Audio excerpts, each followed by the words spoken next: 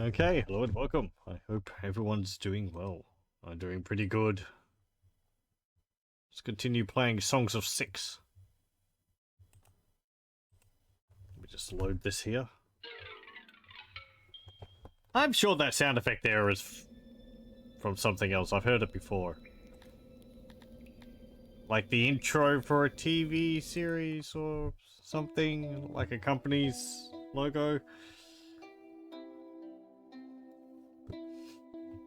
We'll see how far we get, because we're getting into territory where, it's like a hump to get over here, at least in my mind, and I haven't really been able to get over it. I've had a larger population than this, but that's been rather slow growth.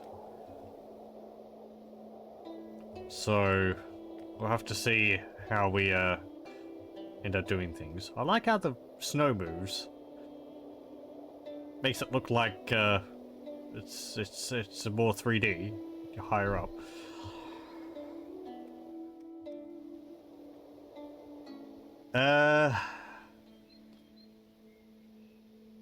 Maybe some of the lower layers of snow could disappear when you zoom in. Because I think it's the same snow layer. Even when you zoomed in. Anyway, yes, so we have our Globdian pasture here. Which is sort of, not really doing too much. We have a grain farm, cotton farm, and a fruit farm.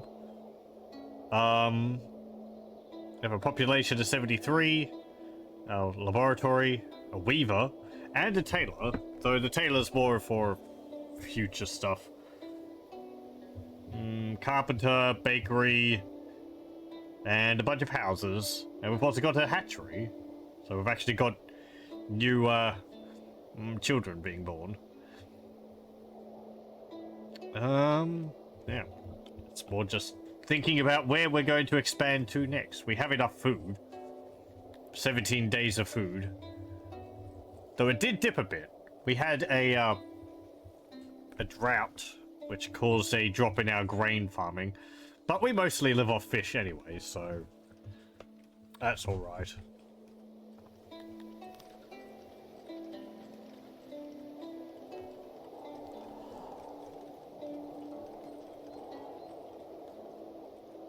Oh, pardon me. We have 7 houses, or 7 room in the houses still. Oh, we also built the woodcutter up here, so people are producing wood for us, and probably going to get injured at some point. Hey, Kibitz, welcome, welcome.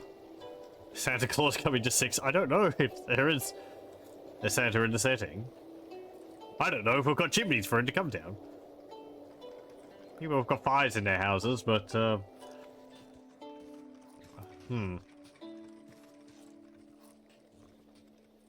Oh, we also have some irrigation here, a canal. Which I built in an attempt to, offset the lack of rain.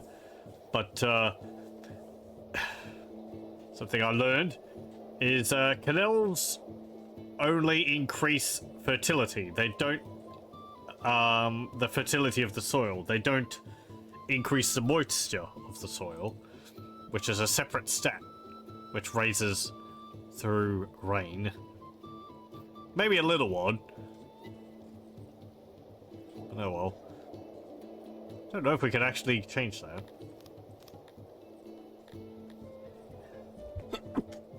Oh, pardon me.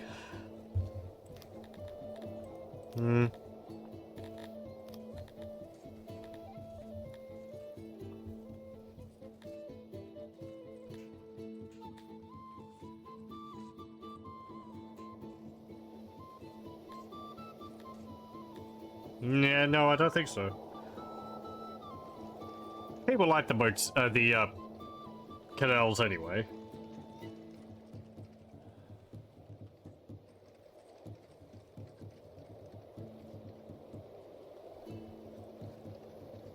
Walking across the canals actually slows them down a fair bit. I thought it wouldn't because they've got those slabs on them. Should I build culverts? Culverts, I think, are like... What are they? transports water, but does so underground and connects to other culverts within its radius. Oh, we need iron for that, so I can't build that. Okay. I've only got 2 odd jobbers. Certainly need more. Just wait for the population to grow. What are people wanting? They're complaining about a lack of access to food preference. I guess because we're mostly just living off of fish. So people are upset about that. And we don't have any fruit, yeah, or eggs.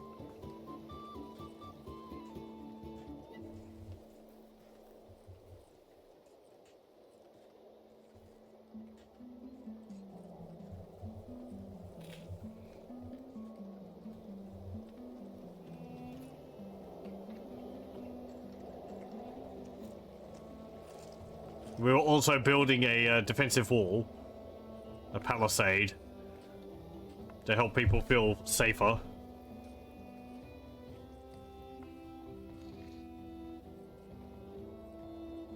And also to keep the kids from running around the wilderness.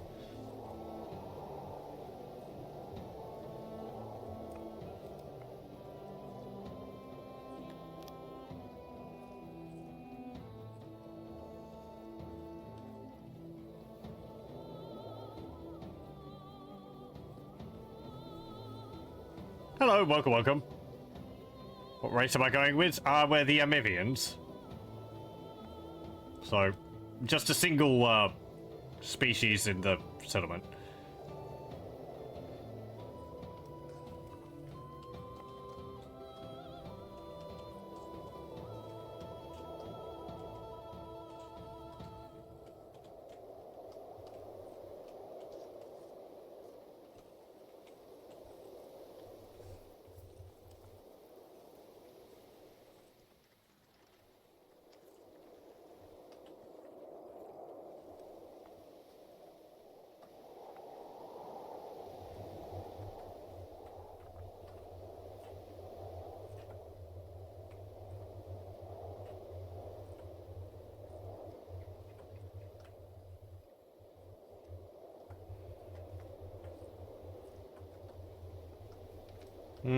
Okay, they'll keep building that. I just really need to improve the other food I have available. We've got a fair amount of fabric. Do I need more? We're not...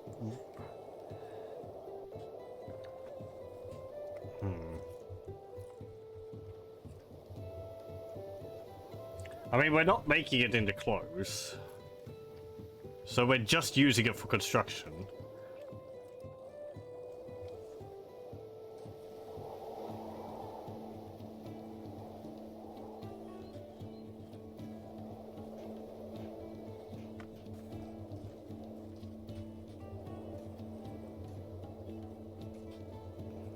Read up on the Amevians and the elves, they seem interesting. Going for those slaves, I guess. I don't actually know.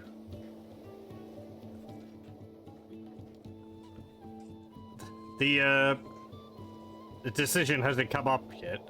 I haven't actually gotten that far in the game, so...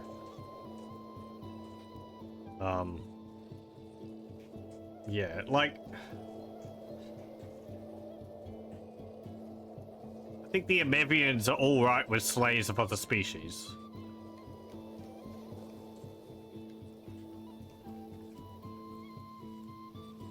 But then I don't know whether that would mean they dislike... whether they would still dislike them because they're other species.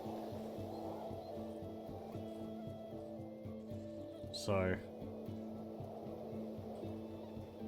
I haven't messed around with that.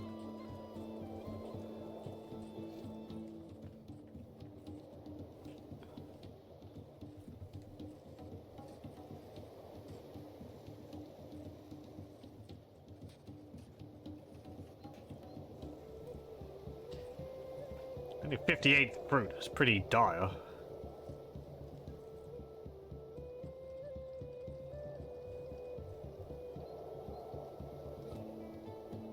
You think so, but if they get them generally pleased enough, they might not mind. Right.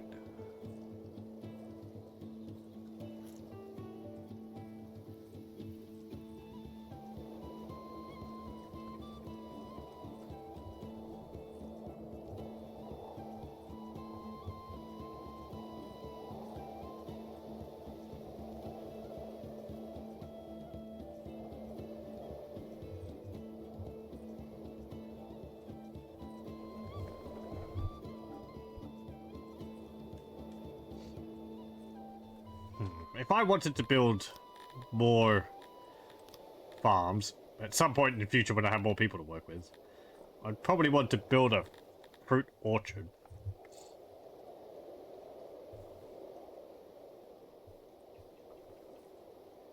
Let's see, that produces 3. This produces 2. It's not that much more.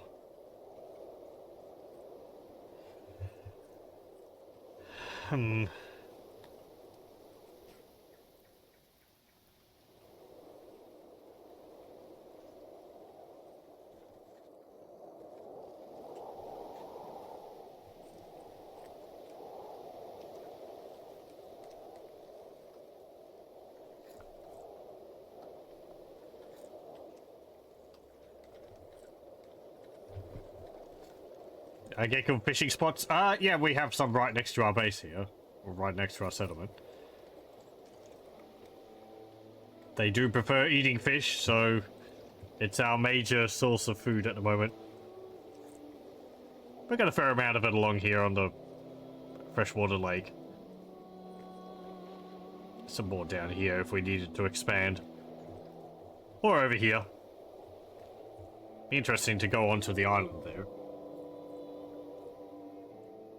I'm just trying to diversify their diet with, like, fruit, because they like that as well. Wondering whether I should just stop trying to grow cotton at the moment, because we can't really make clothes with it. So it might be better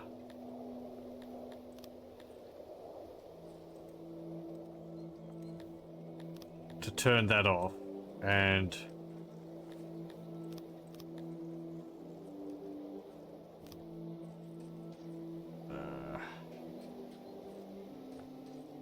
I think I'll expand this.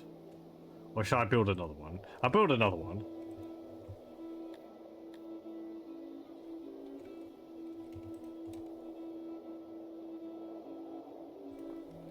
Okay, there we go.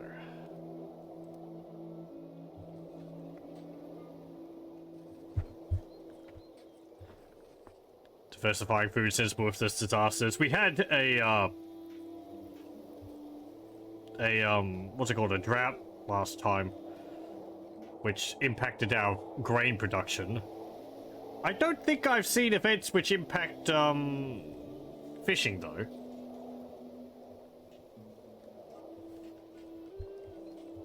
It seems to be a pretty stable food source. They don't seem to be able to fish out the sources along there.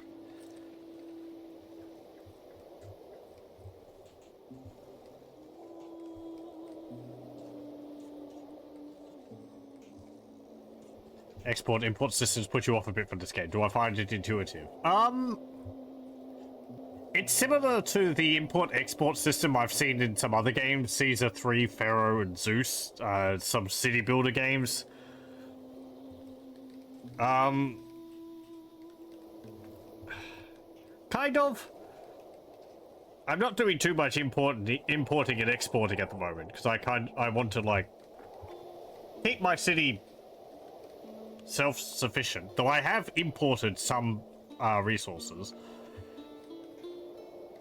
Mostly some pottery, which I needed for when I was attempting to upgrade a building, but then I realized I needed research to upgrade it as well.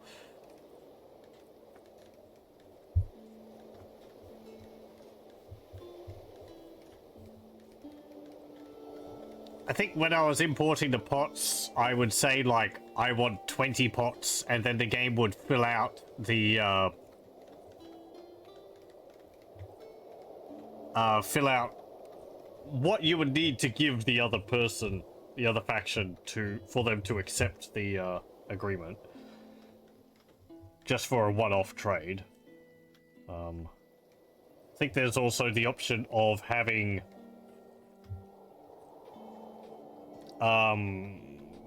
periodic amounts of resources produced.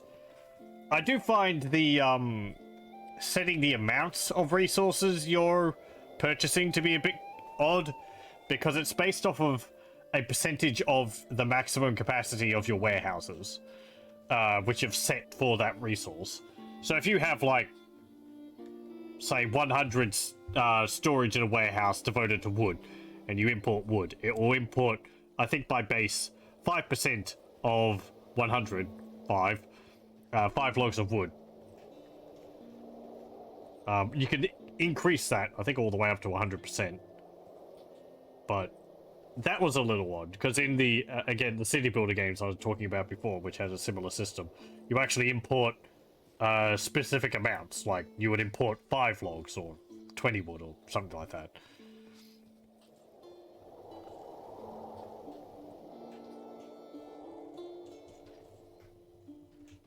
I think exporting might be the same as well. So you'd be exporting like 5% of your overall stocks of a resource. I guess it means it fluctuate. How much you'd be exporting would fluctuate depending on how much you have. If you have 100 loaves of bread one time, and you're trading 5% of it, you'd be giving 5. But then if it went down to 50, you'd be selling 2.5. 2 or 3 loaves of bread, depending whether the game you know, rounds up or down. Sorry, that was rather long-winded. I don't find the trading system too bad, because it's similar to some others I've seen in other games. It does do things a little oddly, though.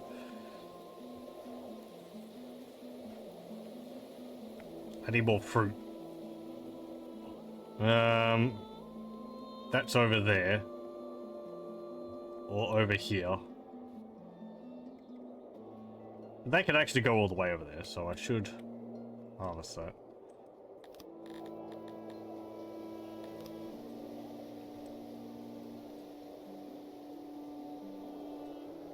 But that will only be in late summer.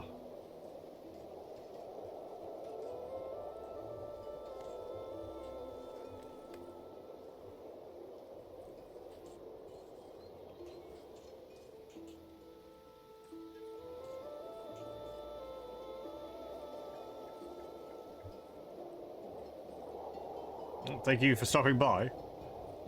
I hope you have a good day.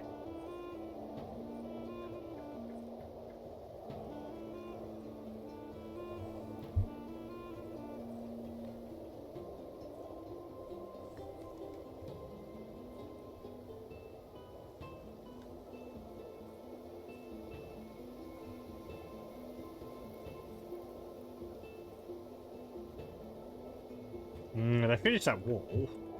And extend that again.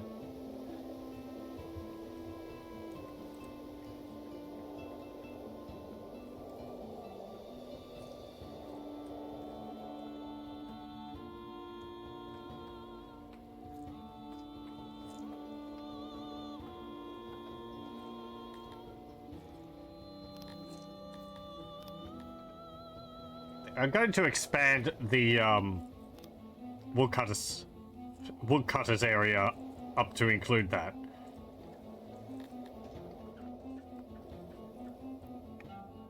Just so it has all those trees in that area.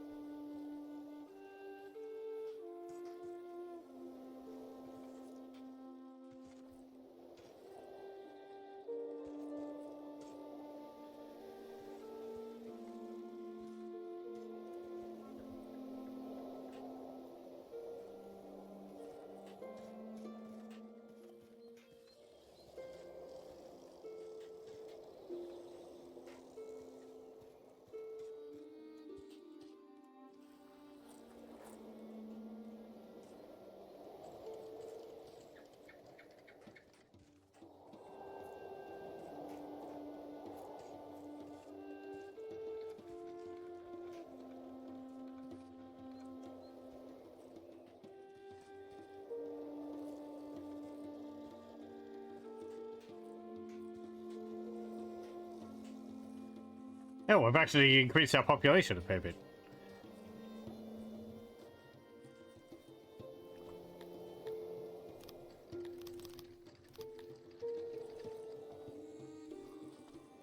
When did that grow? Oh well, whatever. Why did that grow?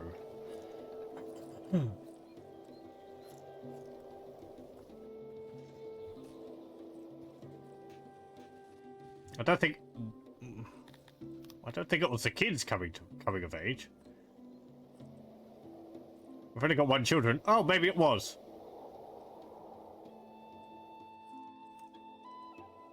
Okay. Nice.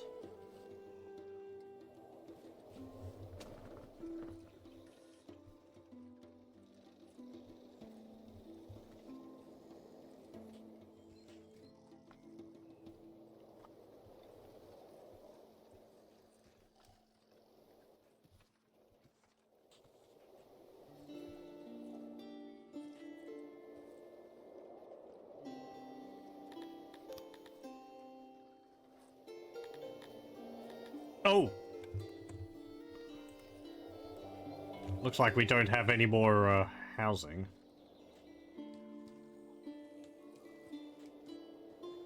That bugs me. This street here is 2 wide, whereas the other ones are 3 wide. I placed it wrongly.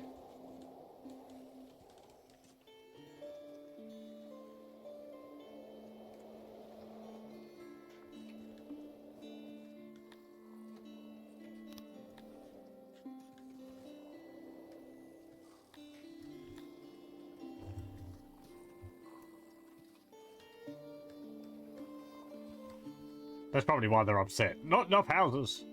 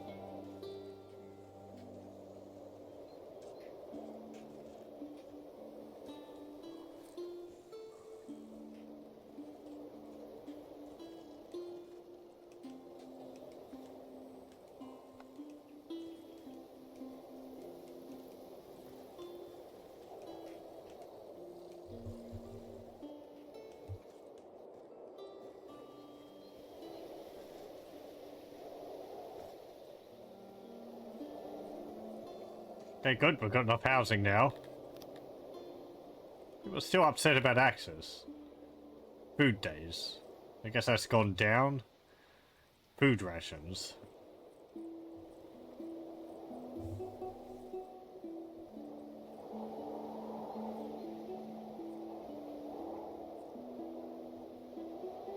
How many pieces of food each subject is allowed when they eat? Rations more than 1 can only be extracted from an eating service. Current fulfillment, 1.34 out of 4.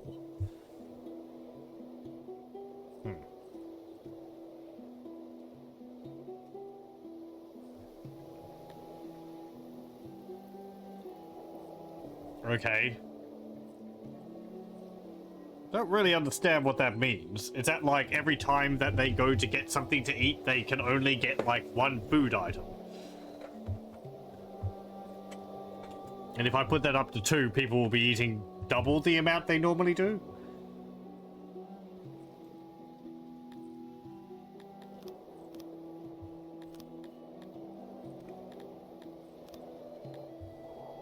Yeah, right. Okay. So people are eating like 1 piece of food every time they go to a place to eat. And if I increase that to 2, it halves the amount of days I have for rations, So they're eating twice as much.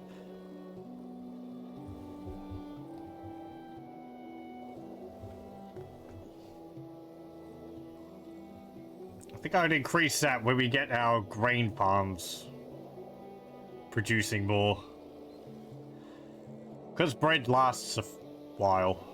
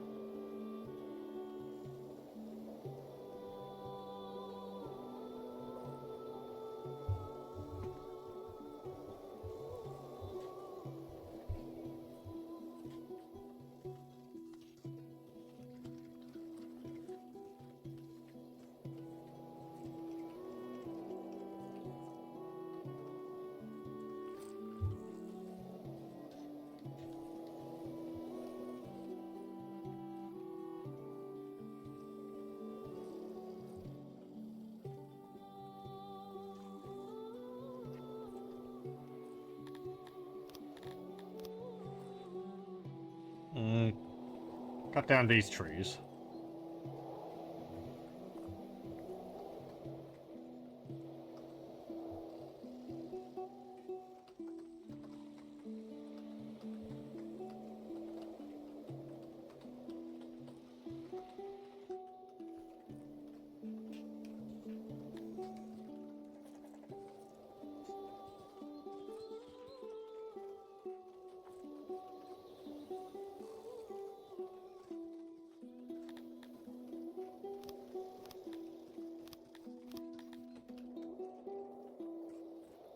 See, don't have any ore, don't have any dread. Right.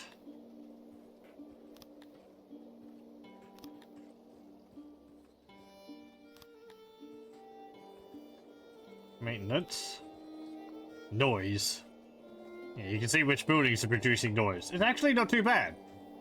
Our houses are all outside of the range of buildings which are producing noise. The water pump produces noise. Salt water, don't think there is any. Urbanization. Oh. Deposits, fertility. What's that for? Okay. Oh! Okay, so that's the base fertility, and that's how it's being modified by my canals. The fish. Groundwater. Harvestable. Lighting. Mountain. Path usage. Oh, I can see which paths are being used the most. Highlights the tiles of subjects used when moving.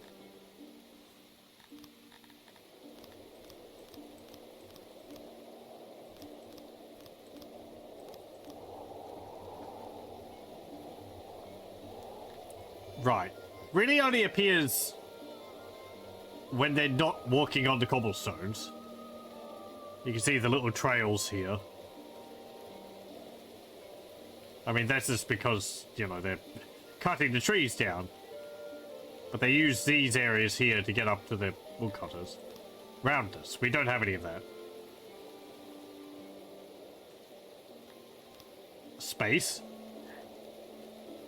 I think this is like... yeah, how far away things are from each other. Some races like things to be more open. You can see the central plaza we have there with all the utility buildings. It's not very open, not like the fields. And workload. How busy your employees are. The market's pretty busy.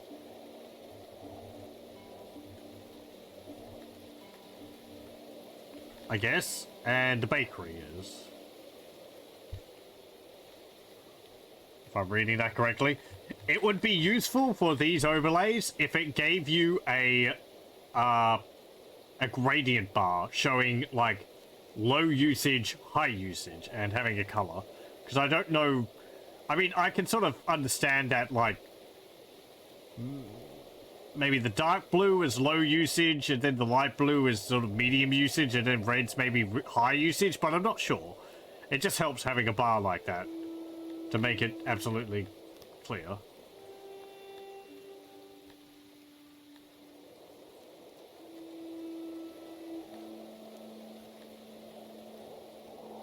Got a mini map. That's just the zoom out thing.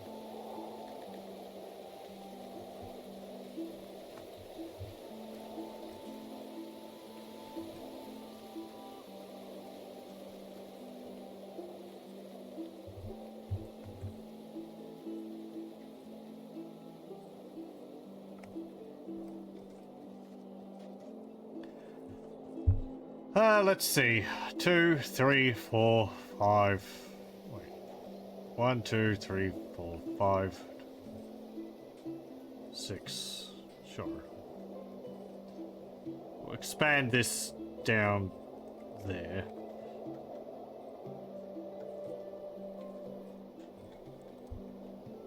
I'll just put all that down. Is it going to be the main entrance to our settlement? Though I might make another gate down here later on.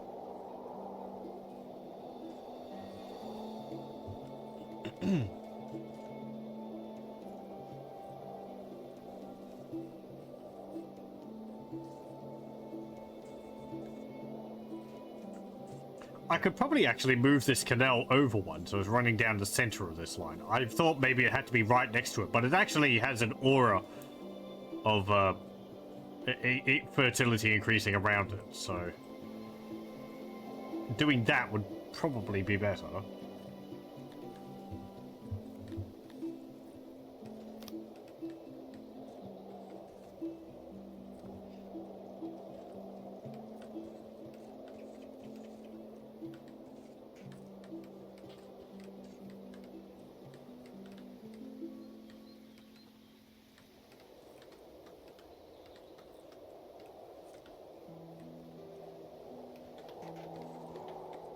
It also just looks nicer.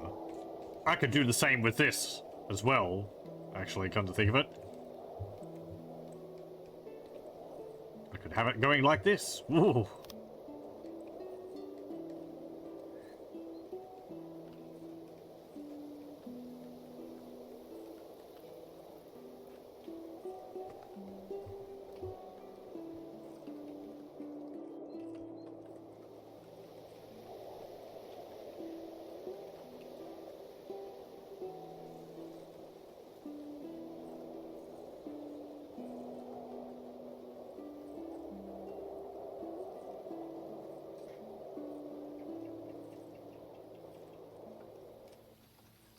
Oh, I think the pond's frozen slightly. Has it? No, wait, hang on.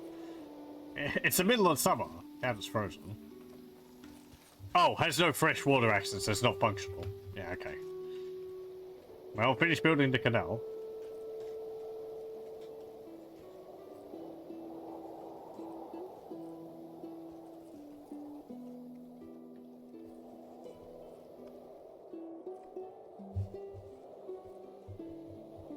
Oh, I see. The pond is slowly draining of water. It's still swimming in it, even though there's no water in parts of it.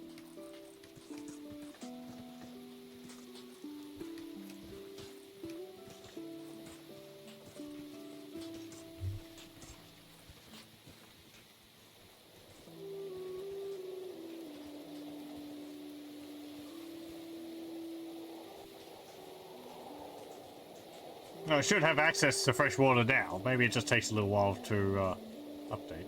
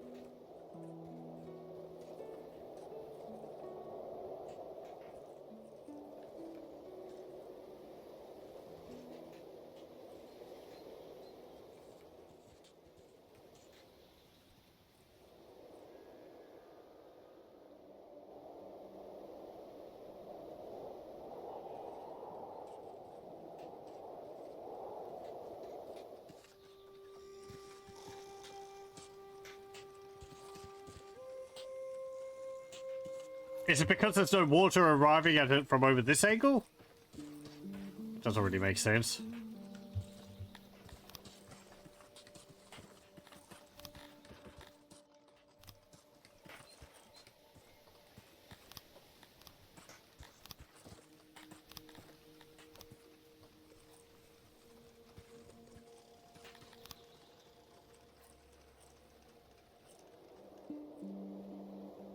Let's place it down again.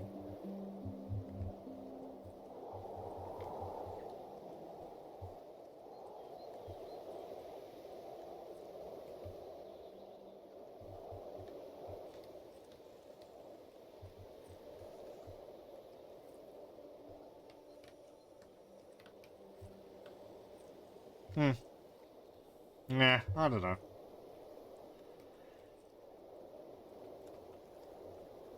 I should probably extend the roads up here. People are walking around there quite often.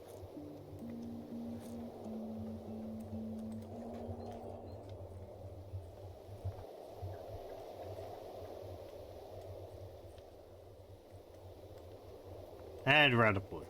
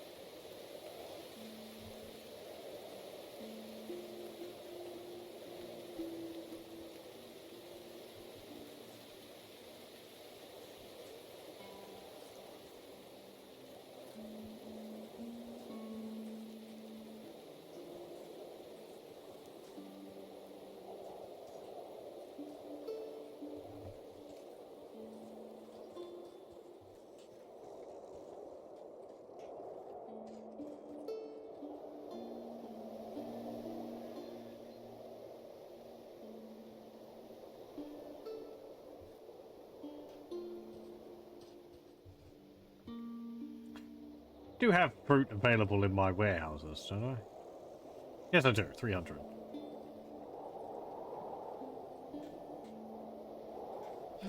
Everyone's all lying on top of each other while they're having a swim.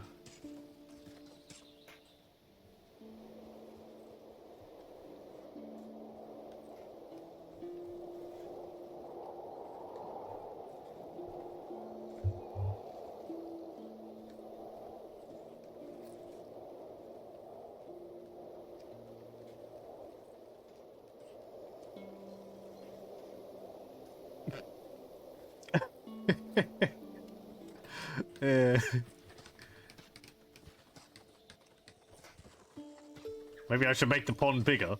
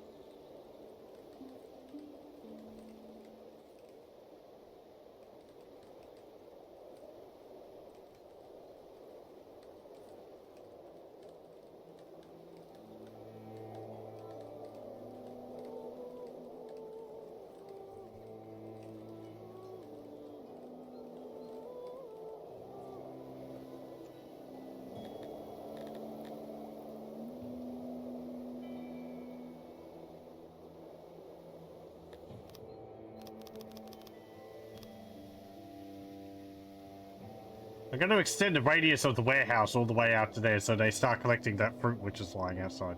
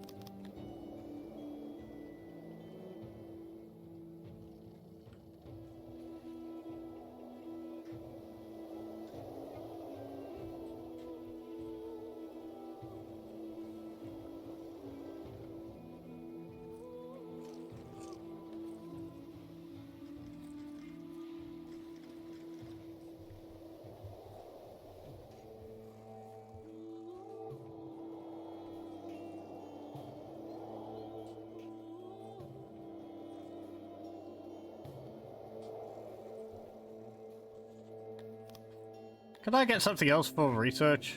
Let's see. Well, that's for work safety. Edible crop optimization. That would help. Fruit enhancement. Fruit farm bonus.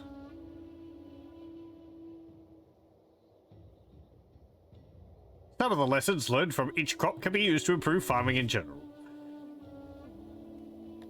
Is there anything else which I should have?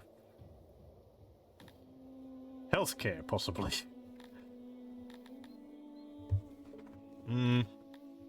I've got fishing, and that's pretty alright for the moment. People would like some stages.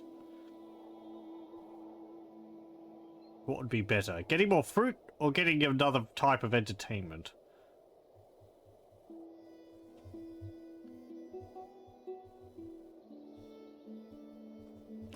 What's this? Refined tastes. Oh yeah, right. Upgrade the food stall. And that's fine dining. Skull for taverns.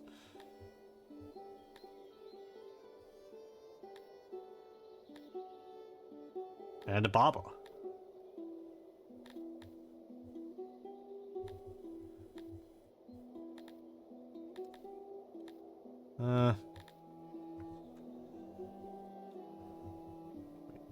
That's a small bonus to it.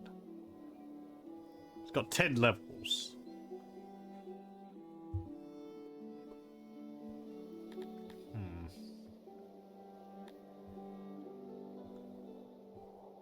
I think the stage would be useful. Because that would be like, ooh, another source of source of, you know, a whole new source of entertainment. Whereas increasing the farms at the moment, they're not producing a huge amount. And I just built another farm, and that's going to be giving more of a bonus than just upping the amount of fruit which they produce by a little bit. So I'll go with the stages. Now I have to figure out a spot to put it. Stage. Let's see. I could shove it there.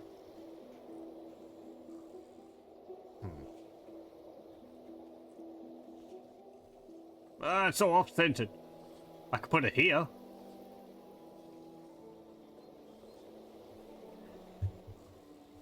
It's kind of central. I could maybe move the shrines back a bit.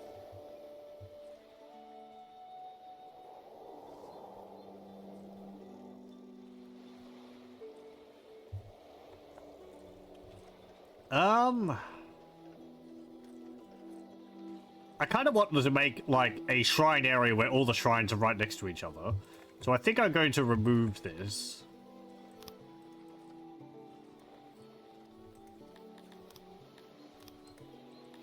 Sorry, people.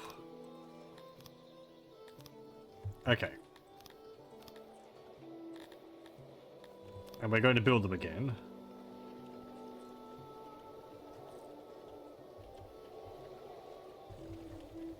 Can't build quite a lot larger shrines.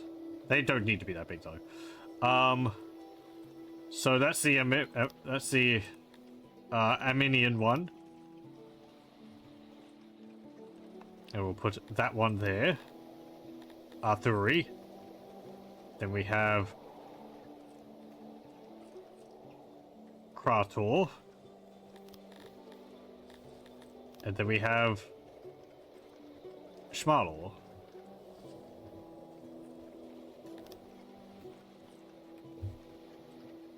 And then I've got some room for a stage over here.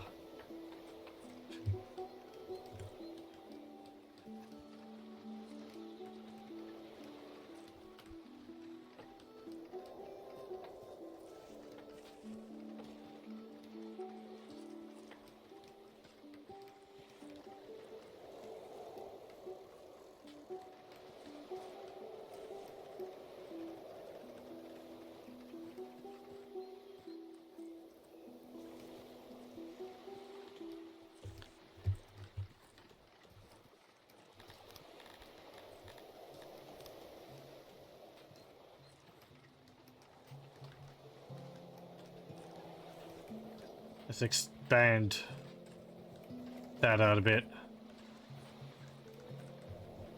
So it's right, so it's not right next to the water. I like how easy it is to change the water to land. It allows you to change around the landscape quite easily, which is nice.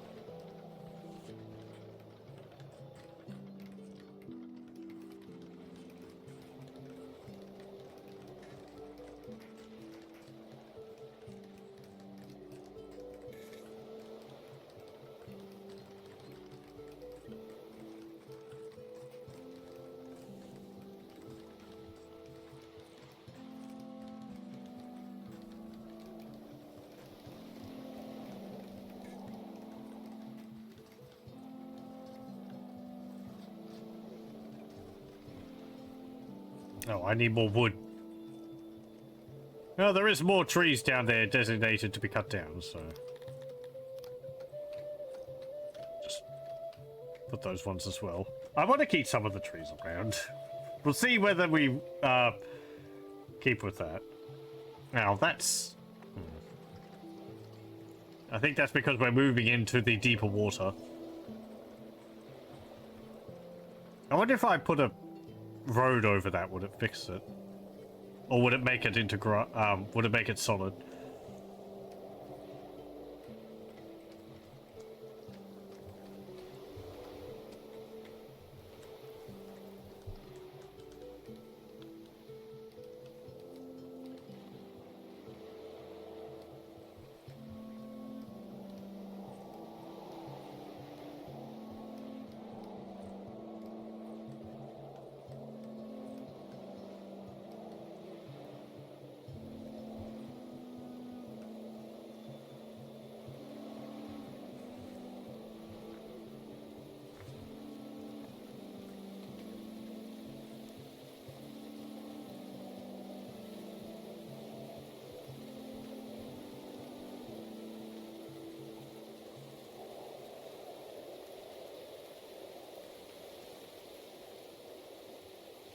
Well, we diversified a bit of our diet.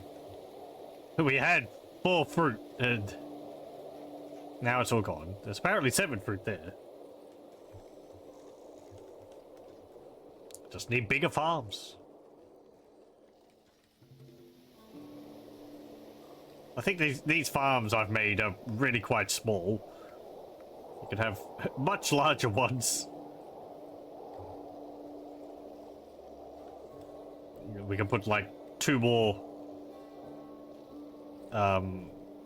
fruit farms down here or something. The grain farm's enough, at least for what our needs at the moment.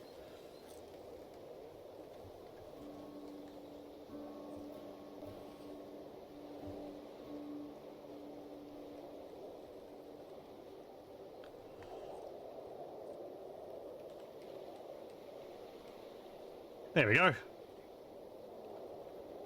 All of the shrines, well, nearly built. Good. All of them are done. Let's build the stage. It's still not centered.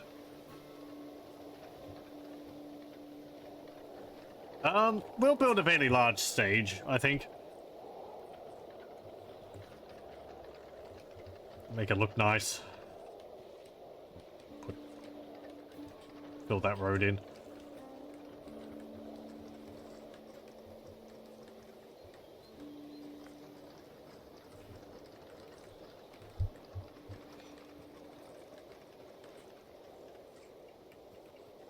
Oh, I think they're like...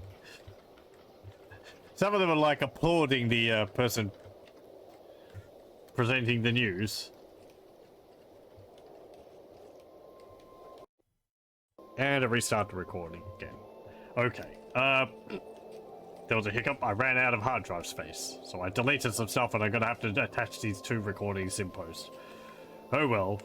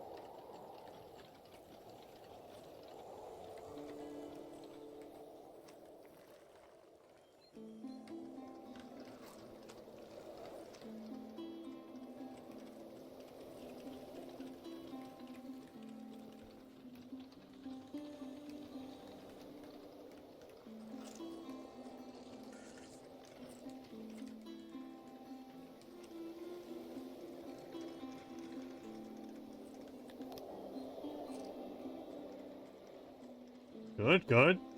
Fruit 8.44.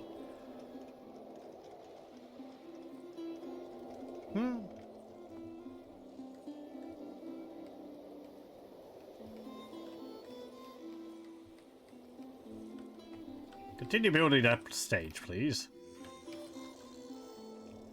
I might move the speaker as well. Put that over here and then build a bigger well.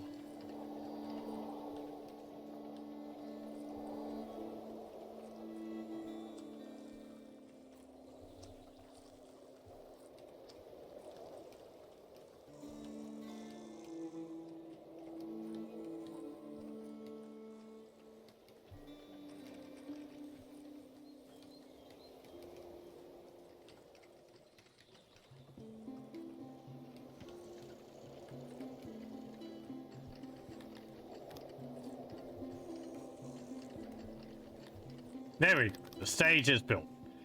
And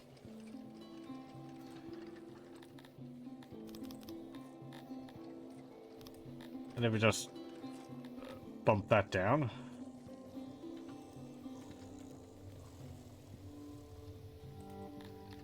And we'll have 2 actors on the stage for the moment.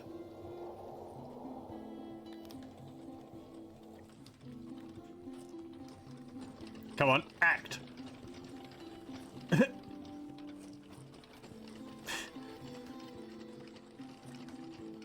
Oh, you're maintaining the building.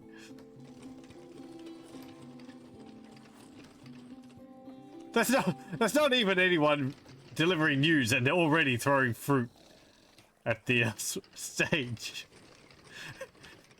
They're just warming up.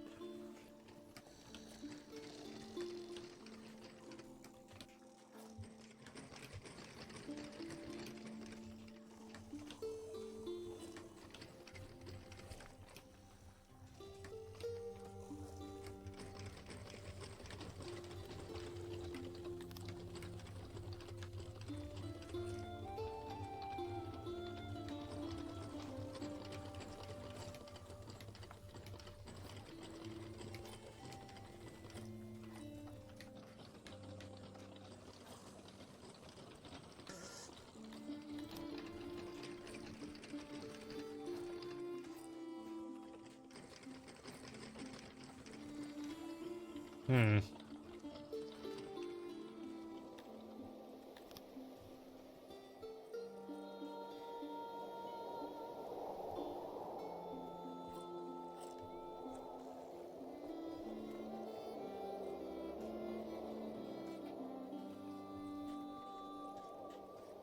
People should be happy for the extra service. Yeah, it's going up. Hearths is going down. The markets are going down. We need to provide another hearth. Over here. Next to the next to the grave.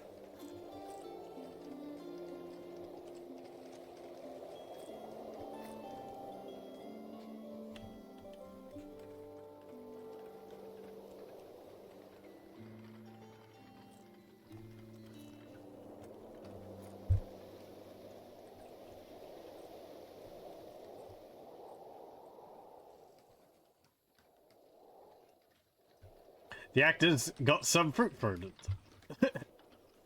First day. Oh well.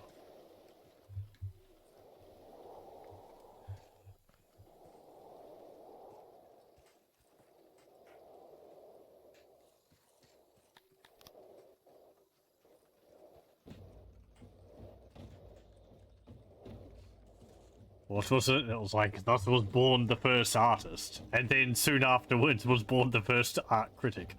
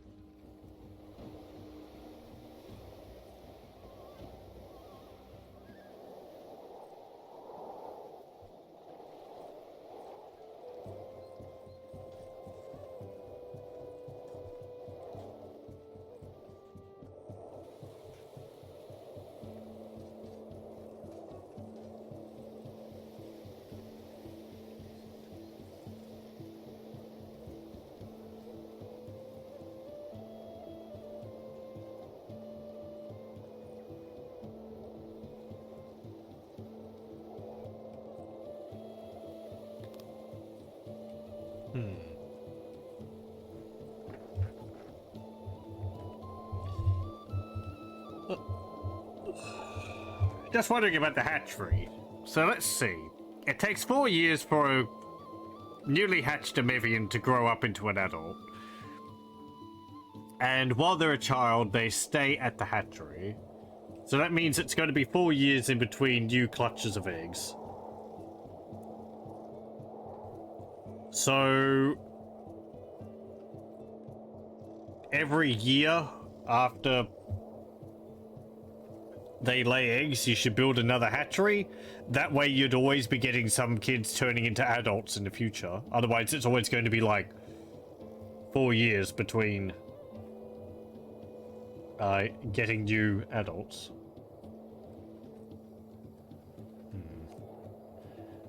These, well, babies. We've got eggs. They haven't hatched yet.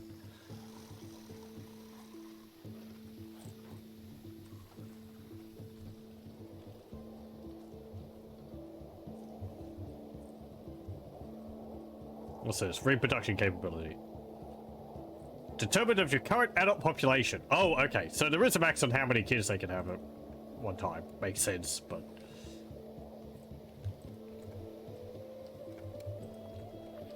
if I put another one of these down...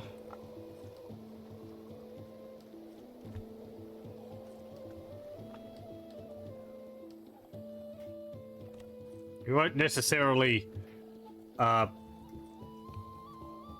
make it active right now.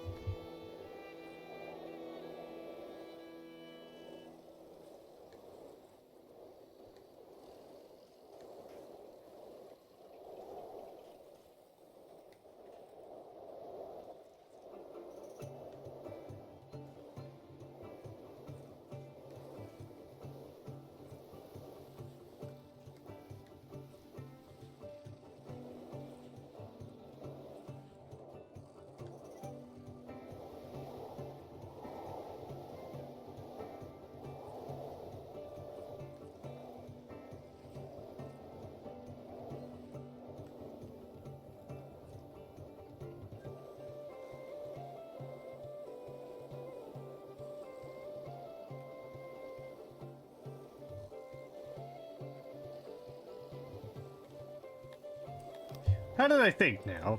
Are they happy to have walls?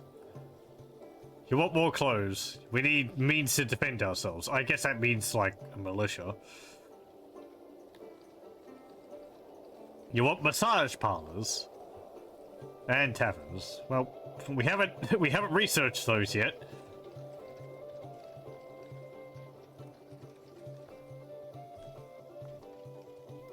Clothes. Right.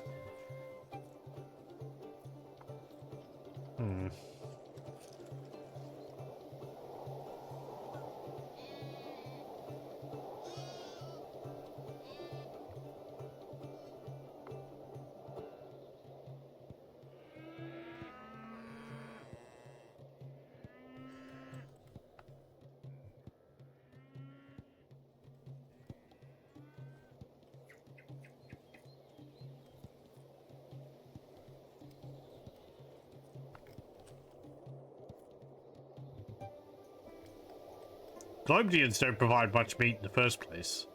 Seems to be mostly for the eggs. Aurochs provide 22. Globedians only provide, what, 8 was it? 7.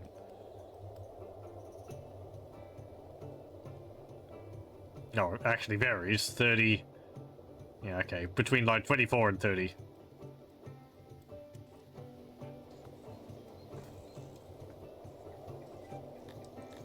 Well, they might not particularly like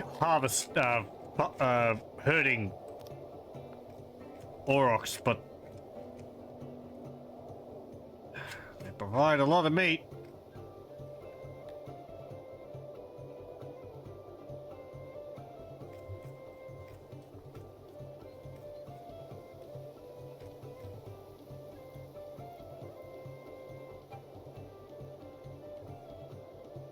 No, it's more that they,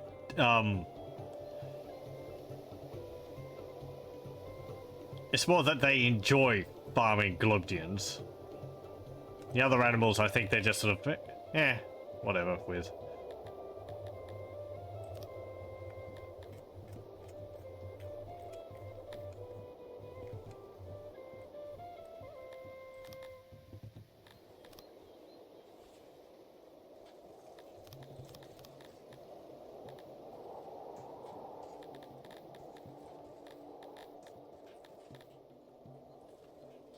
Yeah, it's 2, whereas that's 3. Oh, they actually don't mind harvesting bolter crawlers.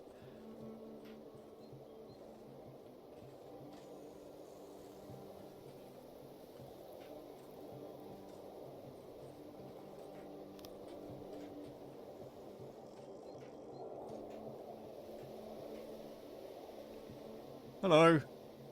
Streams pixel puree, like on our end, when you move around the city. I think reducing the graininess would help.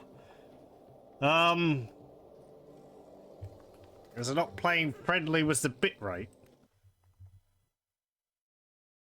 Let me have a look at one of my previous recordings for it and see. I do have it up on very, very high, what's it called?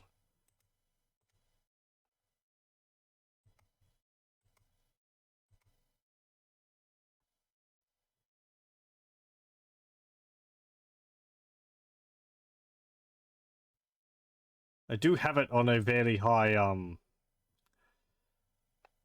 what's it called? 1080p, so shouldn't be too bad. I think it's mostly, it probably is more when it's snowing.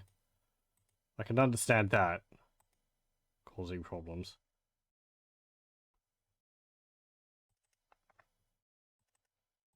Yeah. Let me have a look at the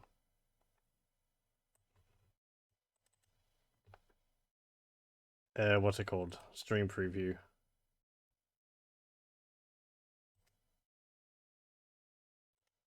Let's see. Okay, I'll just put that there.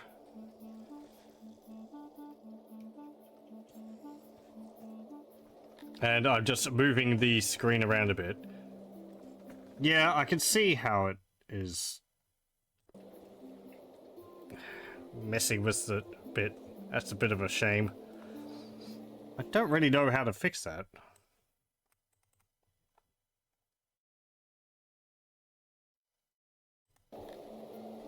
I can't really make the visuals sharper. They're just pixely by nature.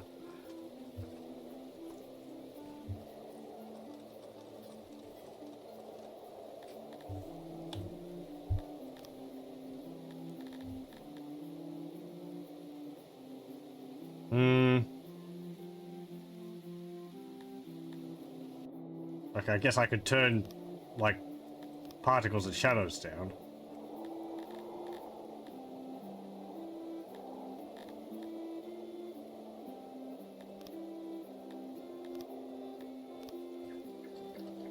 Maybe with less effects it would help keep the visuals.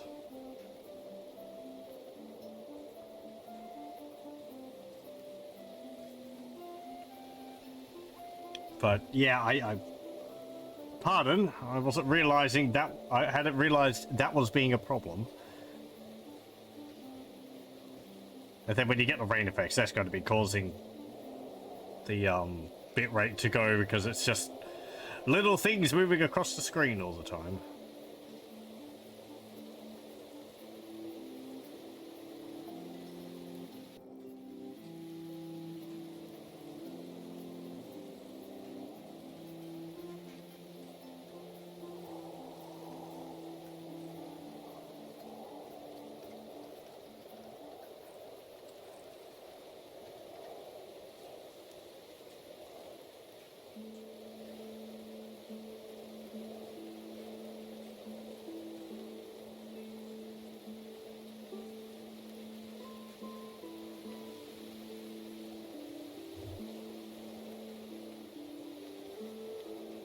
Yeah, I just had a look at the preview and I could see what you mean.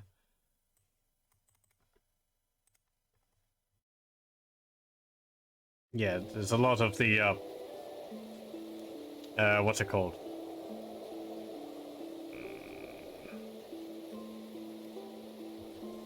A lot of the, well, I guess it's called bitrate. It's just causing artifacting on the stream. And yeah, I'm recording this separately from the stream, so it shouldn't show up in the YouTube video. That is annoying. I can't really record at a higher setting. I'd have to restart the stream.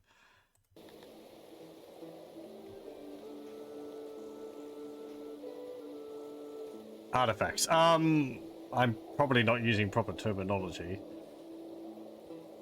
Like, you might be able to see when the rain's falling past on the screen, you're getting, like... It's messing with the visuals around them as well. Oh, right. Yes. Thank you.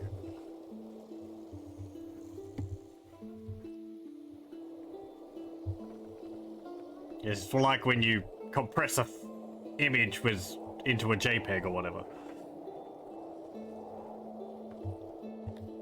I don't think I can turn the weather off, but I've got it on less particles.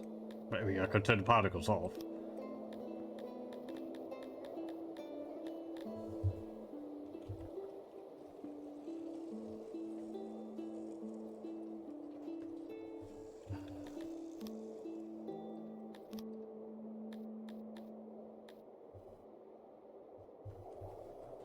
That's as flat as I can make the visuals.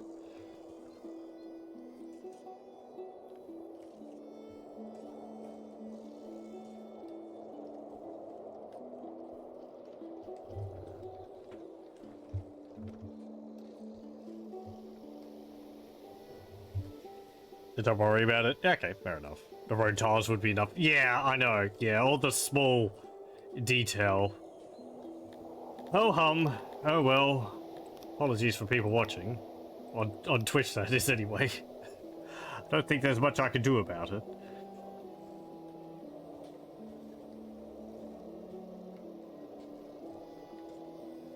Aside from maybe not moving the camera around as much.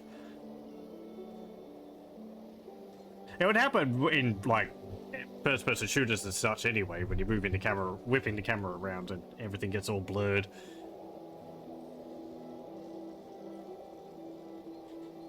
Hmm.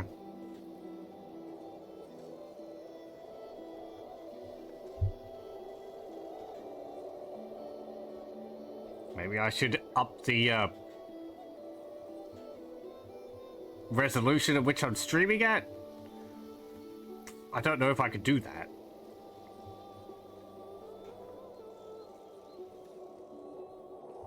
Depends on whether my internet would be able to handle it.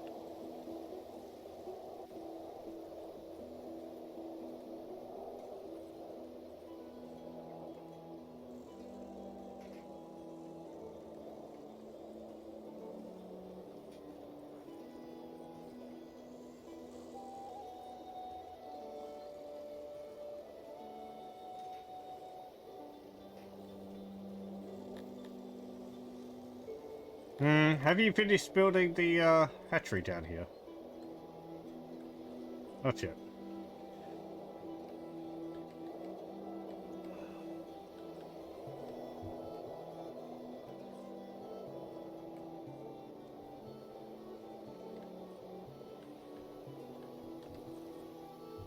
Stream at a lower resolution at bitrate close to 8,000. Let me see. What am I currently streaming at?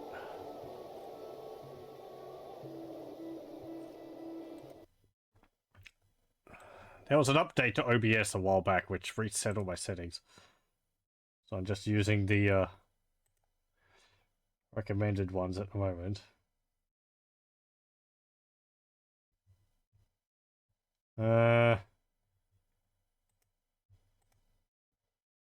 2,500 kilobytes per second. Maybe that should be bumped up a bit.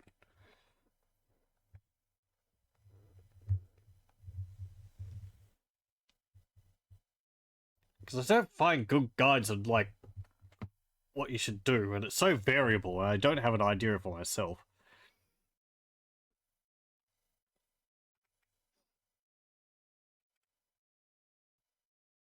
And the encoder is X264, which I think that's pretty general.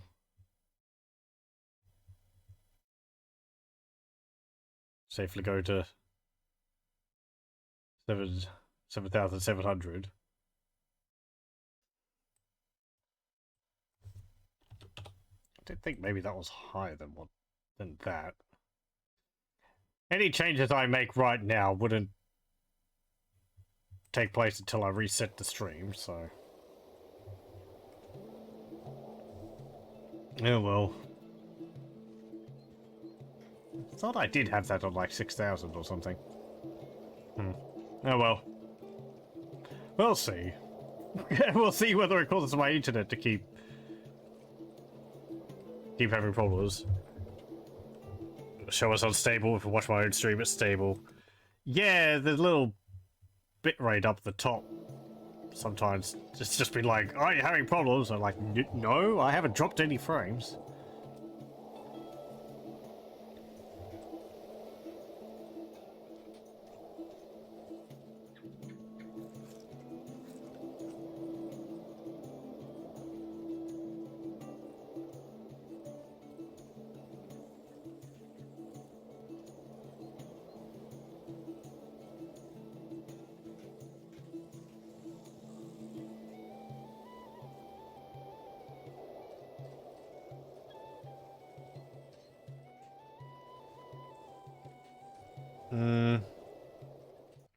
Let me actually have a look at that again. Those settings, where are they? Part of this.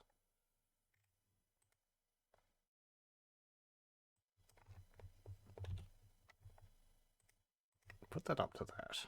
Okay. I'm actually just going to stop and start the stream again so that it can take up the new settings. I'll pause the recording for a moment. Okay.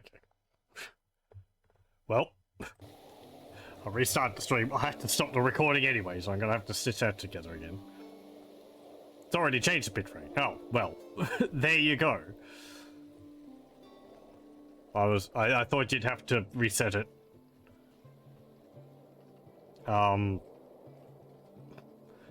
For any changes, but that's good if it's better now. I put it up to 7,000 actually.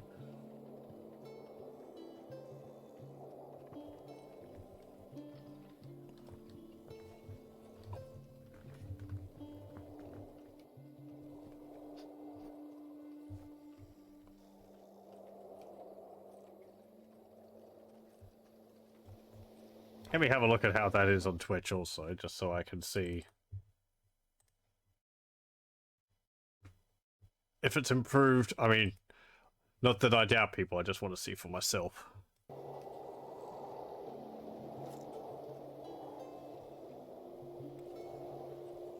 Yeah, that seems better. Still a bit of blurring when it moves, but I think that's unavoidable.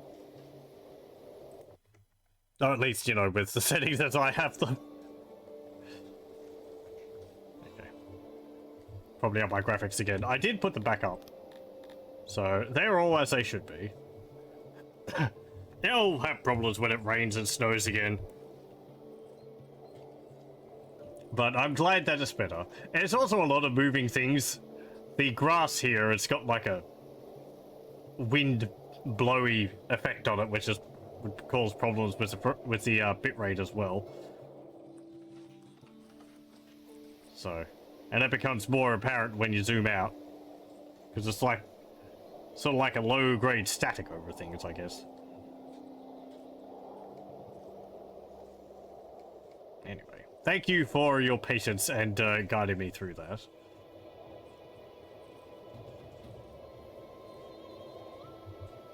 I should have your username, Dum Dum. But when it comes to for me dealing with these things, I don't have a head for it at all. Audio as well. I just sort of choose something which is working and I stick with it.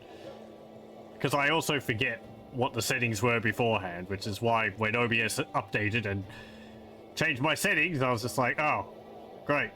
I don't remember what they were.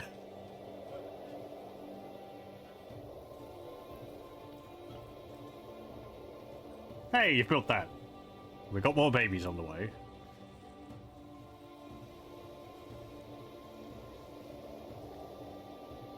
So what are people wanting at the moment?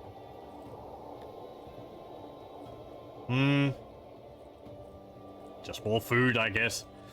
Don't have any odd jobbers. Oh, right, because this took them.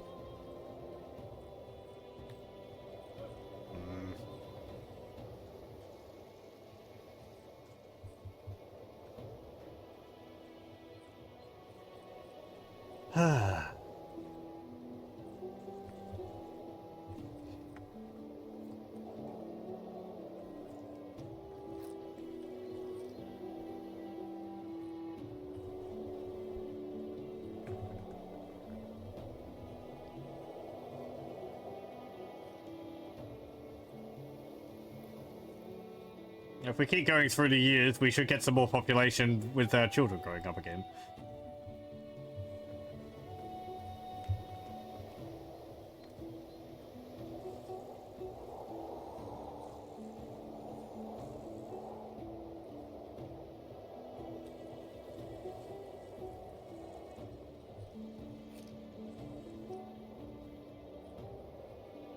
So these are going to produce about 120 fruit.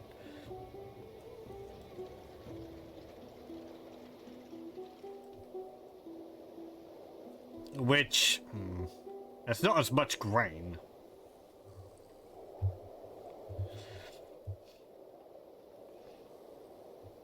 Spoil rate is minus 50% per year. And minus 25% if it's stored. Oh, bread actually... Never mind, I was saying bread has a slow deterioration rate, but it actually is pretty quick. So minus 50% when it's stored. So all of the bread will be gone over a year. But fruit actually lasts for a while. Eggs last for quite a long time. Minus 10% over a year. Fish has the same spore rate as bread. So does meat. Mushrooms last a while. And then rations, yeah, 10%. Okay.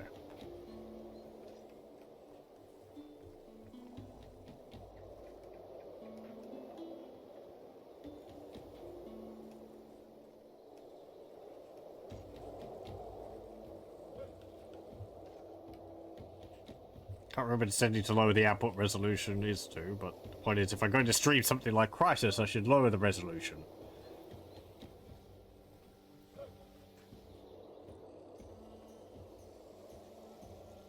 Yeah. You'd be able to eat 10 days old bread, not sure about 10 days old fish. Yeah. I don't think we're drying it or anything. Maybe the Amevians have like a higher tolerance to off fish than humans do.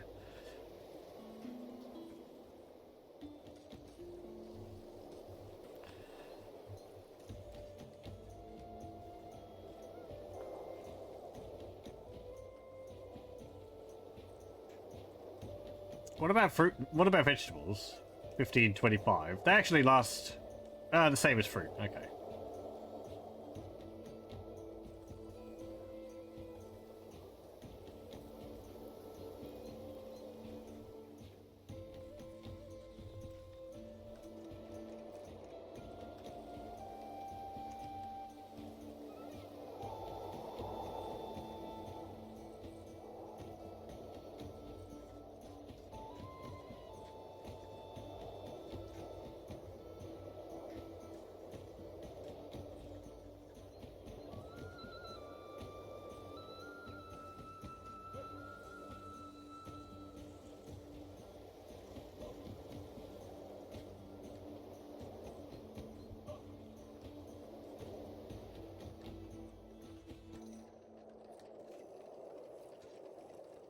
Let me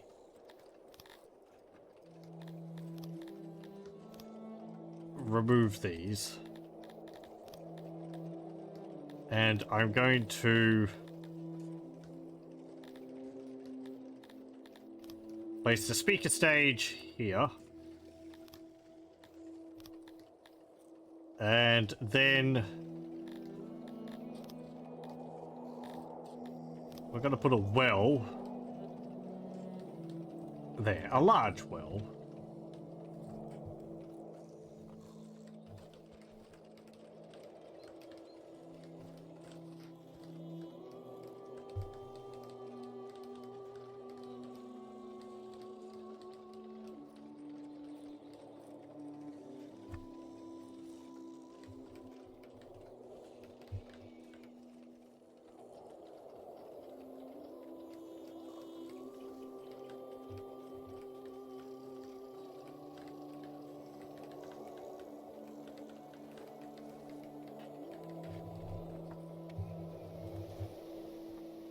I should build some more houses as well.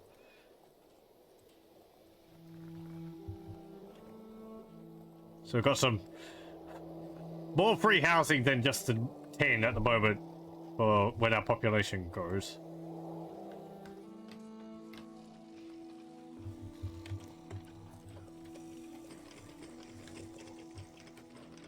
There we go, we got a well. And it's got some fruit floating in it.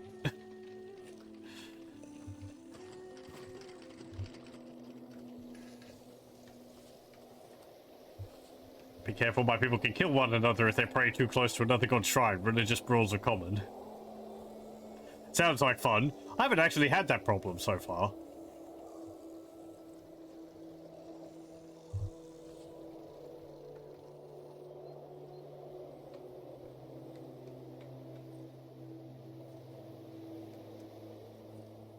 No one's been injured. I don't think anyone's died yet either.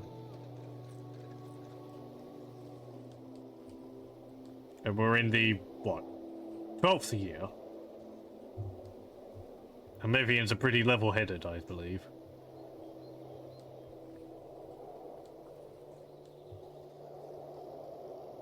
Not like them humans.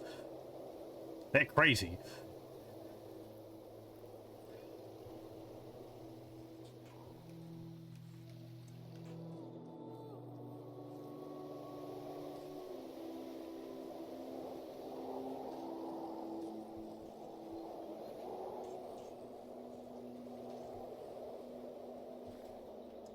Should probably get some more stone. Is there a stone mine around here? That's ore. There's coal. There's a stone mine all the way up there. Hmm.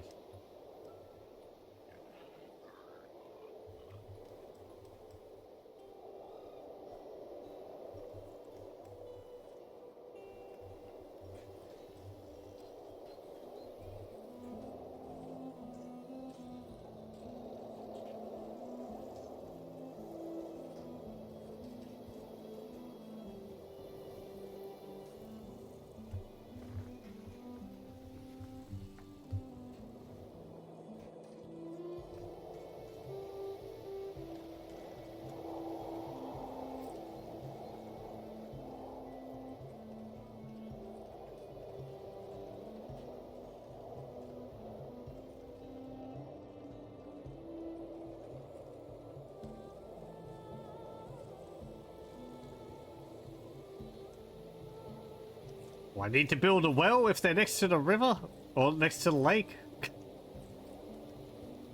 Feels a little superfluous.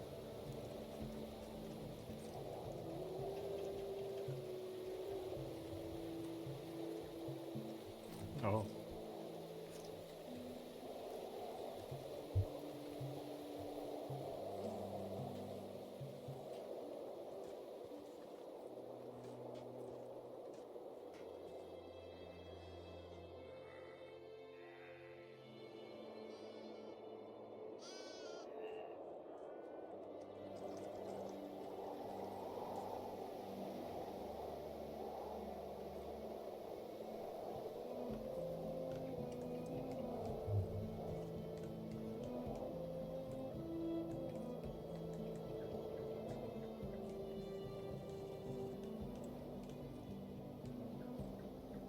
Yep, we're out of stone.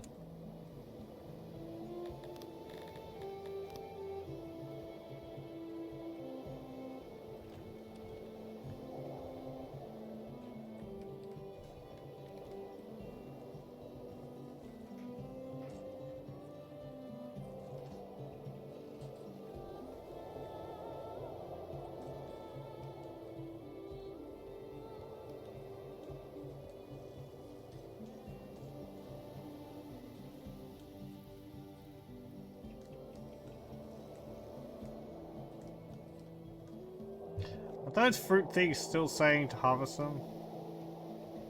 That is.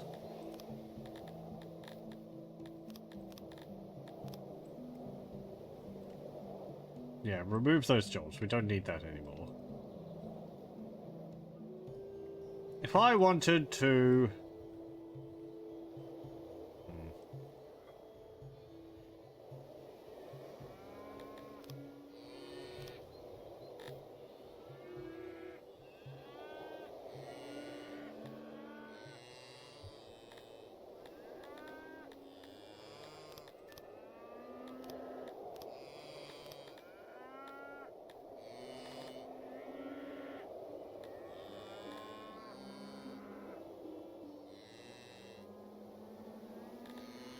Oh, they all have a low chance of harming people.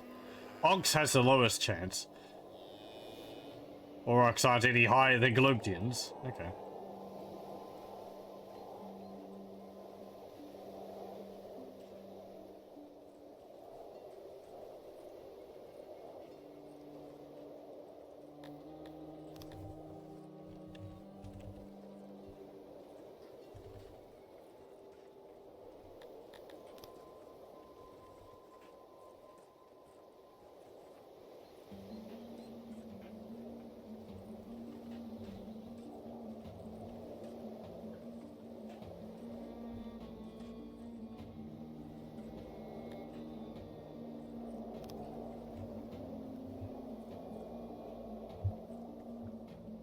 Let me build those import-export buildings again. And I'll import some, animals.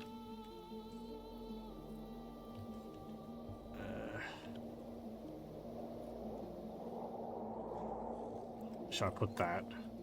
Yeah, just there, I guess.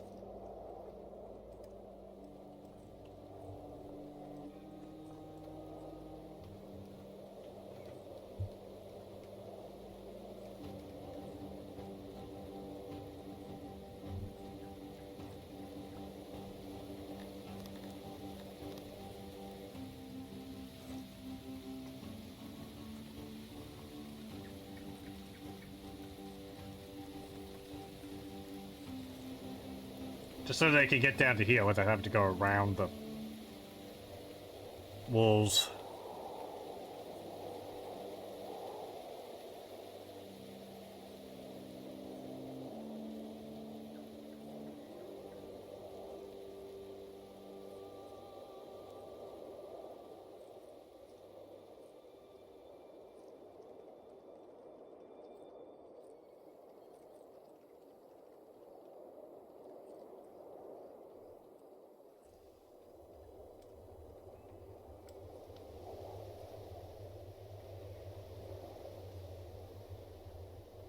This would also help us get some clothes, because we can use the leather for clothes. Maybe you should start off with the rocks, because the leather is more useful, and Globedians, while they like farming them,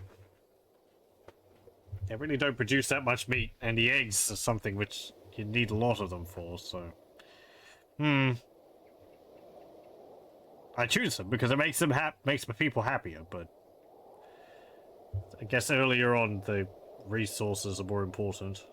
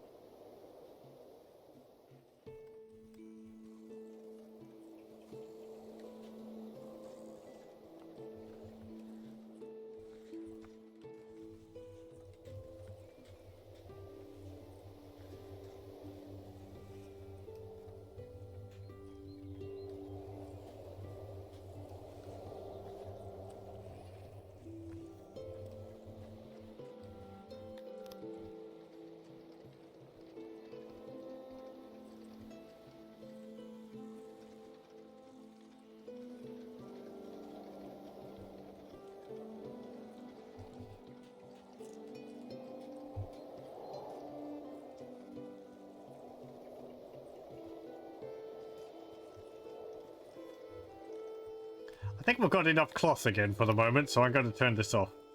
And we'll wait for the harvest of cotton to come in.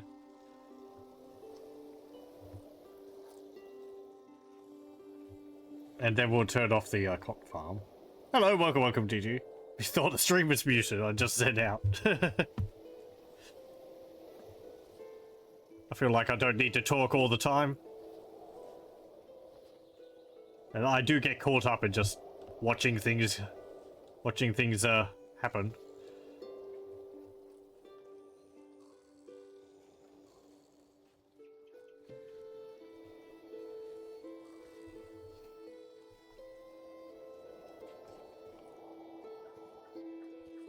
Getting that stone down there? Yes, they are. Good.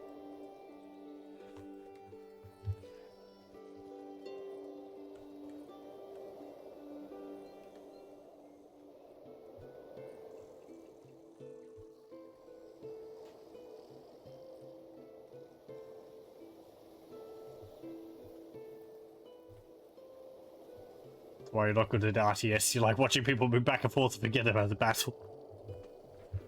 I'm definitely guilty of zooming in and just watching the fight unfurl. And not paying attention to my base or whatever until it's done. It's like that in Total War. What do you mean I should just focus on giving orders the whole time? I can do both.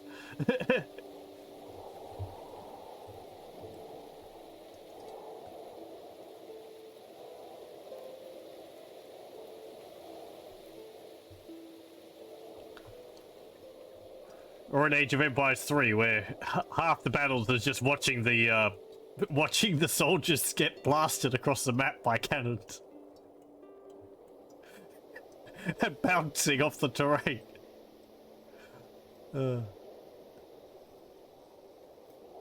I've heard that the Age of Mythology remake's pretty good. I haven't got it myself. I think if I do Age of Mythology, I'll just do the original version. But it's nice that it's apparently a good remaster.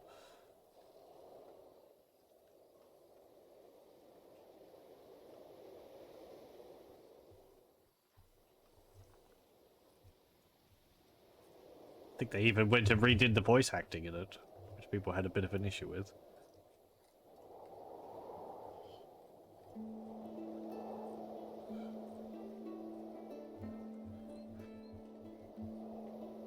Hello, welcome, welcome.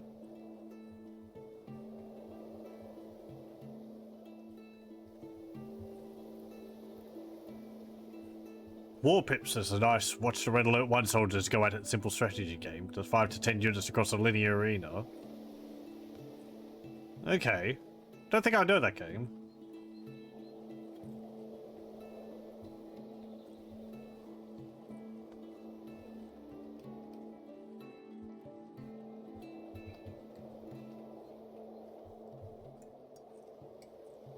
What are you doing? Children are just running off, exploring the islands, playing with the giant larvae.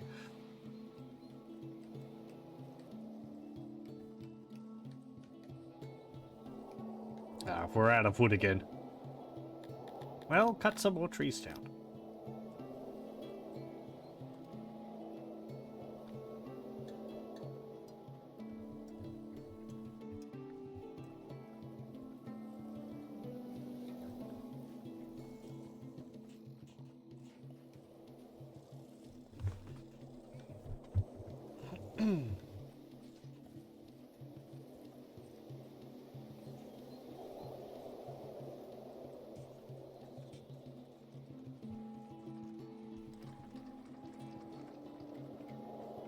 Right, okay. I was just wondering, the food's got a spoil rate, so does the livestock in boxes have a spoil rate? And they do. Minus 50% of them per year. Minus 25% if they're stored. Right, so that would explain why I would get livestock and then they would disappear. If they're not put into, if they're not put into paddocks, then they will just die. That makes sense. I guess I was thinking maybe if they're in boxes, they're kind of in a quantum state where they're phased out of reality and they won't age. That's how it is in Dwarf Fortress. You want something to live forever, just put it in a cage trap.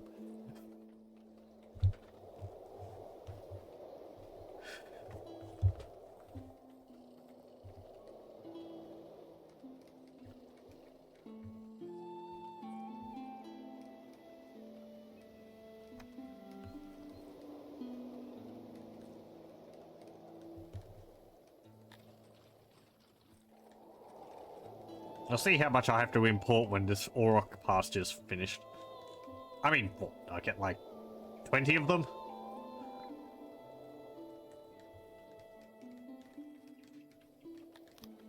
What's the loyalty rating? 72%. We should be still getting some immigrants, shouldn't we? Oh no, it has to be above 80. Okay, so it's only 72. Need 8% more.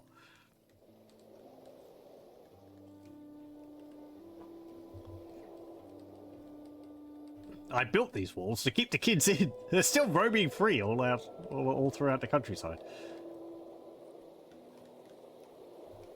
Yeah, well.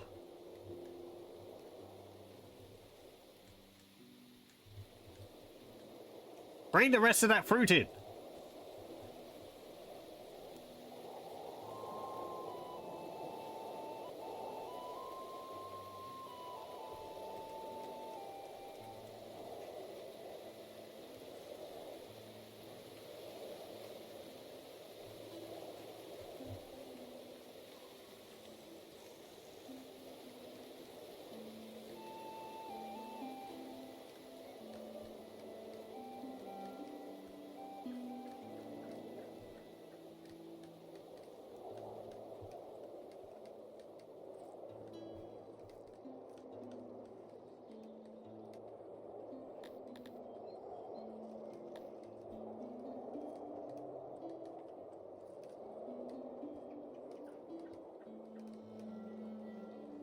Okay, we actually have enough stone for the moment.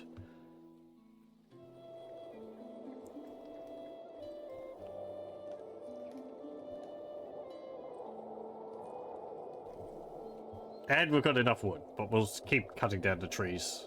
Because we're actually all out of wood.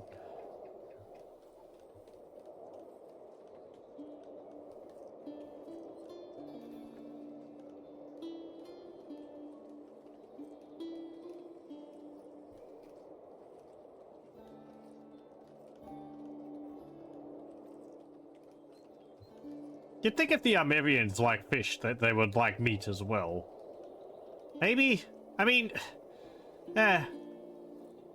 Carnivores, I guess, doesn't necessarily mean, you know, they just eat any type of meat. They could be primarily... pescatarians, I think it's called. Hello, welcome, welcome.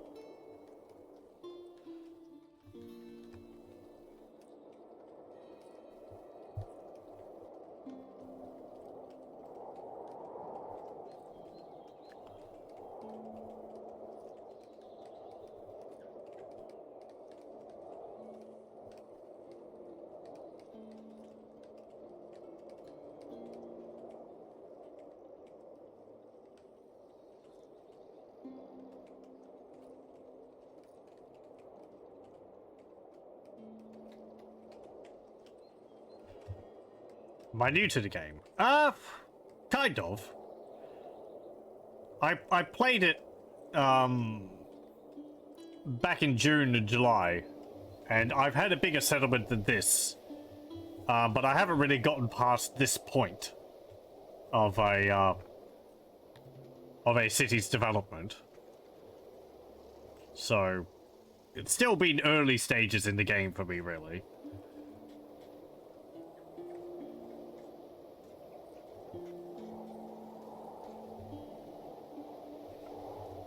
I have, like, you know, let's see. How many hours in the game do I have so far? 36.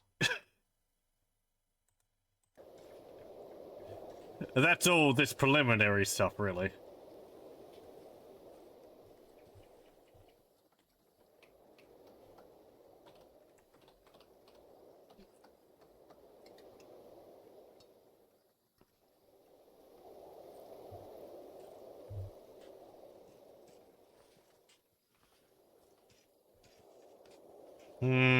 Okay.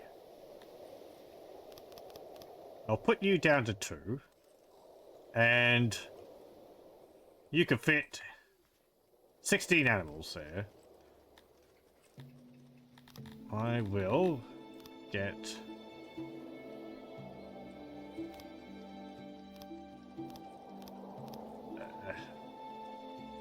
15, I guess.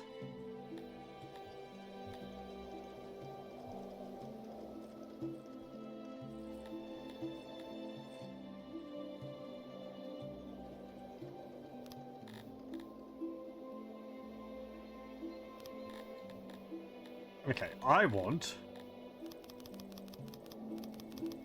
It's going to be a lot. 16 of those. That is 7,000. How much will you want for that?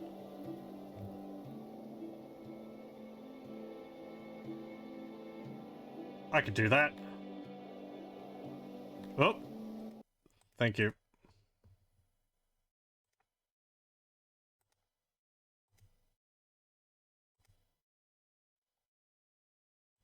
Get out of here, you. Okay. There we go.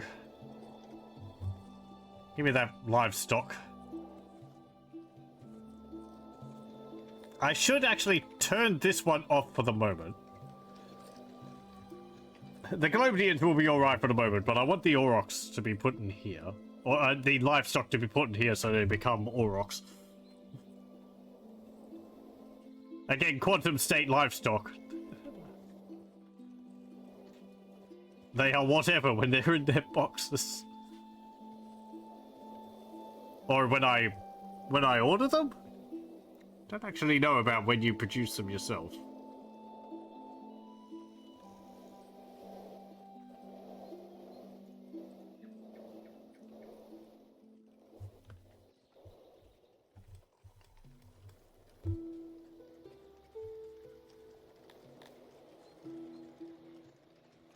I'll put that back on.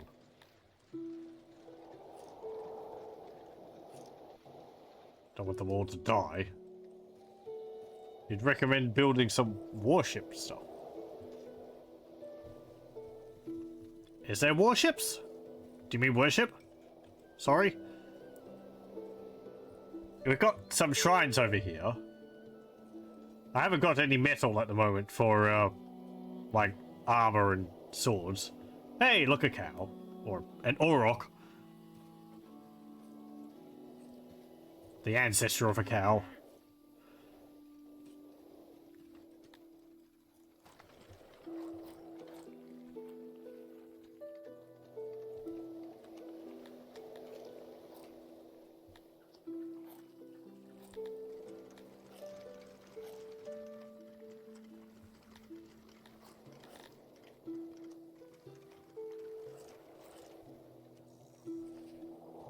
Okay, well, we have two there, so...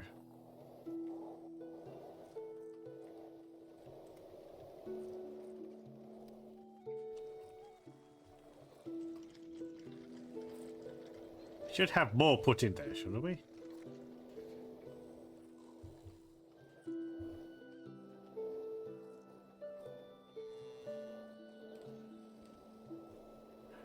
We've got 14 animals in storage. Why aren't you putting the other ones into the farm?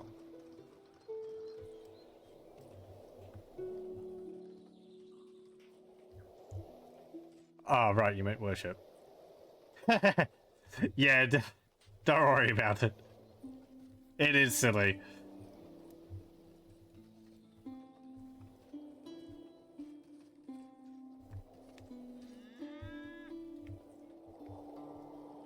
It's like, for the most part, English is kind of phonetically spelled, but there's a lot of loan words and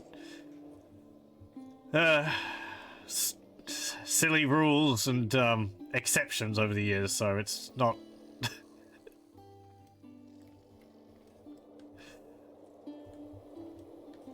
You learn rules, and then it's like, right, now that you've learned that, here's all the exceptions. But this is longer than the rules. Don't question it.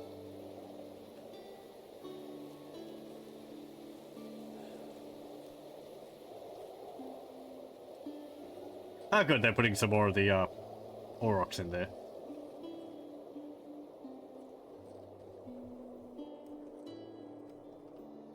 I guess maybe they just add them every now and then.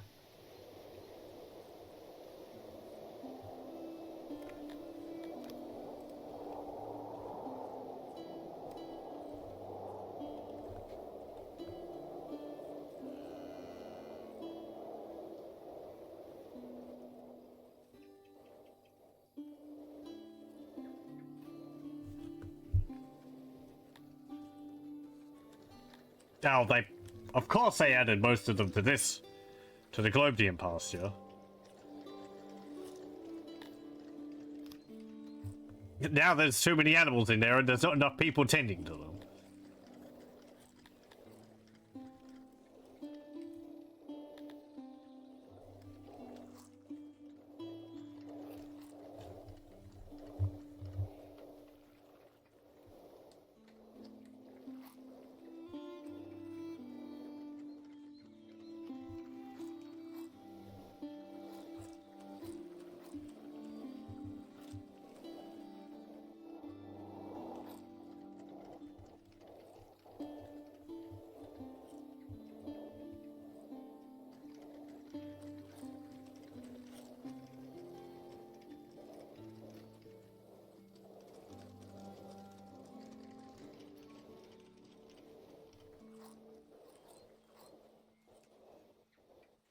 Want to give a quick boost to population, use ordered to hunt animals on the map. Gives a lot of meat in short time and makes people happy. Yeah, I've never actually done that. I think I tried it once with, like, hunting some aurochs, and then one of my guys got injured from it. So I was put off from hunting animals.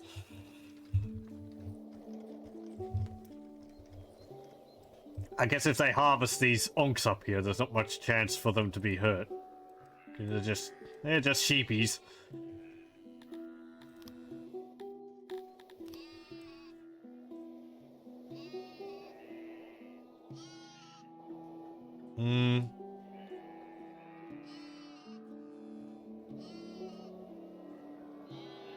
Oh, the kids chasing the ox. They all ran off. Isn't that cute? And it fell over. I haven't seen that. All of them just scatter all over the place. Makes my doctors happy. They get to finally treat people. Doctors? What's that? We haven't researched doctors yet.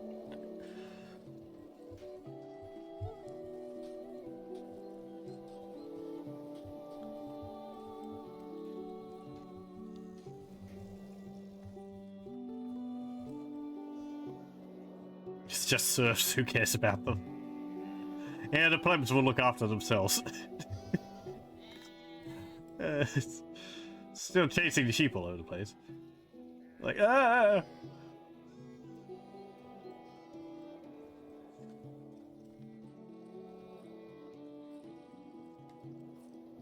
Okay, the workload's actually lower than what they need now.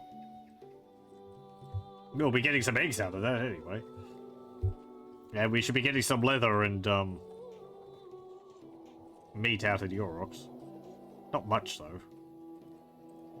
There's only 6 in there.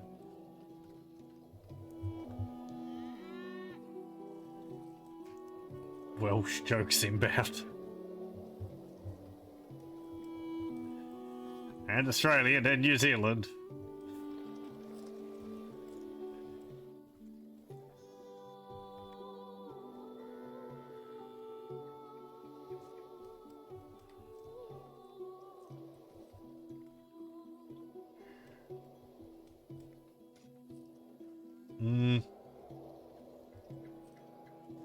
Let's see. Hey, our population actually did grow a bit.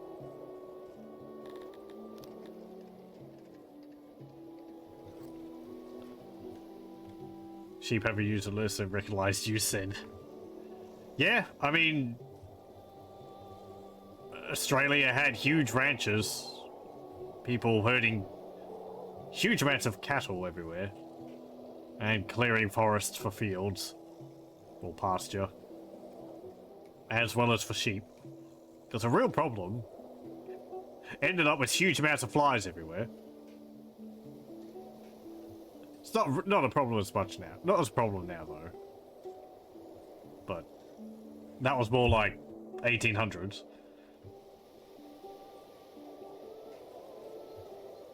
At a point where someone waving their hand in front of their face was called the Aussie salute. That's where you get that image of people with their hats with the corks swinging from them, because the corks were there to keep the flies away from their face.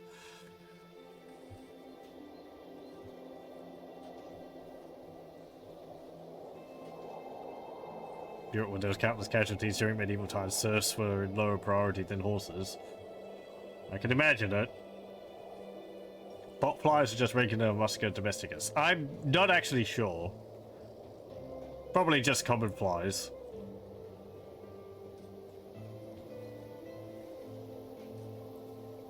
I know we get...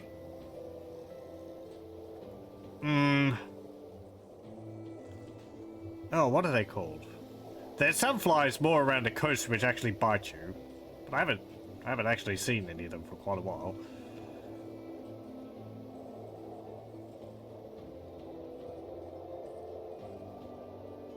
It's just really, it's just like, you know, the usual amount of like blowflies and so on you get around the place.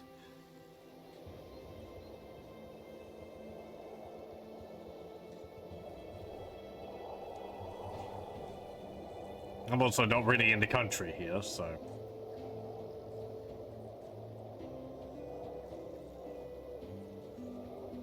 Oh right, yeah. I don't know whether. Might have been more of a problem for cattle. I don't know. Pardon. I've never really been to a farm. And my knowledge of Australian history is not really in depth enough.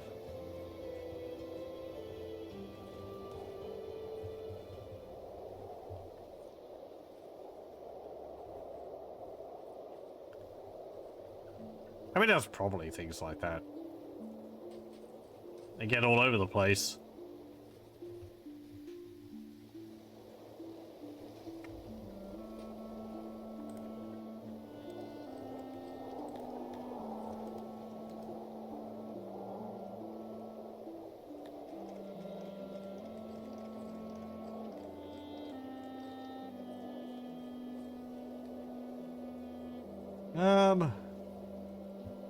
I think I will import some more.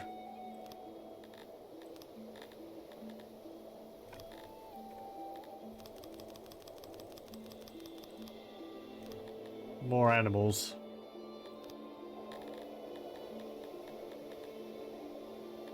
Yeah, that's fine.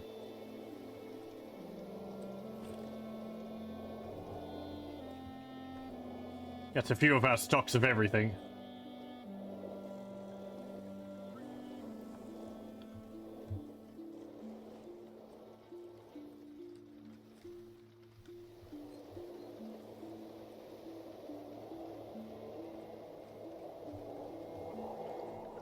Oh yeah, there we go. So we've got one livestock there, and it's a picture of a Globdian on it. So that one will be specifically a Globdian.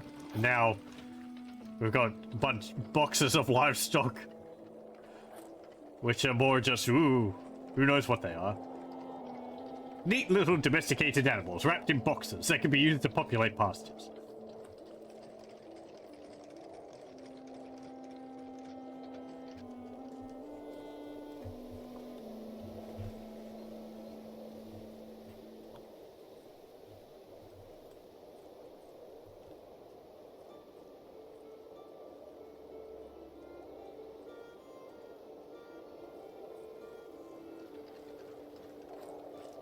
I don't really want you to be putting more in there. Please put them in here. Be nice if I could, like, select whether it's accepting new animals. Maybe there's a way to do that.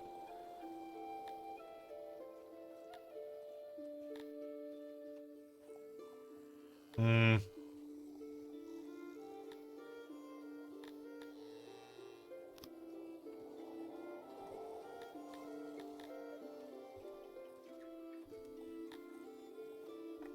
I mean, there should be.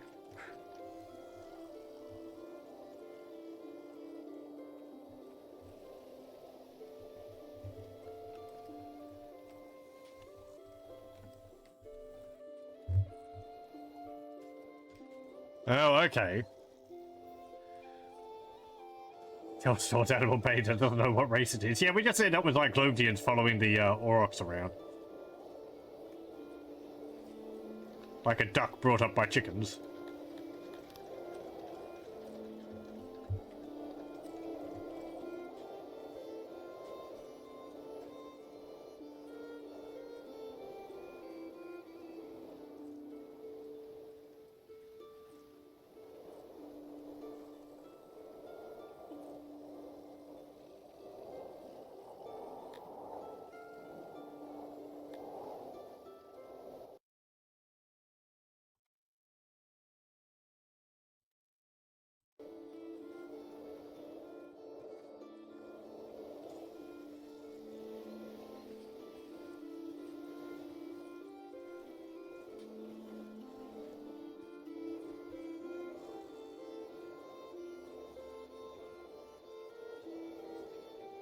I don't have storage for leather.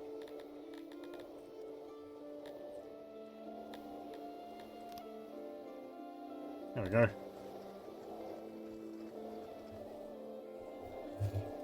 So it says it produces 8 leather per year. How? Do they skin the Auroch and then it grows a skin again over the year?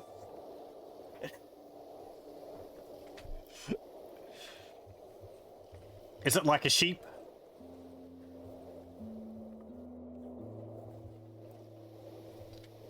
I mean, it would make sense, you know, if they were slaughtering them every now and then, but then I guess they have babies every year. Yeah, whatever.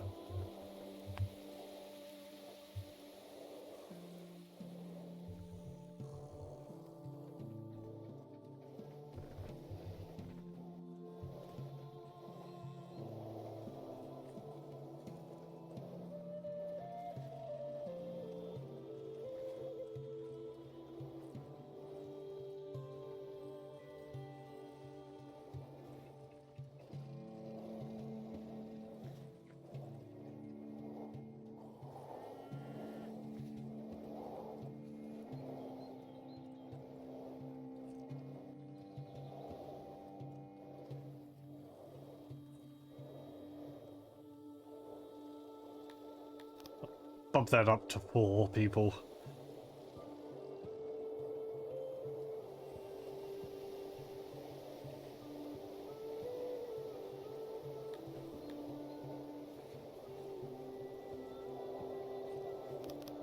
Six people?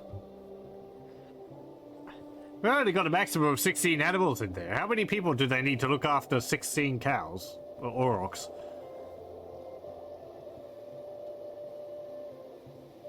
Looks like you can have a maximum of 12 people working in there. Nearly 1 person per auroch. Glodians don't need that many people, do they? I could have 87 in there. Hmm.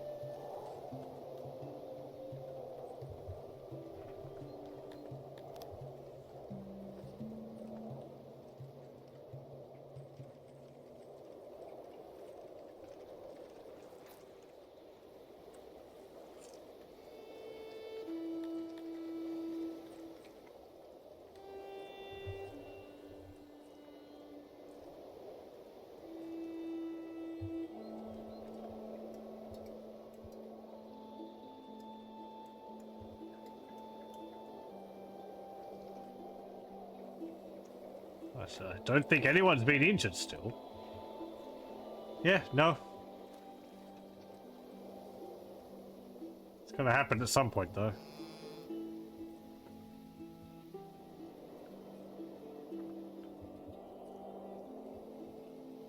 Australia is a joke on species evolution. Everything's there to made to kill apes. When these things evolved, there was no apes in Australia. Australia didn't have any major carnivores, so a lot of the animals grew up as like, wow, they just end up with large herbivores or marsupials and things like that, because we never have anything like bears or lions or tigers here. There's crocodiles, but like spiders and so on, they eat insects. Snakes, again, I guess they eat eggs. And lizards which get nearby. But it's interesting, you don't have any of the large predators like you do in other countries. Until humans came along. Now you got foxes. There's dingoes. They were introduced, but quite a few years ago. A few thousand years ago. So they're not technically native to Australia, but they basically are.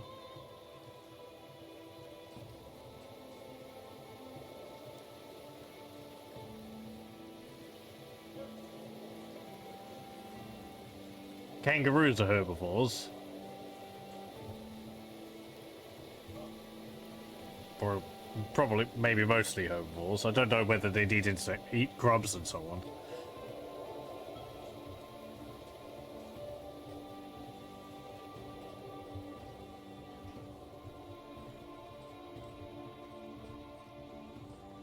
I think the biggest predator you'd have here would be like a wedge-tail eagle.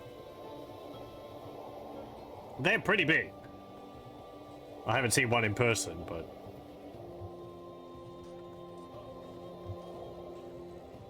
aside from, like, crocodiles.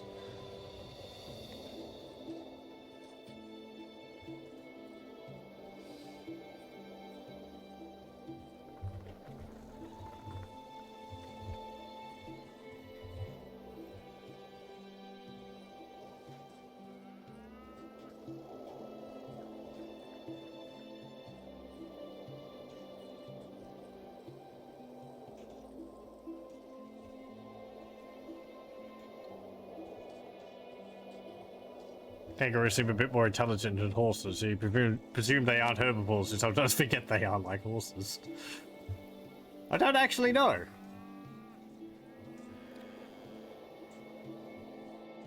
I don't actually know how intelligent a kangaroo would be. Probably not as skittish as horses. They certainly get more curious when you've got people around and they're used to them.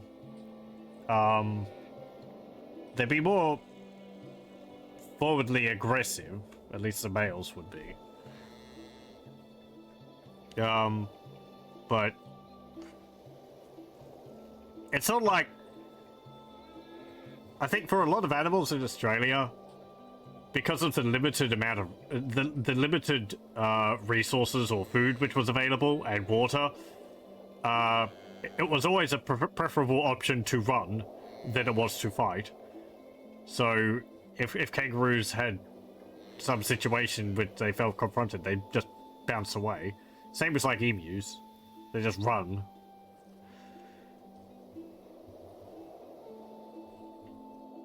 Something like a wombat, well, they're really thick.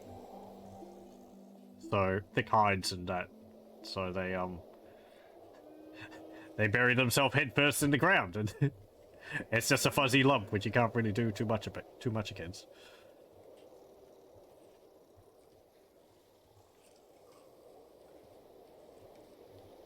You're dealing with like, potential for like several summers, several years of drought, very little amounts of water. A lot of Australian animals had to evolve to be able to make the most out of very little amounts of food and water.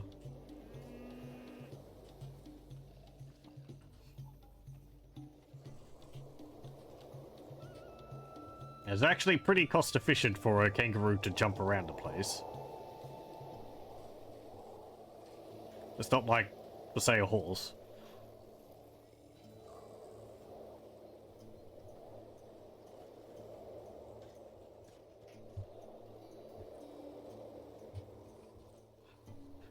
It's like, well, they wouldn't be doing it if it wasn't cost efficient.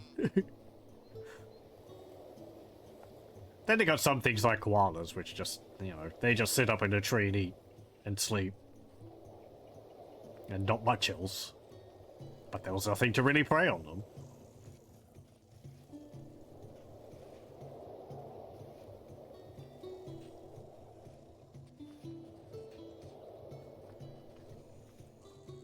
Failed pandas. They're cuddly looking things.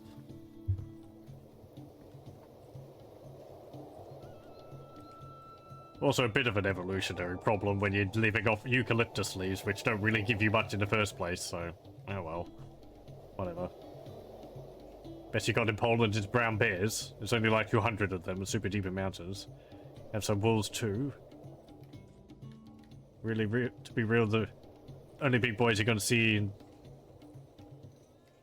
Balkan Poland is wild pigs. I was using something that makes over 3 breeding cycles a year instead of 1. Right, yeah, I can imagine feral pigs would be a problem. Those are quite aggressive from what I understand. Or at least the boars would be.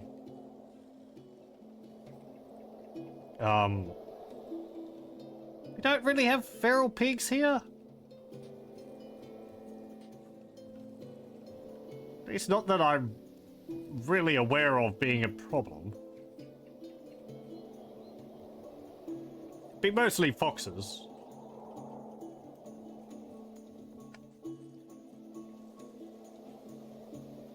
Eucalyptus, it gives you fresh breath. I do like the smell of eucalyptus leaves in summer. It's very, very distinct smell. I would miss it if I moved out of the country. It does kind of exaggerate the heat, if that makes sense. It's kind of like a pungent, oily smell. It's just sort of like, ah, yes, everything's really dry right now. But they're nice. The trees look nice too. They got all, well, depends on the species. Some of them got all smooth bark, quite tall. Have to be careful though. They like to drop branches all over the place. Used to live in a reunion island with the smell of eucalyptus. You know what I'm talking about then.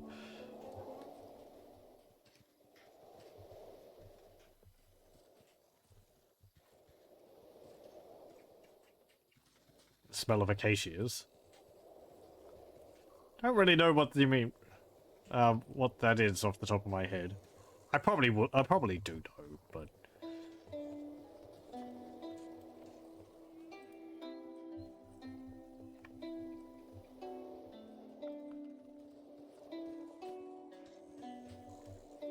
let's see, we've got a population of 87. 14 days of food. I guess I'm just waiting for more of the kids to grow up.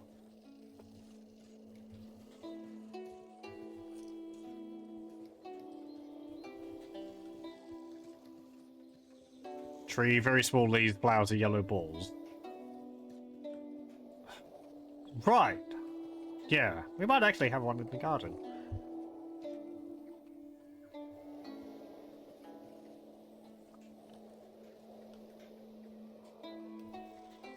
Live in the suburbs, so mostly you just get like rose bushes, oak trees, and jasmine vines all over the place. Jasmine smells nice. I'm pretty sure it used to give me hay fever though. Yeah, now that you mentioned it, yeah, now that you've described it, I'm pretty sure it is pretty common.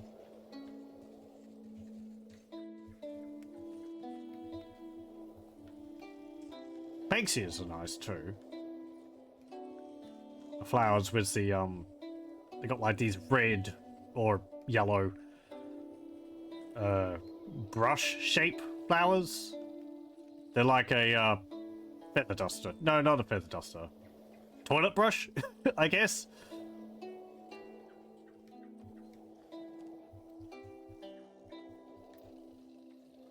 I have an interesting shaped seed pod afterwards.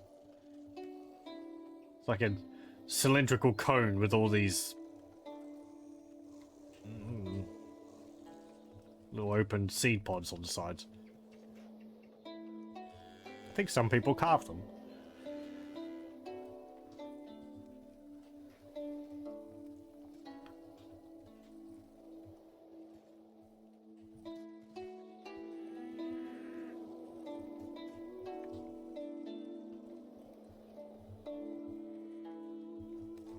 Oh, we've got some leather. I could open the tailor. Have people start making some clothes.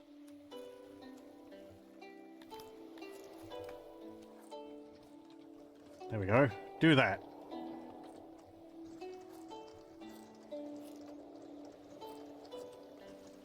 There's some available leather. There's 11 in the storage room. You just need someone to go in there and start making it. Apparently 8% of the forests are acacias. Or wattles. Yeah, yeah. Right. Well, I know wattle trees.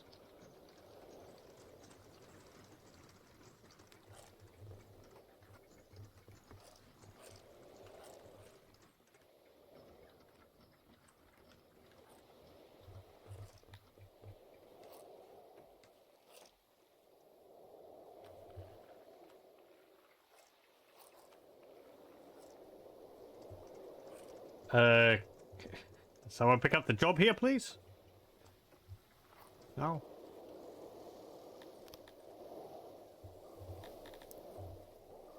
Certainly a 76. What do people need? What do they want? Better access to food rations. Food preference. I guess I could improve things by letting people take some furniture.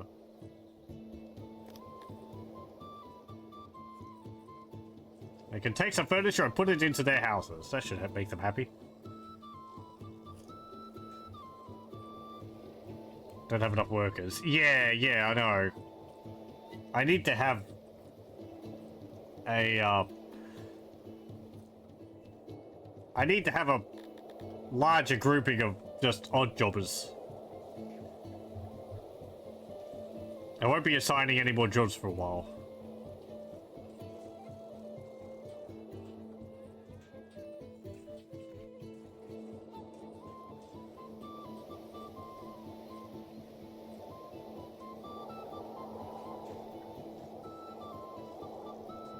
Don't really have any areas where I could remove jobs, so I guess maybe the water pump. It's not doing too much at the moment.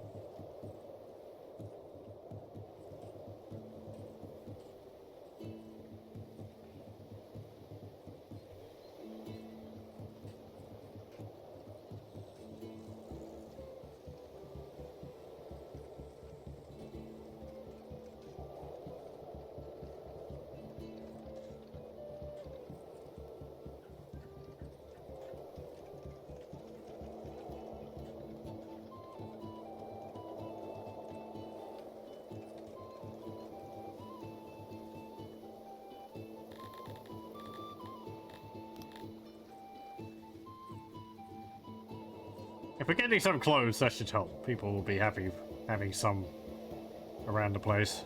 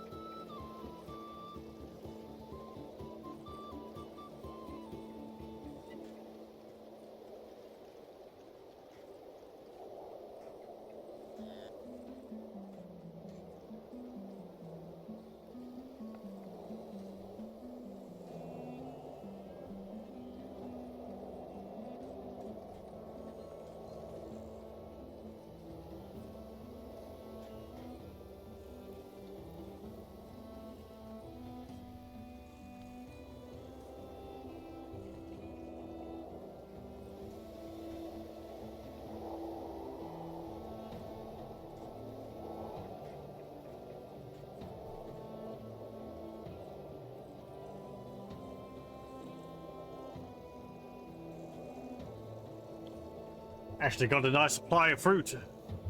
I have to see whether that lasts over the entire year.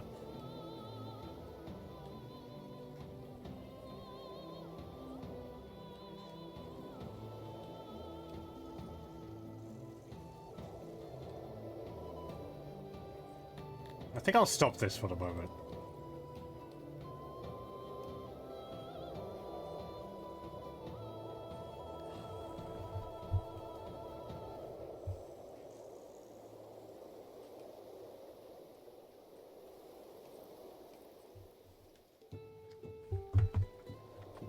We don't necessarily need it for the fields here. Well, that's going to go down, but the fertility of the land which they're on is really good anyway. And it doesn't help with moisture. So...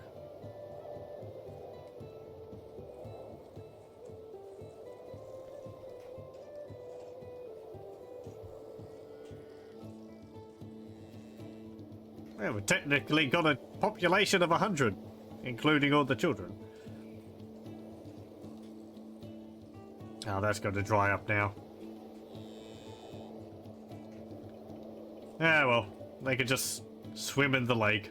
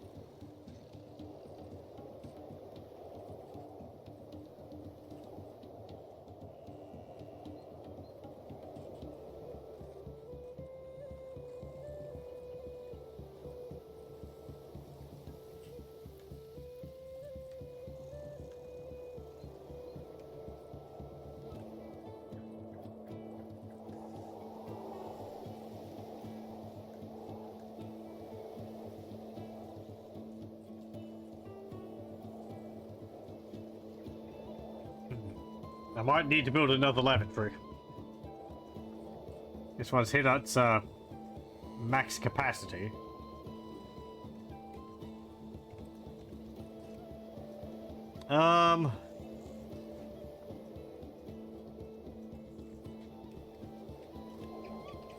Where did I put the other one?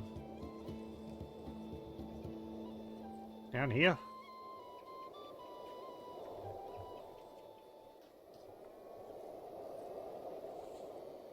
I could just expand this one, maybe.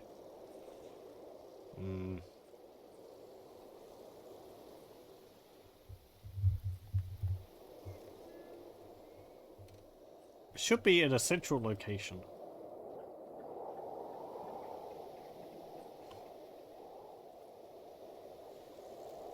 I mean, do we need another one?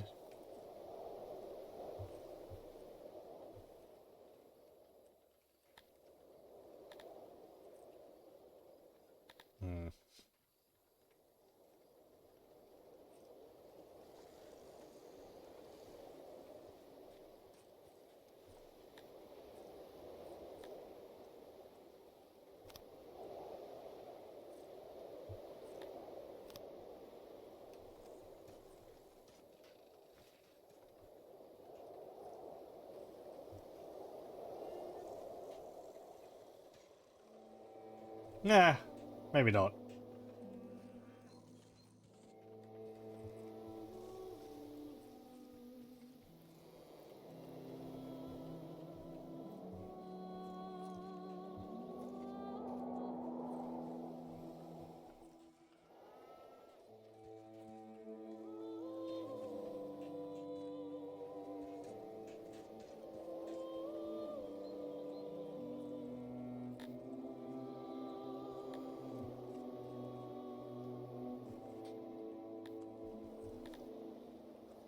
Oh, apparently they can have livestock as furniture in their houses. How does that work?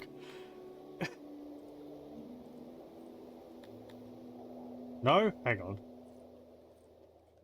No, they can't. But when I click on here... Oh, never mind. Okay, that's different.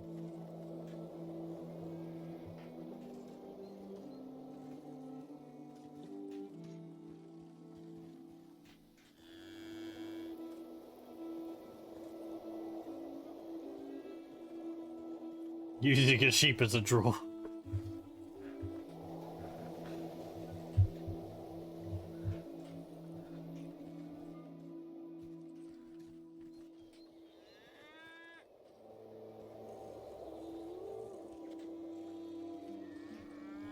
Is there anything good on the Auroch tonight?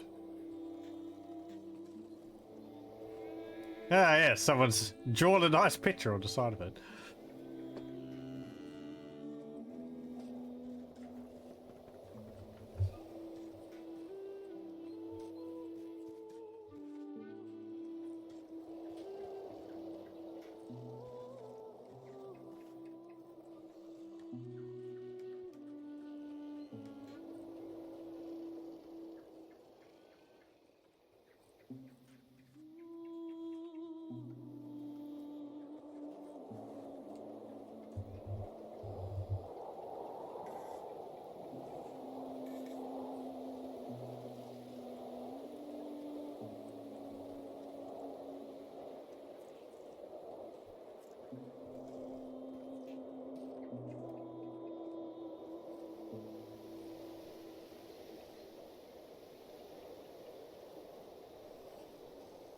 Yeah, good. They're getting all the tending done.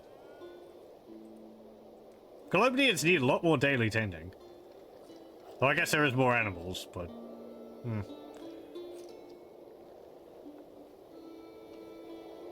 Still not really producing any eggs. I mean, I guess we're eating them at a faster rate than we're actually getting them.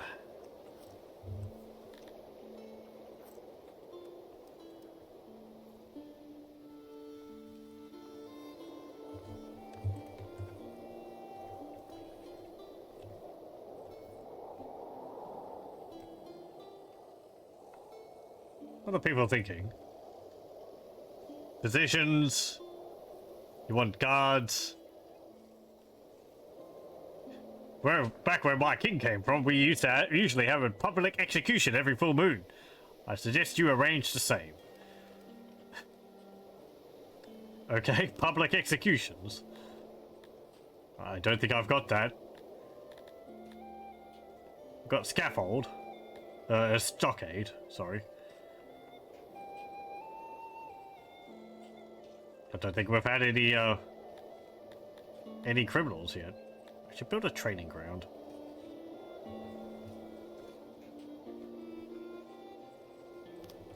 It's got an accident level. That makes sense. Someone decides to bring their sword from home. The straw dummy actually started attacking back. Yeah, right, trading dummies. Oh, that's a building. Okay, it's not a field.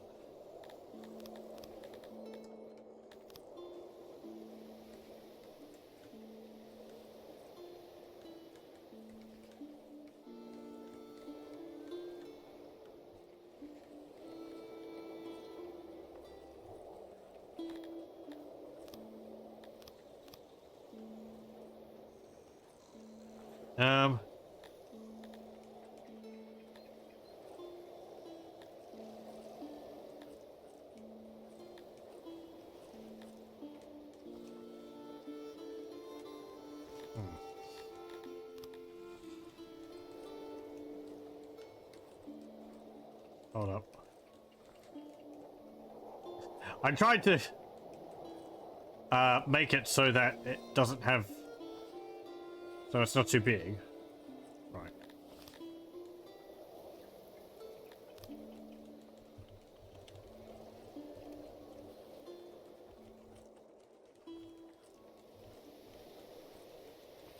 It only needs training dummies in there, so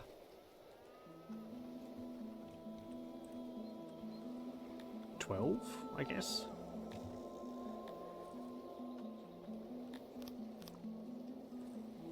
And we'll build some doors. There we go. I haven't actually done anything with military yet, so this will be interesting. How does this work? If I want to save space, use the single ones. I was thinking about that.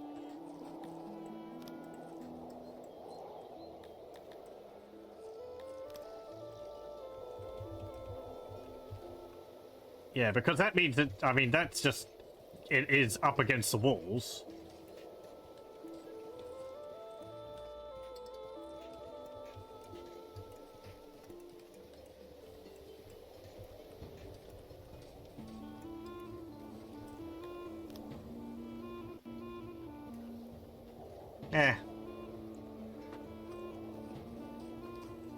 It doesn't really make that much of a difference, I think, to me personally.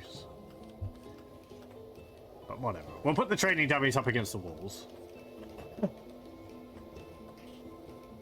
I could have shrunk the room by one whole width.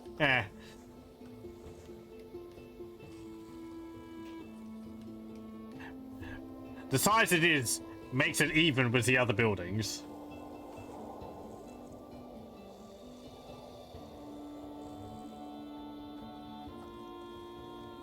If I shrunk the size of the building, it wouldn't line up with the walls for the other buildings. Everything's nice and grid-based. Most of the places, I have a 3 wide street. This is 2 wide, unfortunately.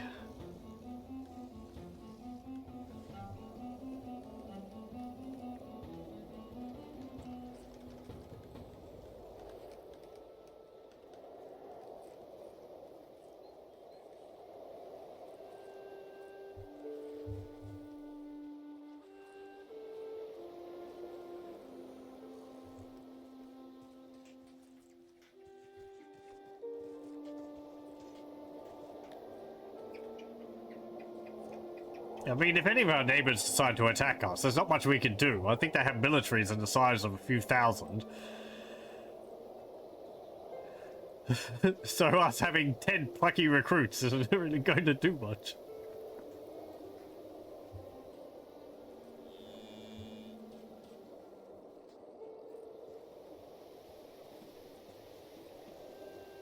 Troops advance. About turn. Drop trouser. Present buttocks.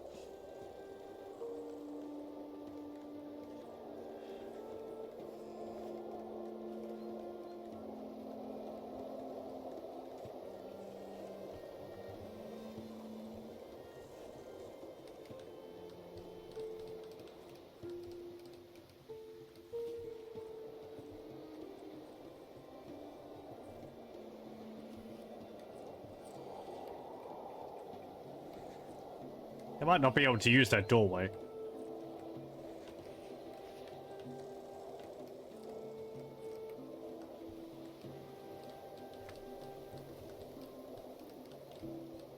Some people get training dummies, others just get what appears to be a block of stone. Oh, they're torches. That makes sense. Oh, people just go in there to train whatever?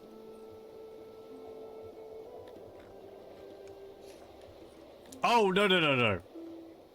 Right, it's got an employee base. I'll just bump that down to 5. I don't want a huge amount of people to be trained as military at the moment. Let's see. Yeah, 5. Recruits limit. 5. Upgrade requires iron. Uh-huh.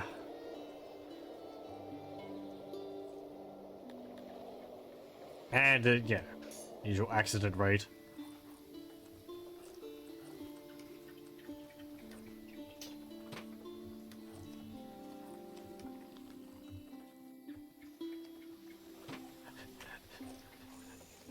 They're employing the dungeon keeper style of training. I see. The spinning dummies with, like, flails on the arms.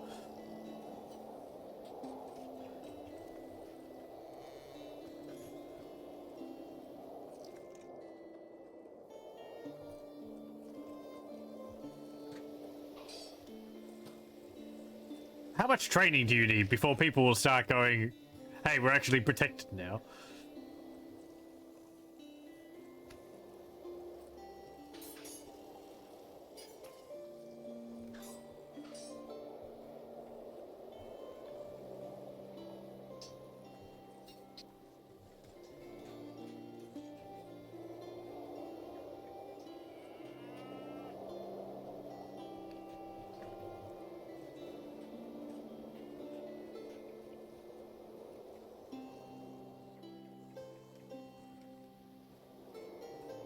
If I click on the sword top of the screen, I can assemble a standing defensive force. Oh, up here.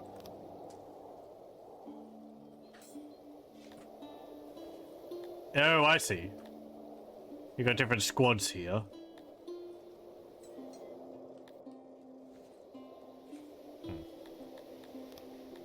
I've already got a bunch of them. Hold up. Disband. I must have clicked on this a few times in the past.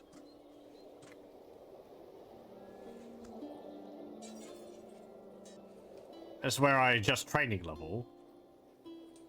I can edit several at once by using shift and control. Okay. We've got some shields because someone gave them to us in the past. Warhammer, Falcata, Flunks, bow. Yeah, we're just doing melee training at the moment. And soldiers out of 200. Right, because each of these can have 50. We'll disband these. We'll put them all into the one's division. Edit. Oh, that's their banner. Okay. Yeah, that's fine. You can actually make your own. That's neat. Soldiers target 50. Yeah, fine. Melee training.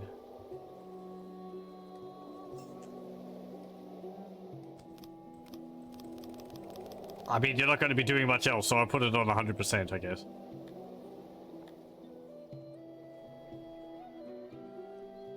Shield. Wear out rate per item and year. Well, I'm not making more shields at the moment, so I won't put that up.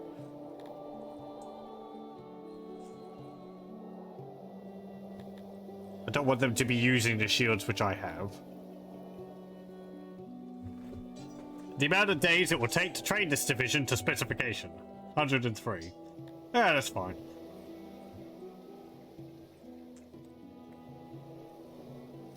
They're just going to be great at fisticuffs. Wrestling. The Amevian grabs the Thalani by the upper back tooth. Upper back right tooth. The severed part flies off in a bloody arc.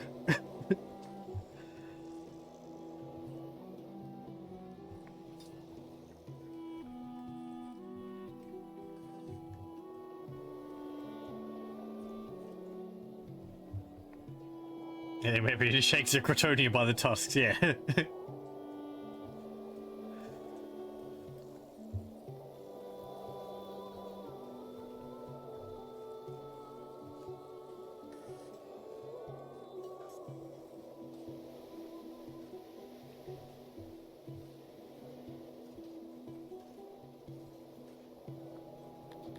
What are people feeling? Well, they're happy about the food preferences. It's about midway through winter, and we've got 25 fruit left. And the harvest for fruit is in late summer.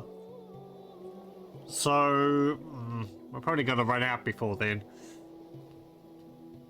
We just need another fruit farm, I guess.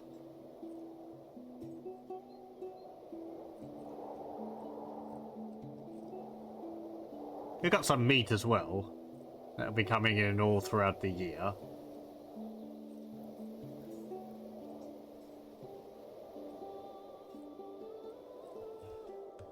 No eggs still.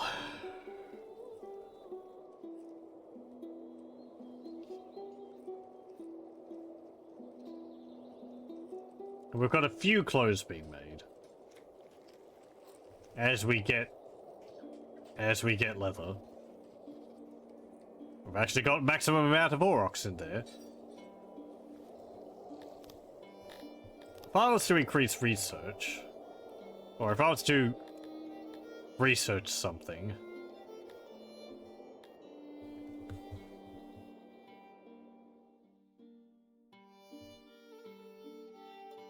that would help. I maybe in getting more leather from them.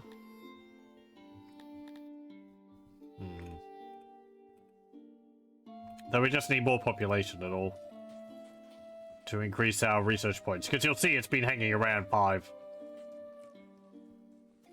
We just need more researchers, so it goes up again.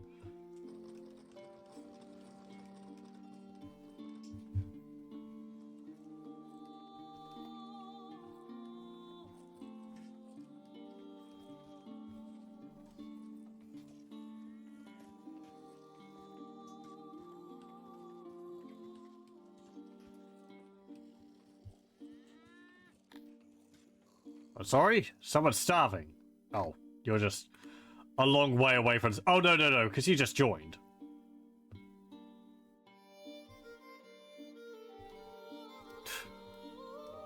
I'm hungry. You haven't gotten to the city yet.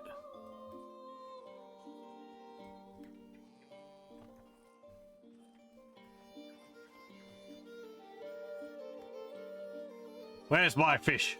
There we go. Dom, dom, dom.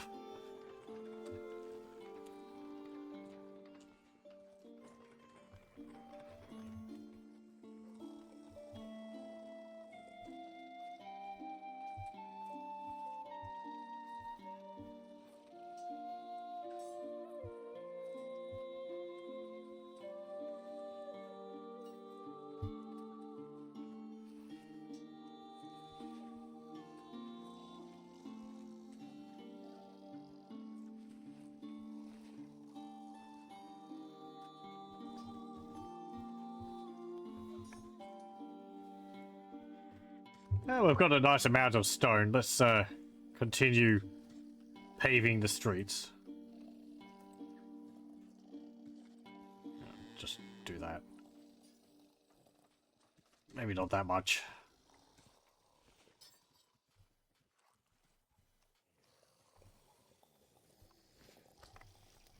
There we go.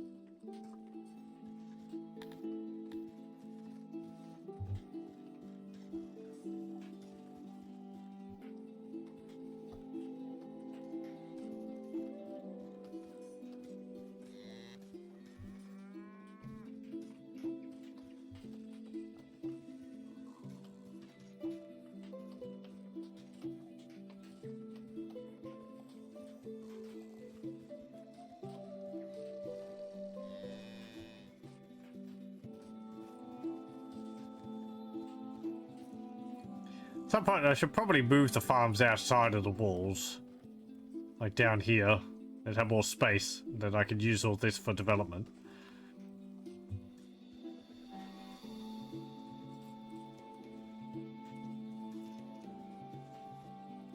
I don't know whether you can actually transfer animals from one farm to another.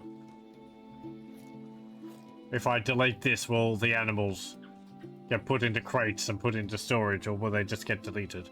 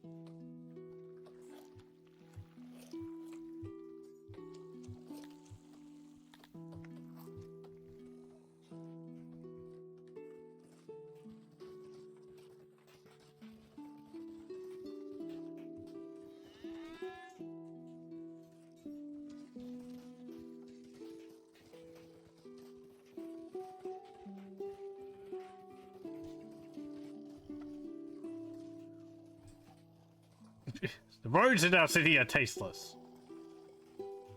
But we can't build better roads. Cobblestone's the best I can get. They want the brick roads. But I can't get those yet. Certainly not with 1,200 research required.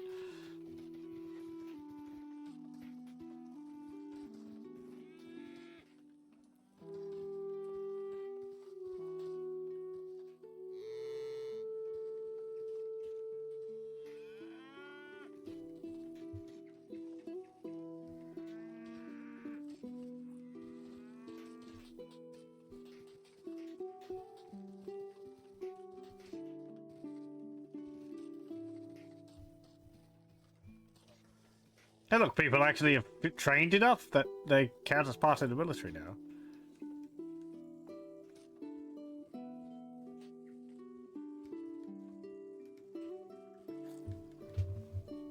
Army. Soldiers, 2. Recruits, 3. Resources, 38,000.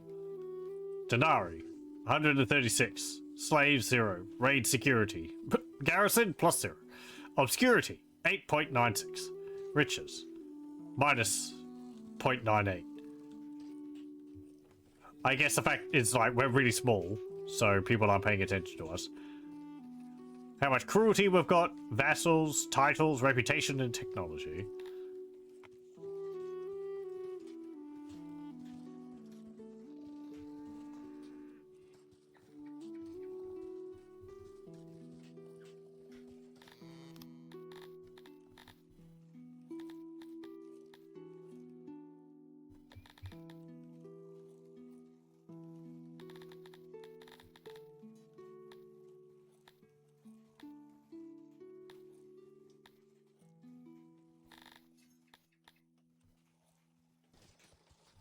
Apparently we haven't had any crimes so far. Though I wonder whether that's a situation of you don't have any crimes if you don't have any law enforcement.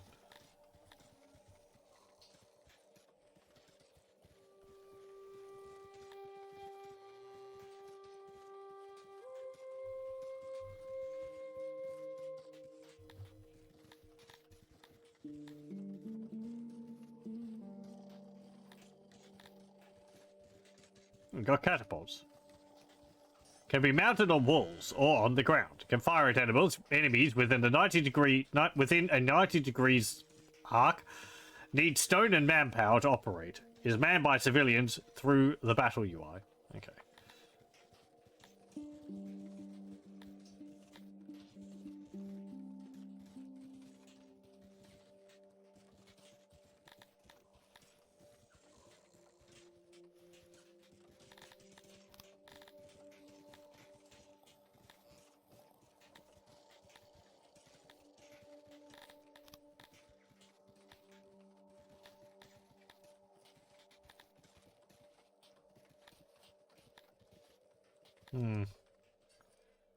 Any resources nearby which I could get? I mean, I guess I could, like, maybe get some gems and trade them.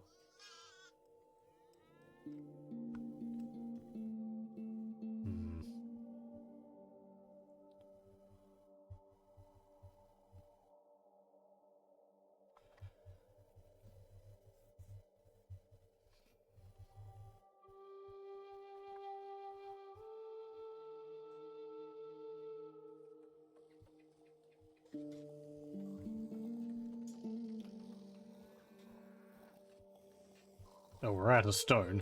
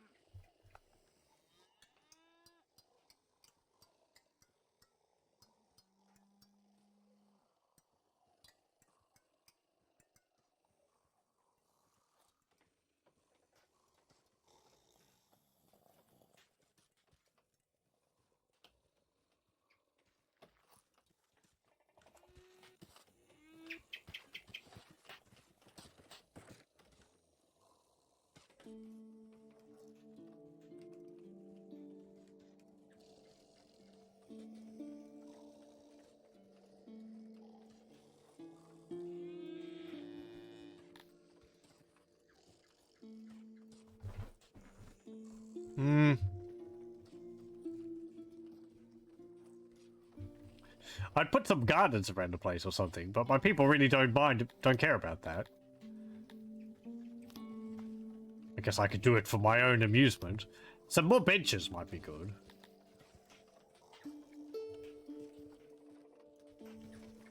Like to have some nearby to sit on after they've been working.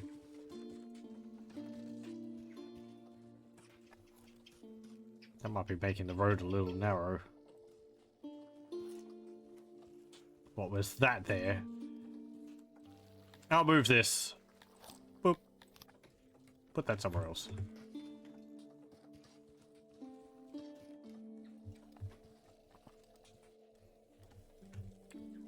Let me put some benches over here. I don't think you need too many benches, but... eh.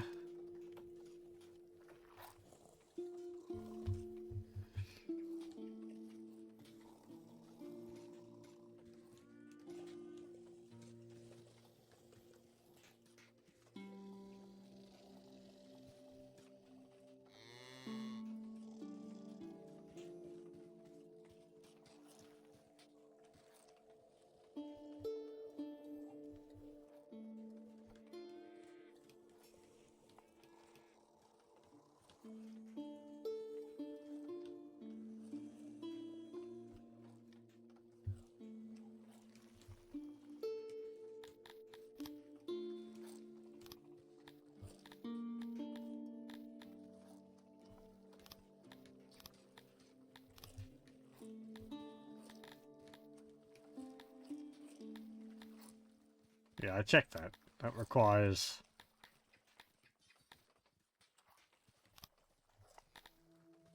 right, fortifications is for the palisade. And stairs let you get up on top of the palisade.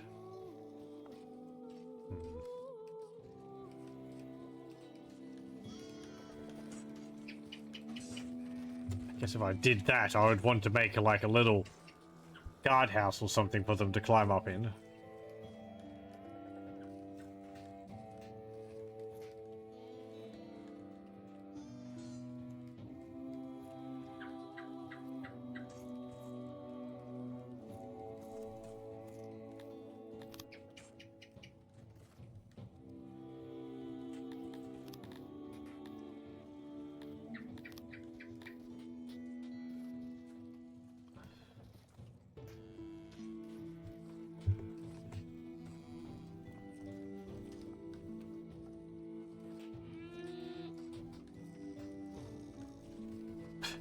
This is all a little close down here.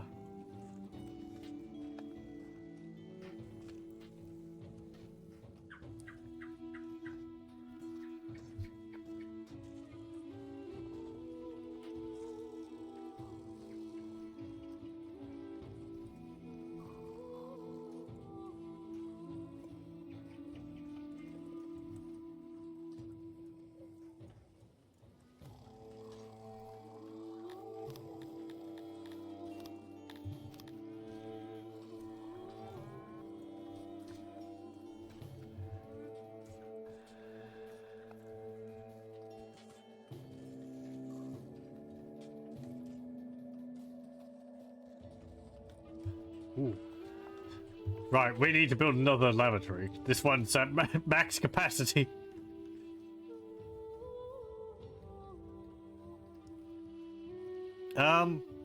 Yeah, put it here.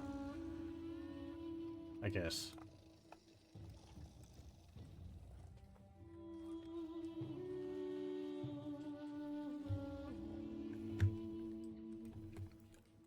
I'm wondering... hold up.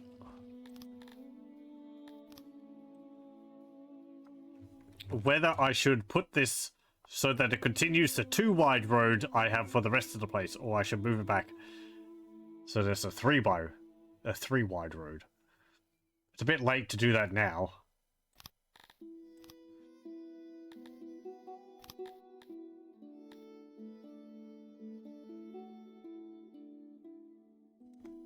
Just continue with it. Otherwise, it will be one building off.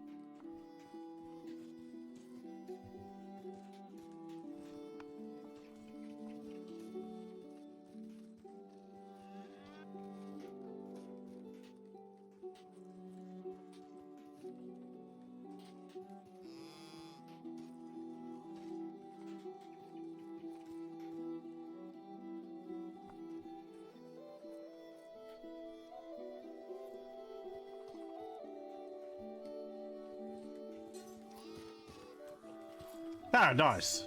They all joined up with each other.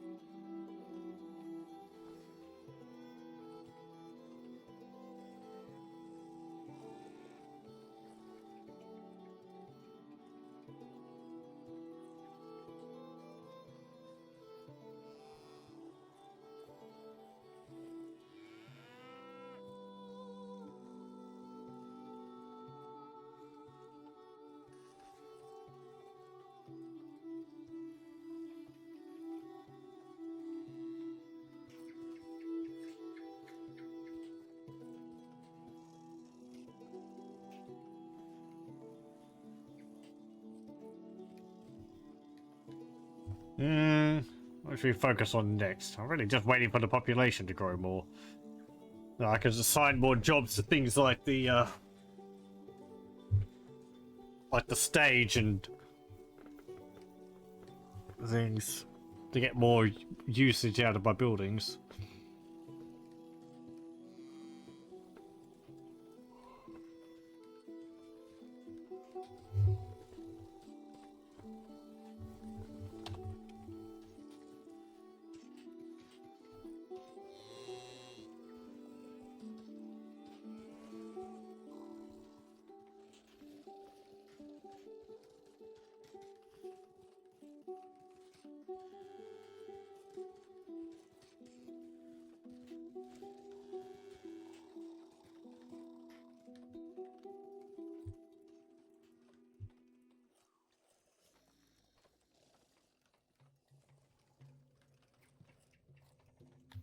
That's a loyalty going. 77 down to 75.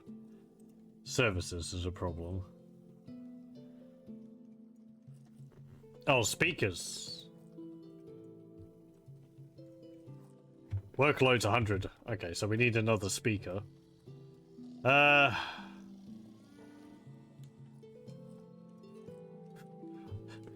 Could I put two right next to each other? I guess that would help.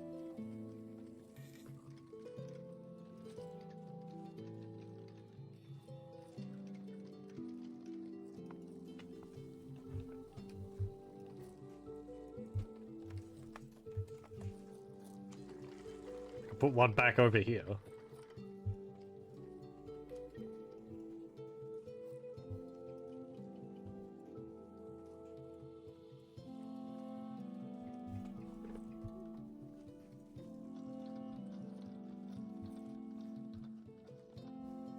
So if I put them here, well, that doesn't line up correctly.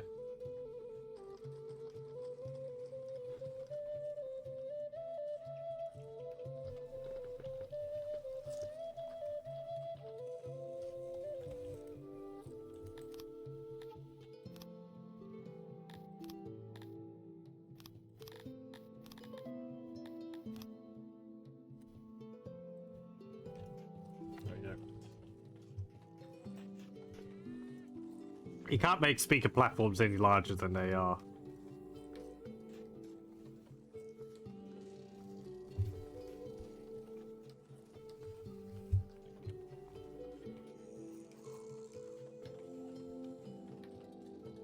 You just have two speakers right next to each other.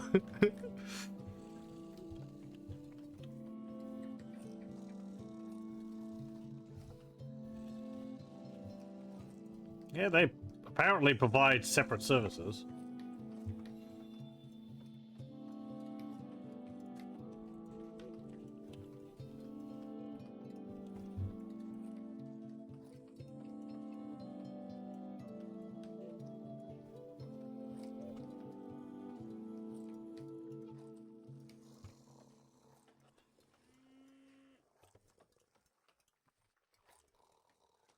Another plumber on here.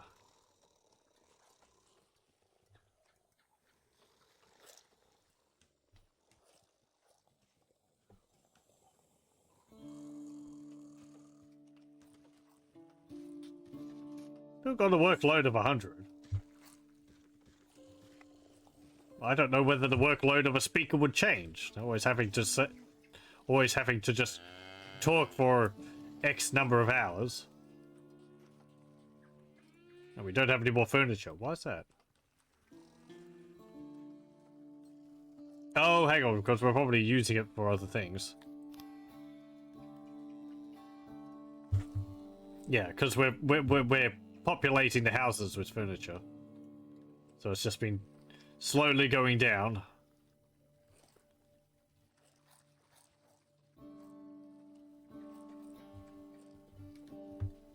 Furniture has a spoil rate? Okay. I guess that makes sense. It's not very high, but well, I guess things break.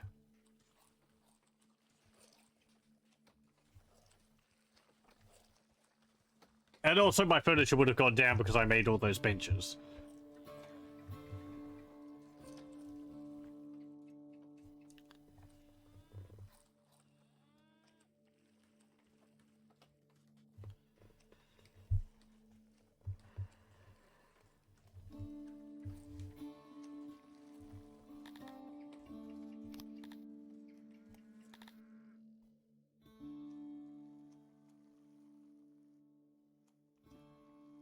Hmm.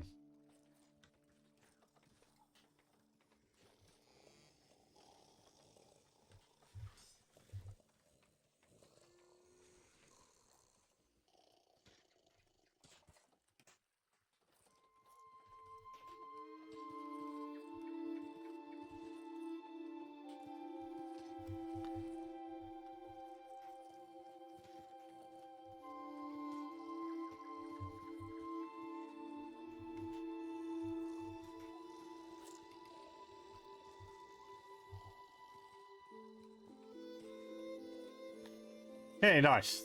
Things are bumping up again.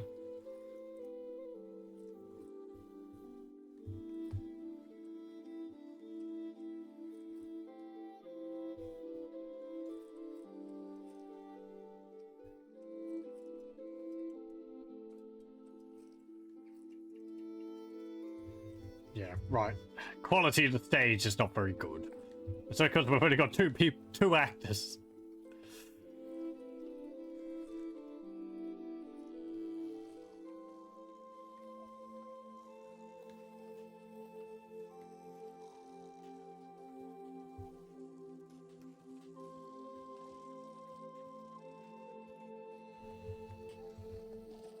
Yeah, population is growing.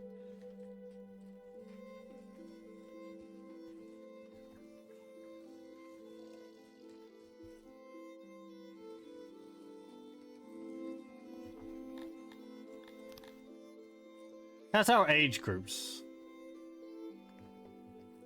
Okay, so we've only got one person who's aged 84 to 89. And, like, Amevians can live to 150 years. Not that they would all live that long, I'm sure, but... yeah. We've got people who are just slightly over middle age.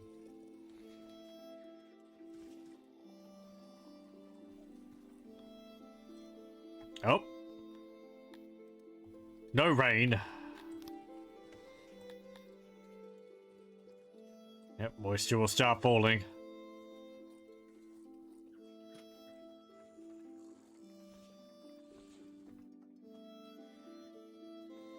There's not much we can do about that. Just... it's going to affect the crops. Though again, we make most of our food off of fishing, so...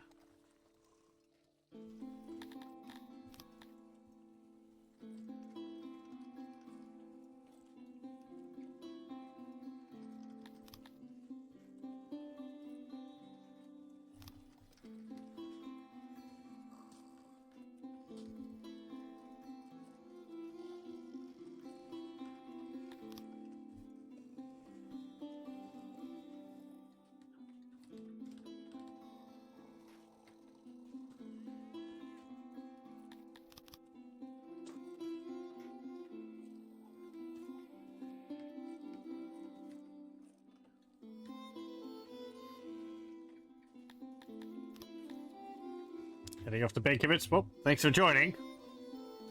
Things seem to be going alright in this. I hope they continue that way. We shouldn't have any major problems with, like, sudden starvation, but you never know.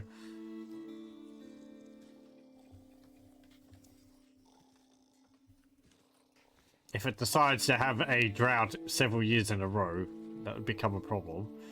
I have had that happen.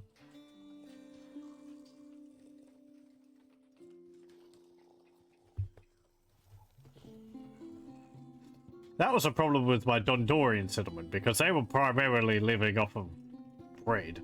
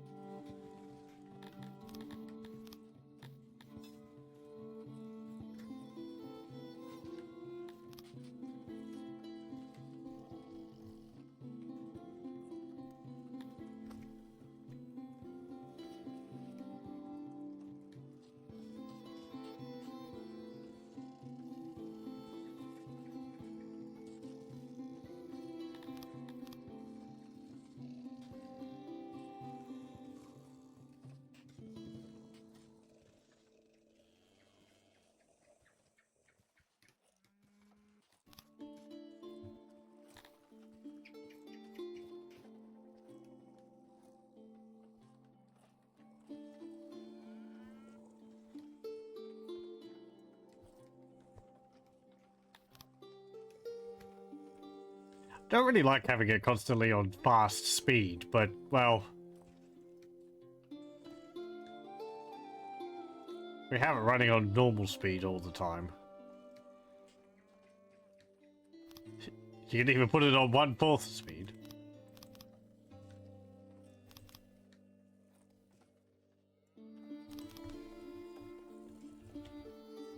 There. Super slow.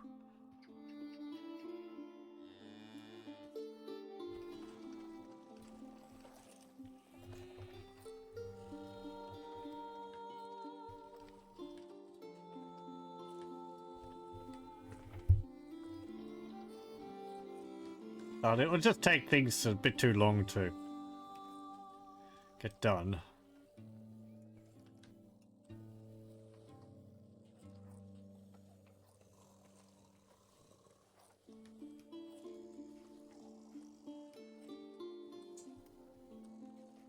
That's the quality of the service here. 63%.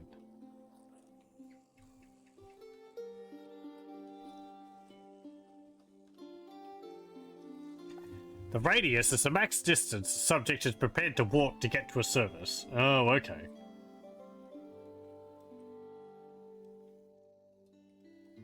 So I guess that's like over there they would walk to here.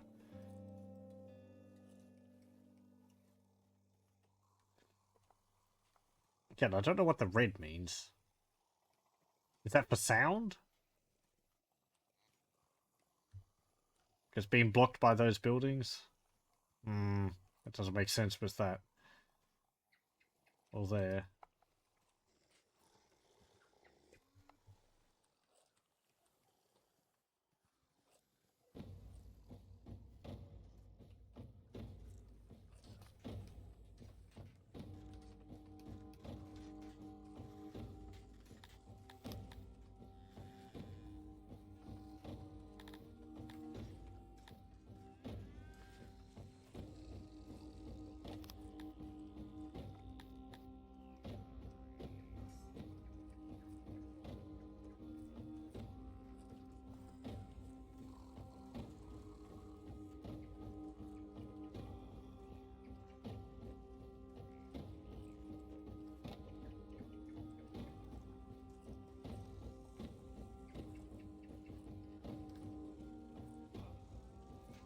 Don't know if I've seen the blessing event where it's like, hey, your crops went extra well.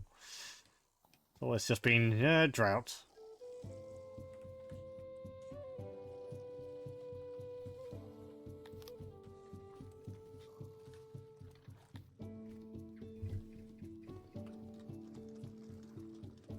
And taverns and bathhouses.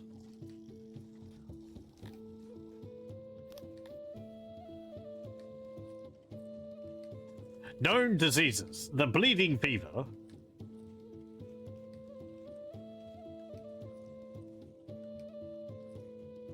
the plague, and the white shimmer.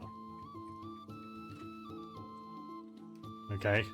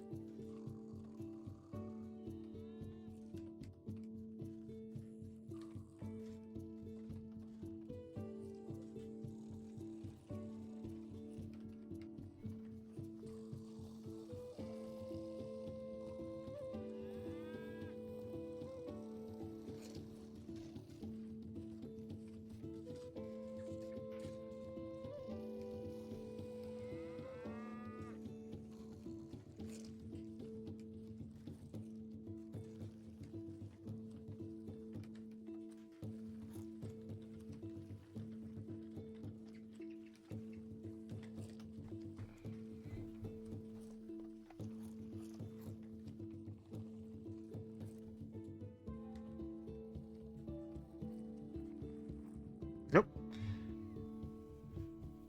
Oh, you're asking for stuff. No. Go away.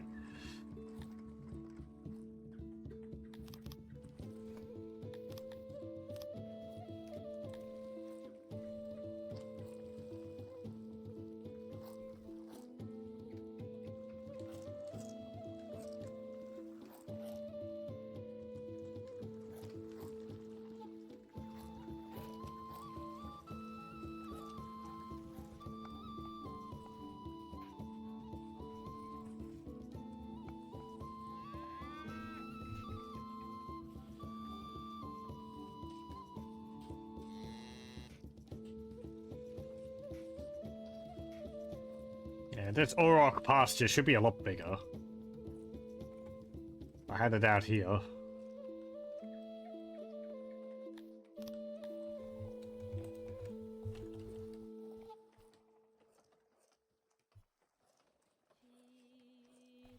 Like that.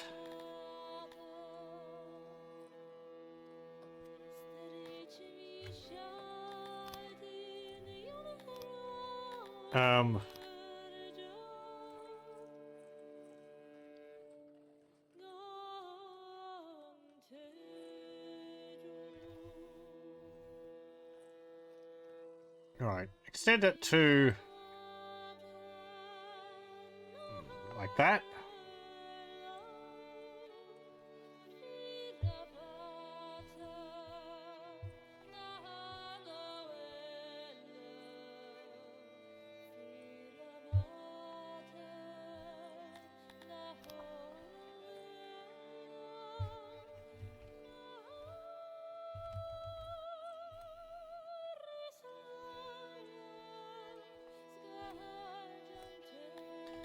There we go.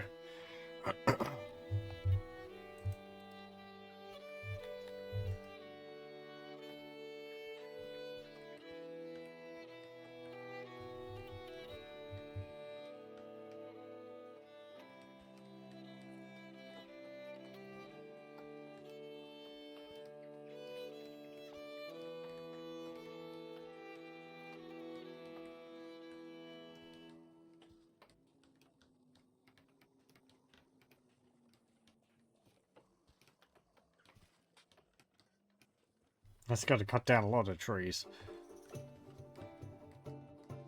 Yeah, well, there's more trees down there.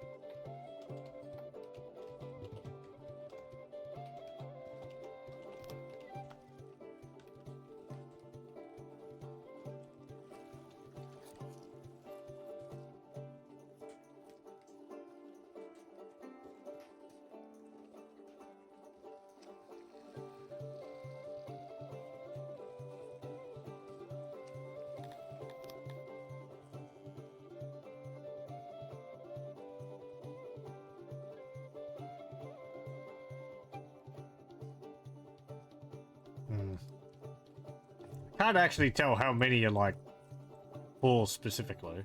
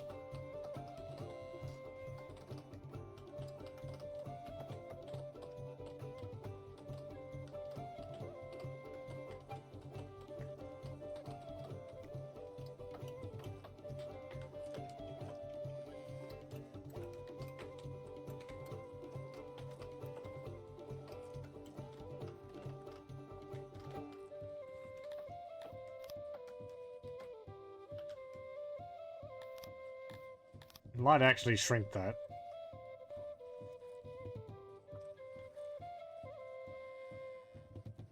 So that they finish it a bit faster.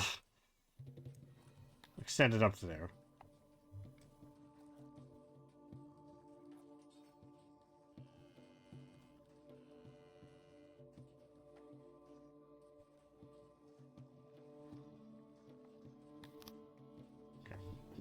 I guess I extended it down as well, but keep these trees here.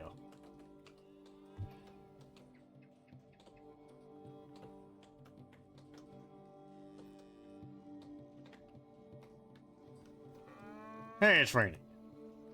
Nice.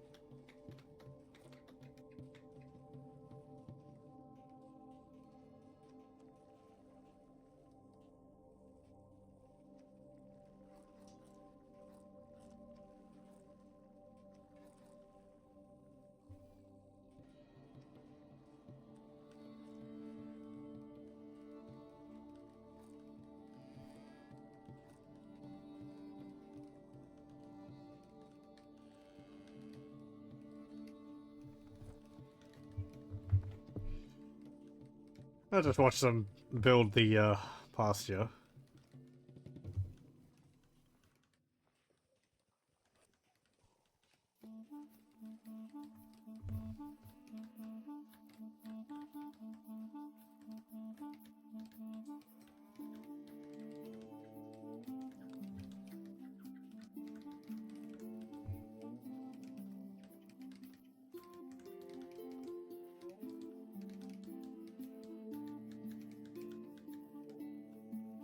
There we go. Well, nearly. There we go. Okay, now. Put that down to 4 workers. And you can start adding livestock whenever you get some.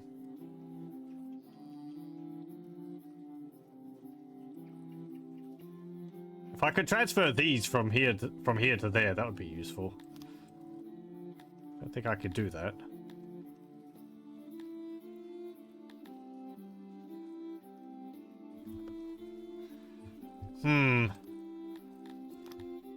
Let me see. Does this say anything about it? Pastures. Pastures are building, blah blah. Obtained either by trader or by a hunter. Oh, okay. I thought hunting would just kill them. For a livestock to be placed in the pasture, it must first go to a storage room where a worker will need to bring the livestock to the pasture.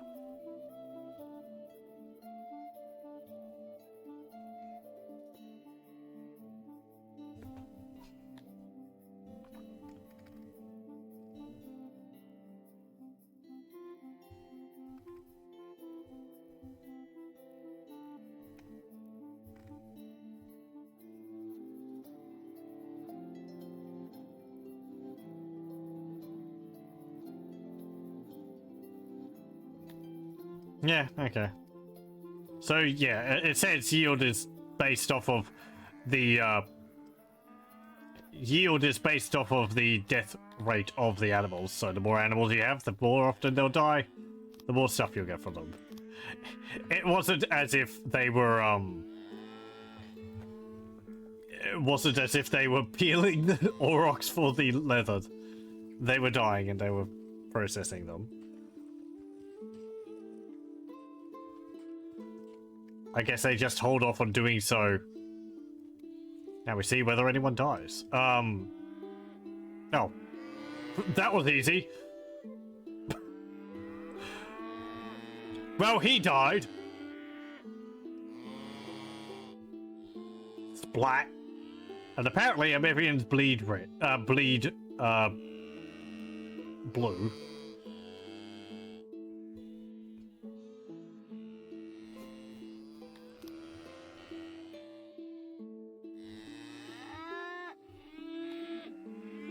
Mold. Polhemla. Venetisk.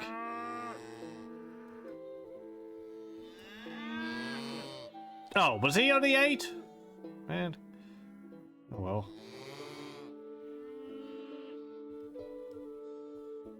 It's in a dangerous area, so his body won't get collected. Apparently. I don't know if I can change that. Well, it was an instant death. How does killing those help me get more cattle? Or get more aurochs? Because they're dead.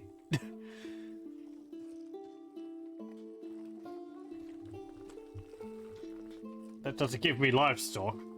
That's dead stock.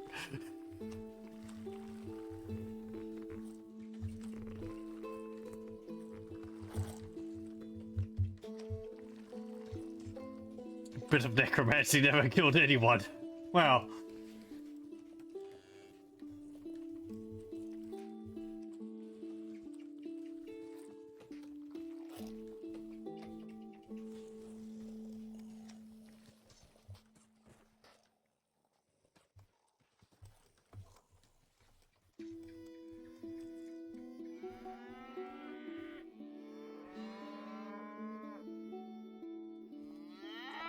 I guess it will just rest there.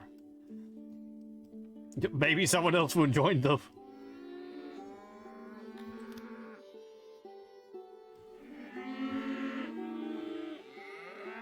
Bonk. Yeah, they just run up to it and it's just, yep, it's dead.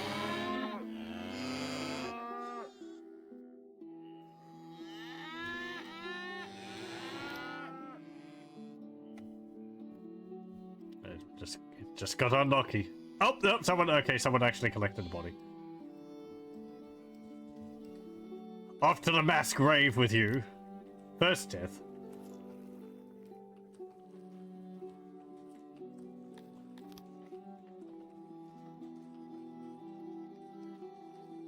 We've got one animal in there.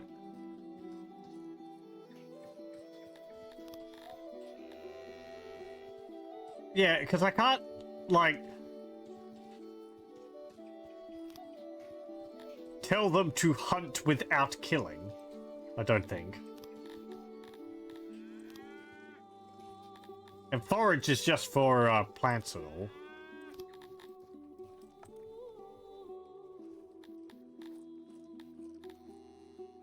And I don't think the people tending the Auroch pasture will actually go out and hunt them to add to the population of the pasture.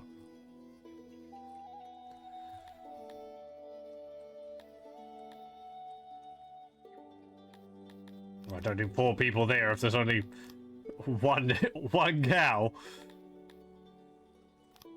I don't even need 2. I just need 1 person there.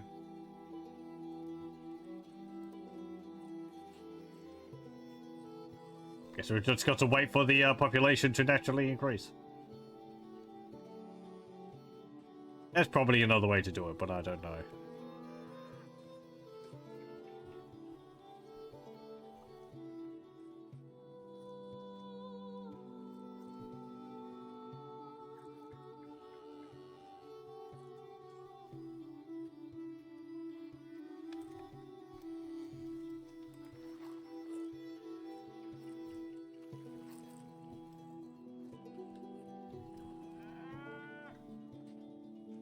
Yeah, well, future expansion. They're happy about all the meat we just got.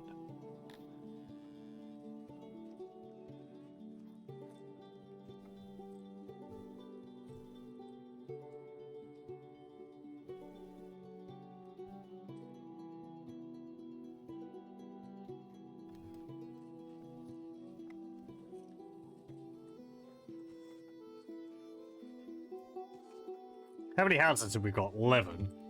Probably build another one. I've run out of room in my housing block here. I could join some together, make them larger.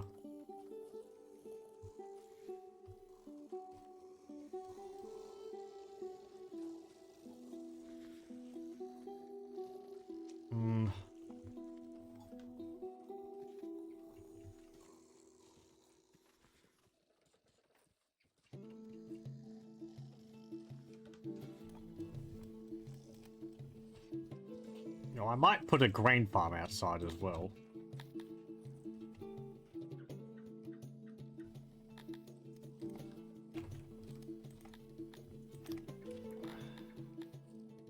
We'll expand it.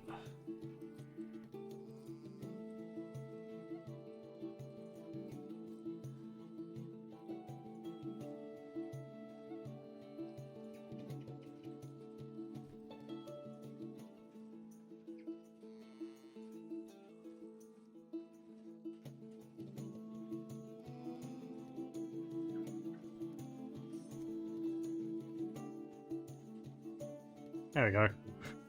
Make it so it's running up against the road, but it's not quite touching the road. Actually, I'll move it back one.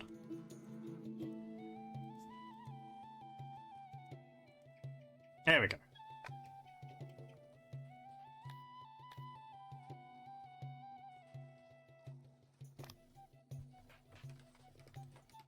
And we can transfer the farmers from this one to here.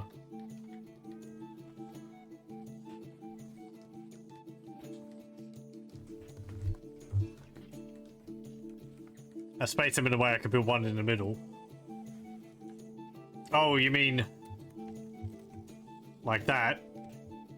Yeah, I could.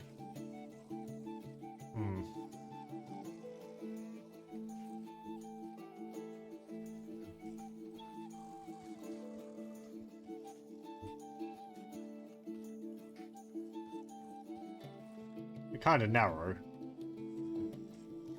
How many people would that hold? 10. Really? In that? It's a 5x6. That's a 5x6. I mean, okay, if that works, then sure. I guess we'll see.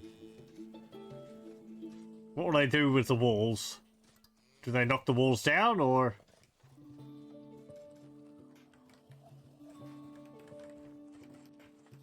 Oh no, they put up dividing walls.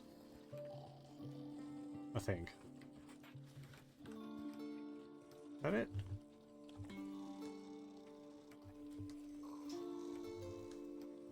Ten's way too low. In the version you played, you were supposed to be able to upgrade to multi-floor buildings, but that didn't work. Yeah, that's something which you could do later on. I need research to be able to get that. And that's like research off in the distance, which we might not actually get to, because you need basements first, and then you get second floors.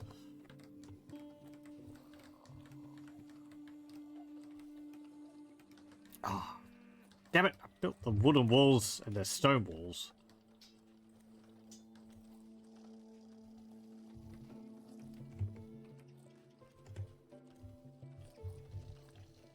Hang on. There was a way to do this.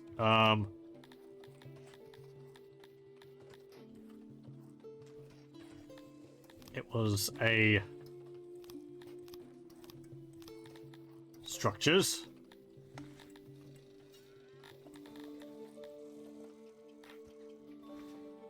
Convert to stone. There we go.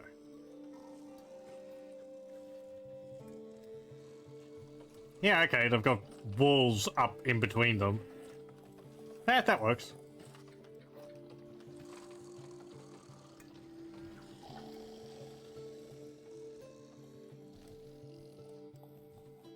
I could probably build bigger houses. Like, I don't...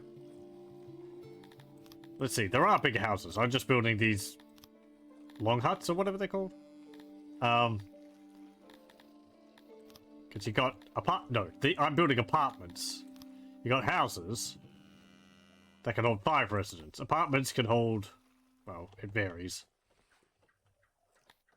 Oh, no, I'm building long houses, sorry. They can hold 10, but then you can build, 20, 30, which is actually the same size as what I just built there. So that is basically a 30 lot block of apartments. How long can this get? They hold 300 residents. Feeling tired, you're going to bed. Well, thank you for joining. I hope you have a good rest. Probably won't be going on for much longer here anyway.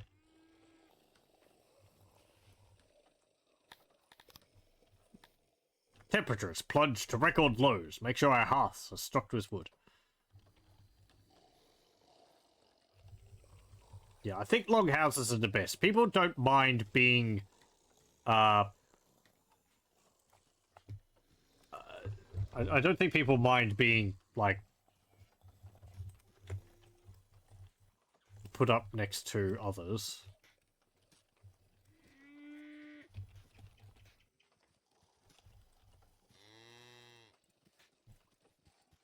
Let me put this here. Actually, I'll put these there.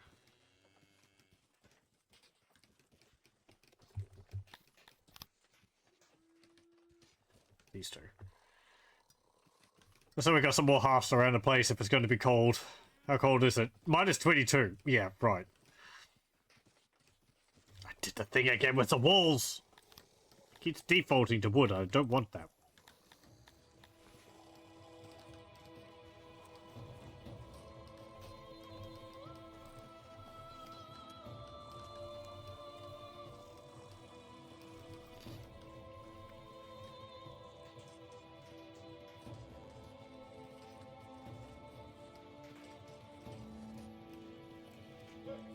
I wonder if the lower temperatures would cause the river, lake to freeze over more. Doesn't really look like it.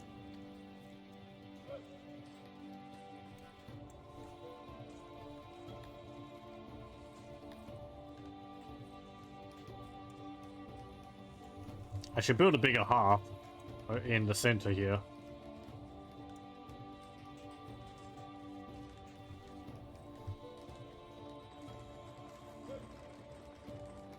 Fancy.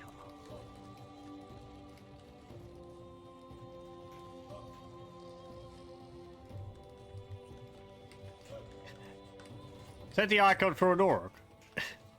Basically a cow. I mean, they are. Yeah, whatever.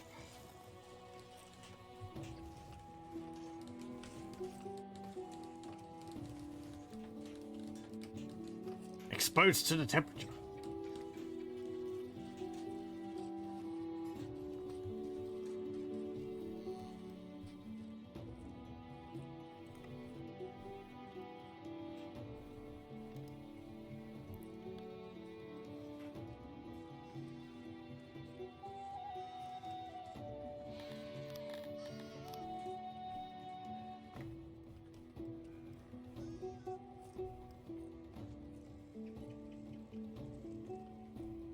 It should be fine. How many people we've got? With the number of hearths. Not like people are queuing up to use them.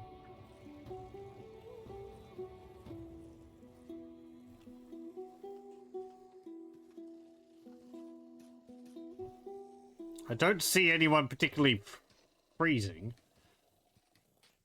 And I'm assuming their houses are going to be alright. In terms of temperature. If that's a thing. Might only suffer from temperature if they're outside.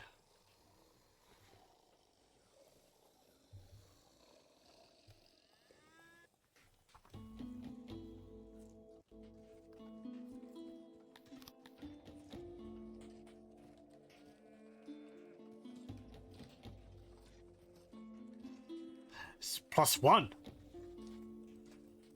Balmy.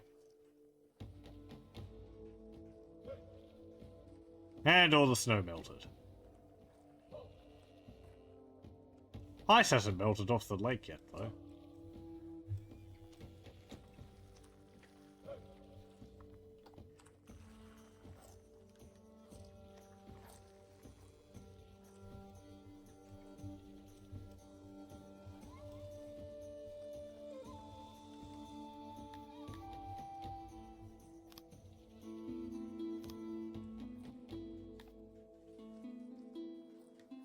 Let's have some more actors on the stage. Improve that.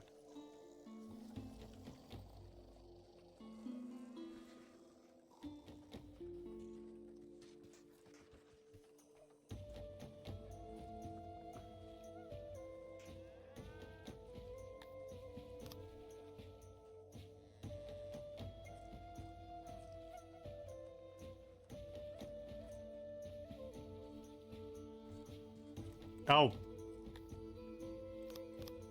I guess I'll bump that up to 200. Because our population is, in total is 125. It's because of the kids, and I think the total population is what limits it, not your adult population. Or, you know, your plebs population. Plebeians.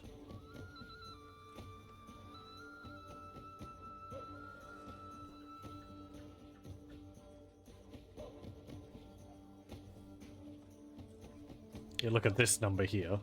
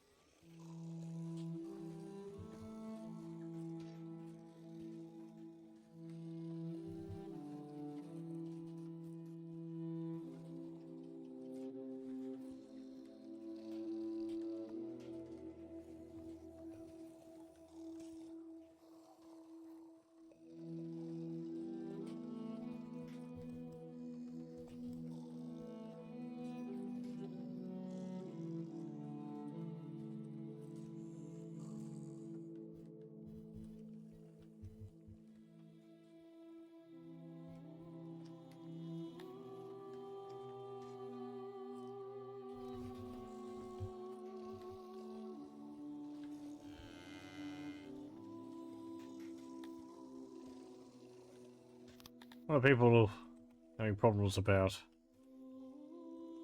Food preferences. Services are fine. Buildings. Oh, right. Yeah, okay.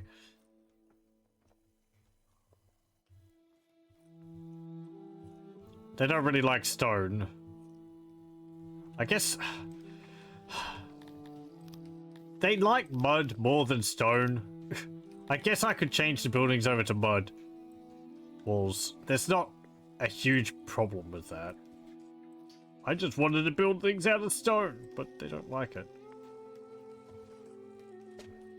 Mud takes longer to build, though it doesn't take resources, so that's why I wasn't using it, but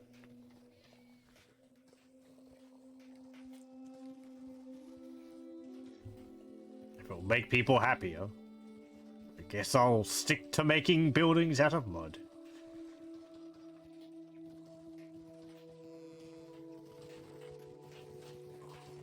I feel like it's more wattle and daub than mud.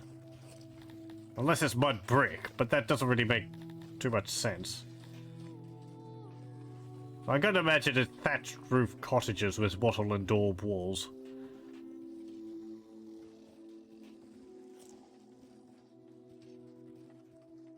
That's the, like they're using thin branches and they're sticking mud packing onto it.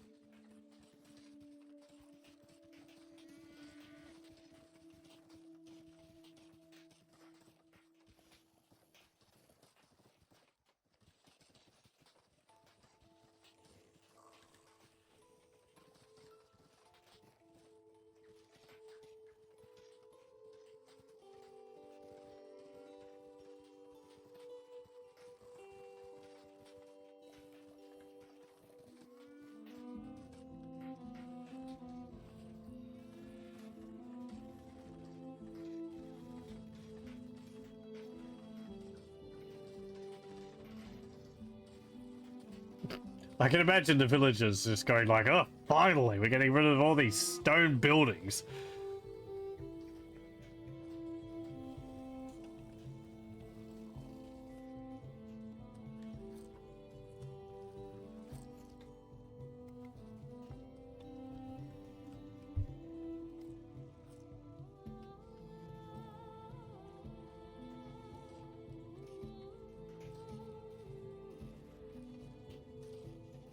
Visitors would come here. It's like, did something happen to your city?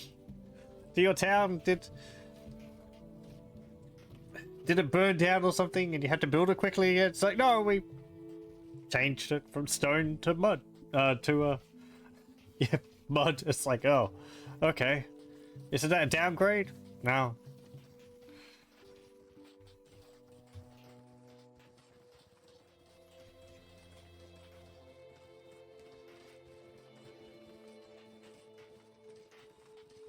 I'm trying to picture what the Amevian cities or towns would look like. And I don't really know. Like, I think, oh, the lizard people, they live mostly off of fish and they like being near water. So they would have some kind of like semi-aquatic nature. I could see them living in these types of huts on stilts in the shallows of a lake or something. And then they're more expansive cities because they like grand buildings, as grand structures as well, and bricked roads. So their larger cities would be built more like the temple cities of the lizardmen in Warhammer.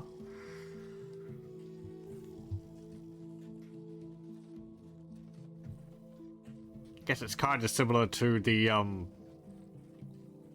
what was the faction?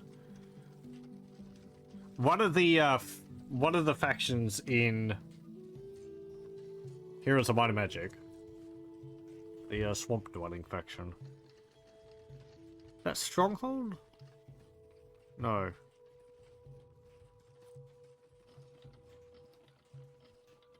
They got troglodytes and stuff, I think.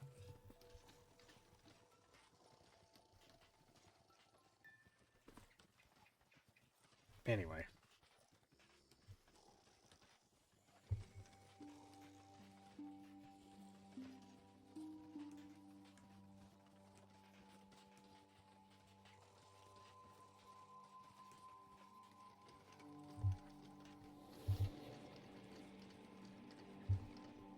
Speed this up to finish the last of the building conversions.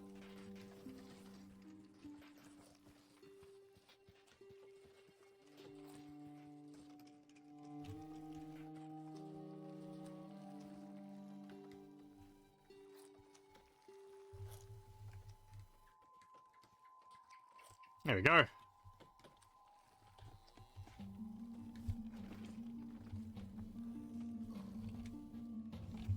Some new music.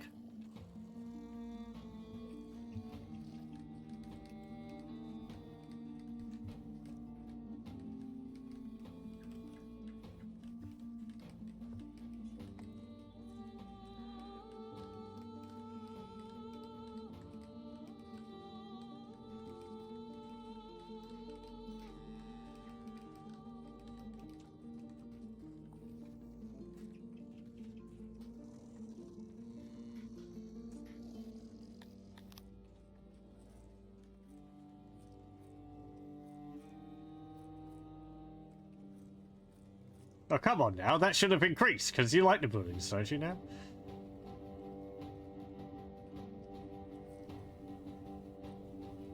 Current value, 45%.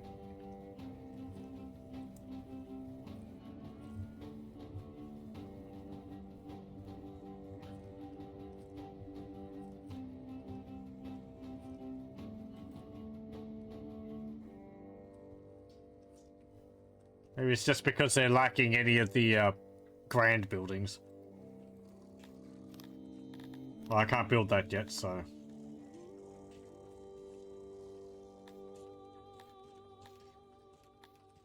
yeah.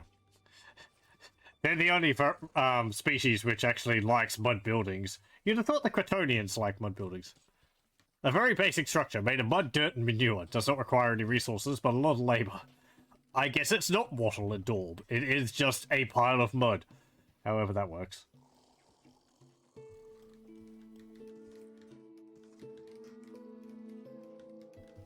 Why do I need lavatories then?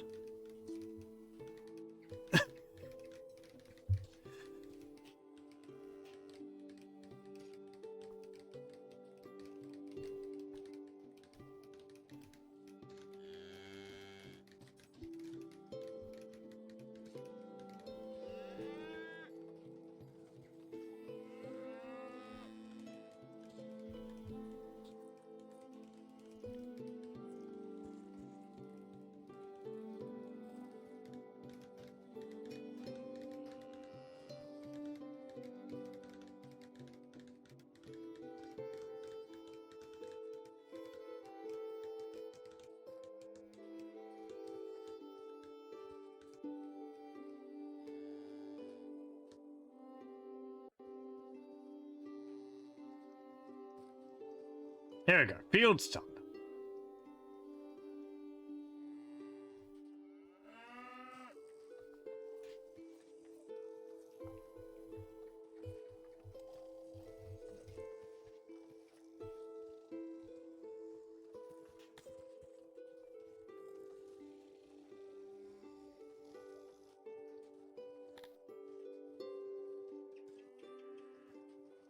I won't get any harvest out of it this year. But oh well.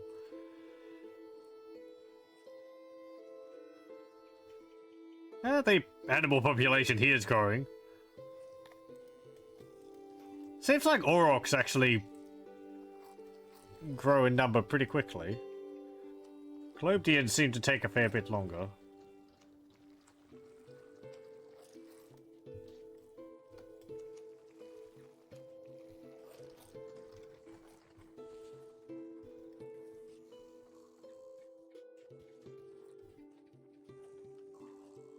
I think a bunch of our kids grew up again. With a whole lot more eggs in there now.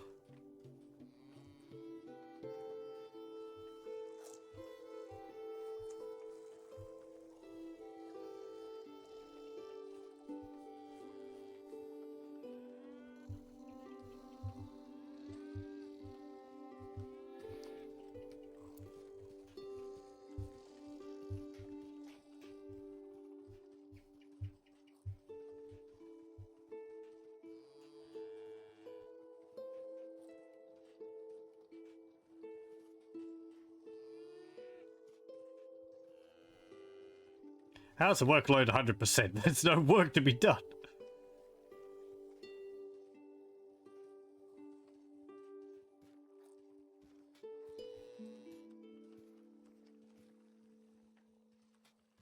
Yeah, they're not doing anything.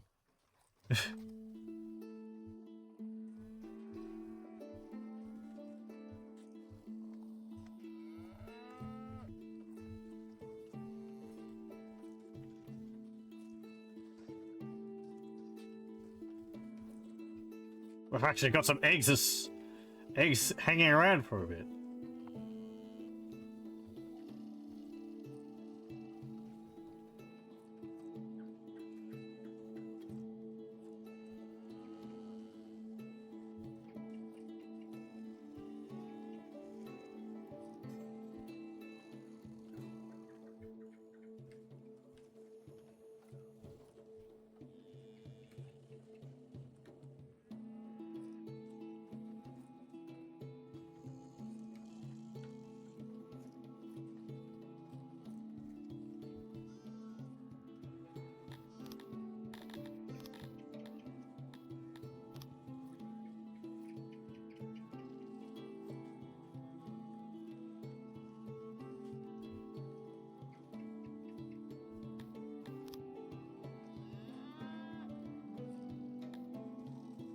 Hmm.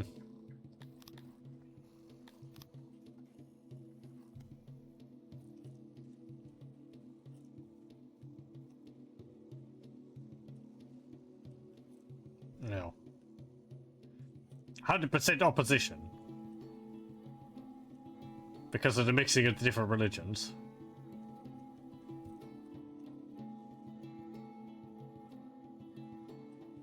Well... Okay. Do I just build one of these then? I would just build the Shrine to Shmalor because that's the largest religious group in our city. It just seems to me it's like it would be... if I remove these, and then I just have the one shrine...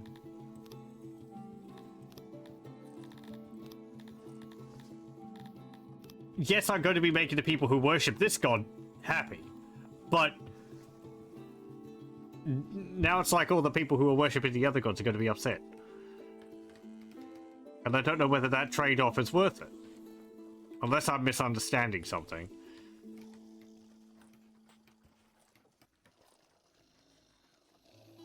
Maybe people convert to the god's worship over time if you only have one.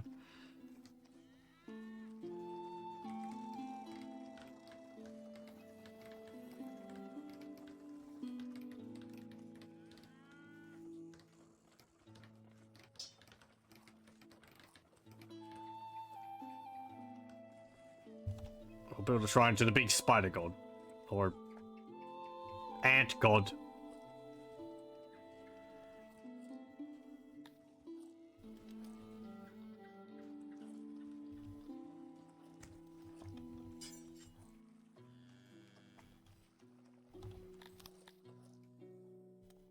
Yeah, now people's religions is going to go down because... oh, we don't have shrines.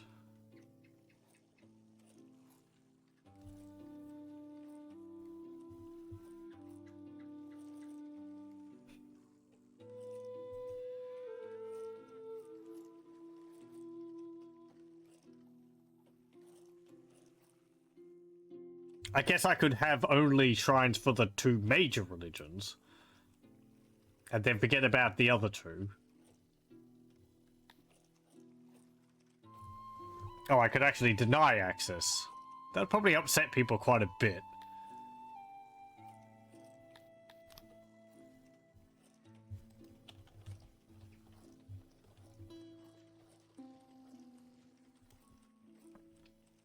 We don't worship a minion here. Lord of Chaos promotes submission, and his temples accept human sacrifices. Is that specifically humans, or do you mean like any of the 6 races? 6 species?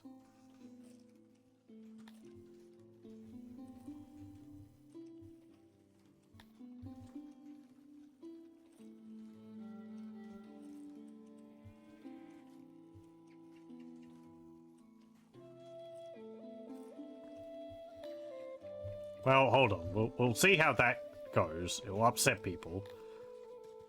Yeah, loyalty's dropping by a fair bit.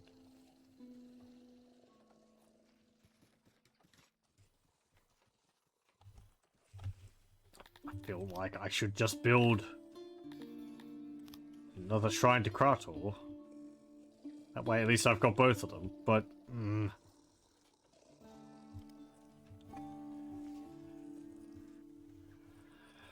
I mean, it's a decision you should make earlier on, so that you only really get people in your city who worship one god. Well, I didn't know it was a thing. That you could restrict it.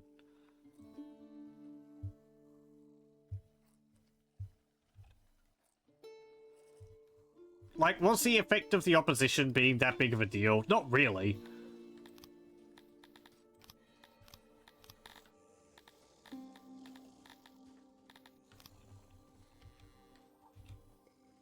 So I'll add shrines to the other gods back.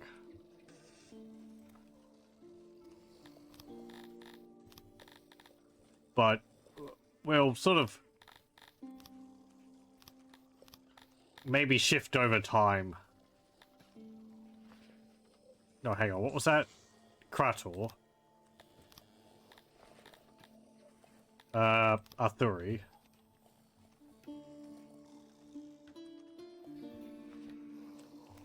Right, we'll put those two there. But not the other one, because we've already banned that, so we'll just let that be it. It's only got like 40 worshippers in the city.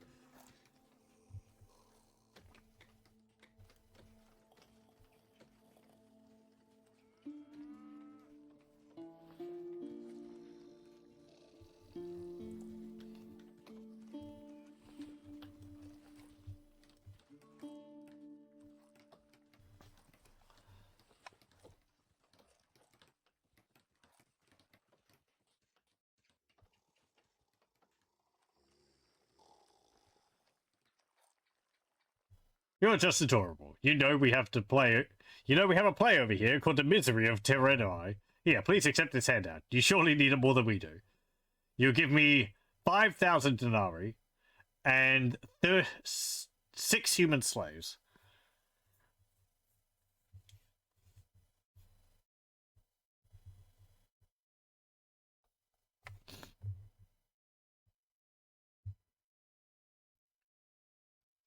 My people are not opposed to having slaves. They're just opposed to having slaves of their race.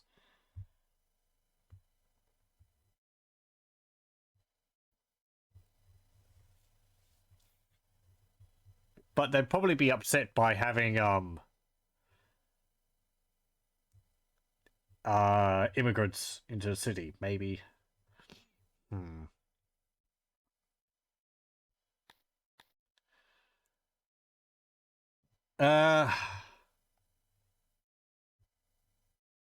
I don't know any of the mechanics behind slaves. I guess we could keep them for sacrifices. People have been wanting public executions. Oh, right. Yes, of course. If we accept it, it will lower their opinion of us. If we decline it, it will raise their opinion of us. I don't need the denarii, and I don't particularly need the slaves right now, so I'll decline it. I'm gonna have to read up about that. Does this say anything about it? I mean, it will, but... Let's see.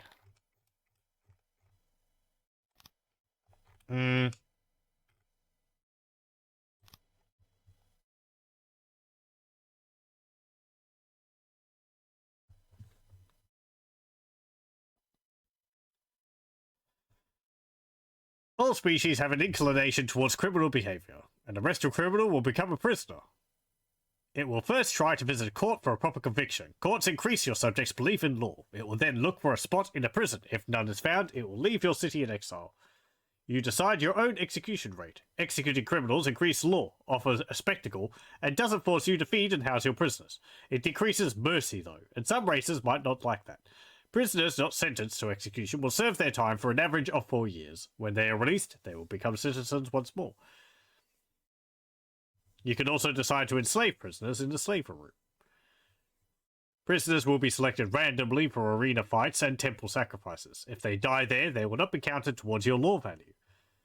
Good access to lore facilities will increase your lore value. The lore value itself decreases crime.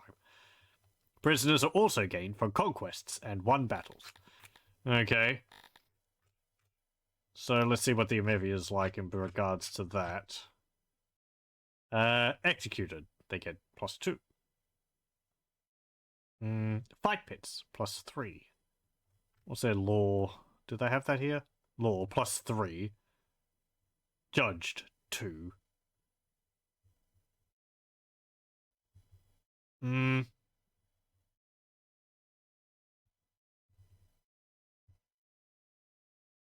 Oh, they have a particular dislike for opposition. So they really should just have one belief. Desecration.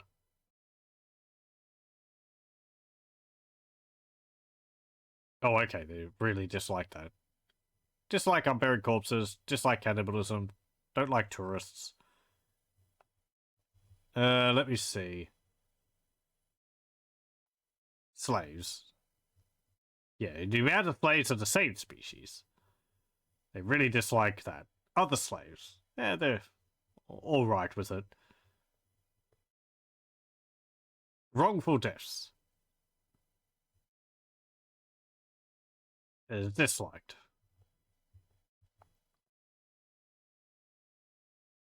This race doesn't care about soldiers. Or road access.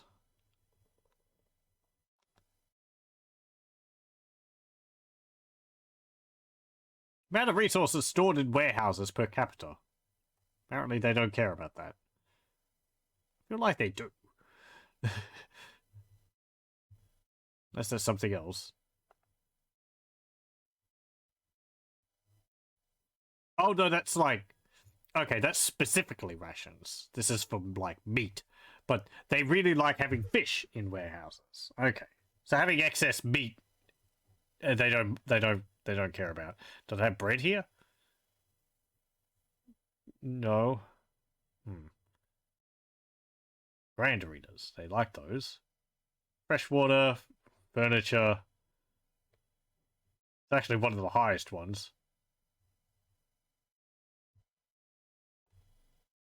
Food rations. They're right. So they. What? Right. So they really like having food rations, but what's ration? The amount of resources stored in warehouses per capita. Is that like having excess resources? Like having a surplus of chairs or surplus of furniture? Is that what that means?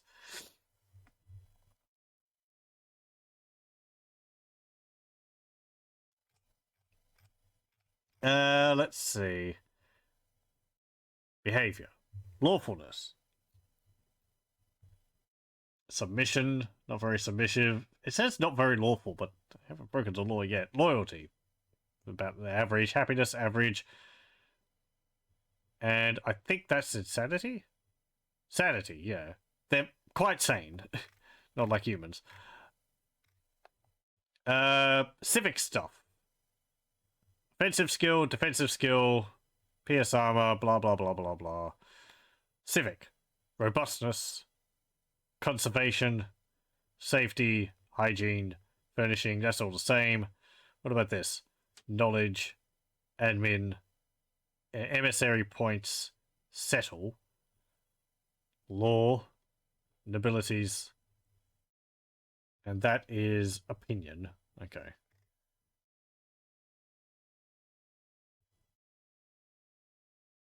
Oh, this is the rates at which they their different stats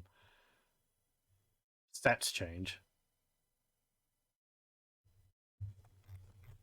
Okay. Well, I guess we could build a stockade.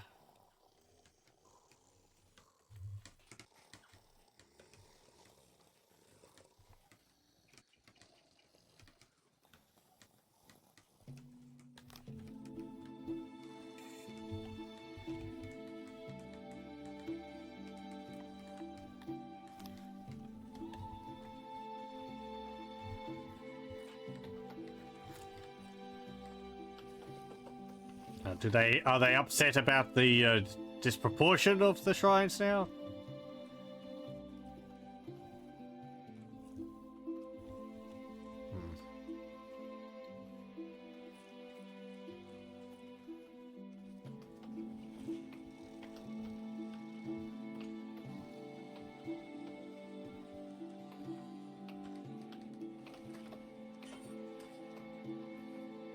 I shouldn't be so concerned about having a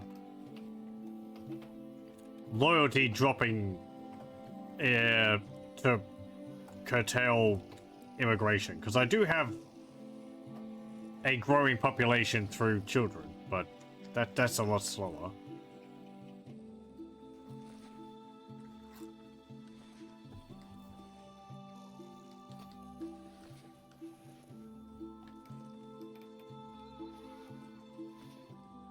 Okay. There's a stockade. How many people can that hold? 9. Okay.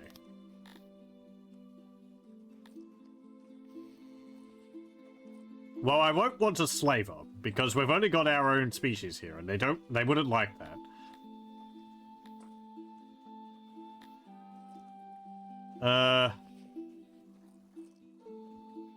That's a guard post. Dungeon. Scaffold. Stocks Court. What's that? It requires gems. Law and order. Right. Where is the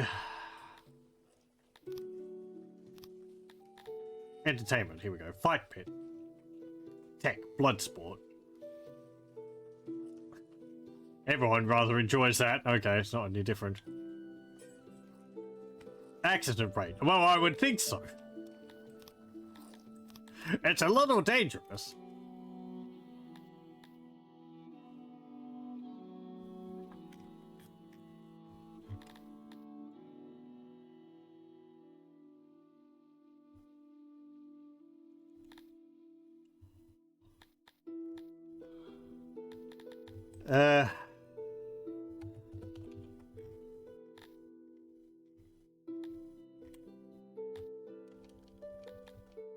Oh, there it is.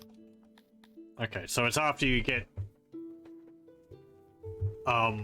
yeah. After you get stages, then you get blood sport.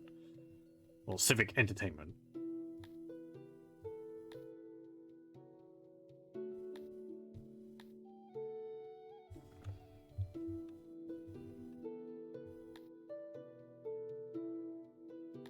Okay.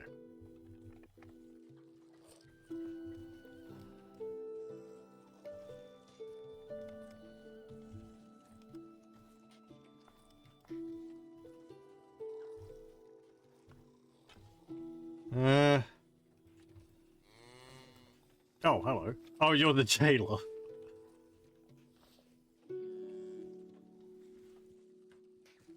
People might be happy that we have that now. Many of the jobs you've assigned to us are not suited to our species. Well, I'm sorry, but we've got to get these things done anyway. Doesn't you can't just go around farming globdians and eating fish all day. I mean, I guess you can, but you know, there's other things to do.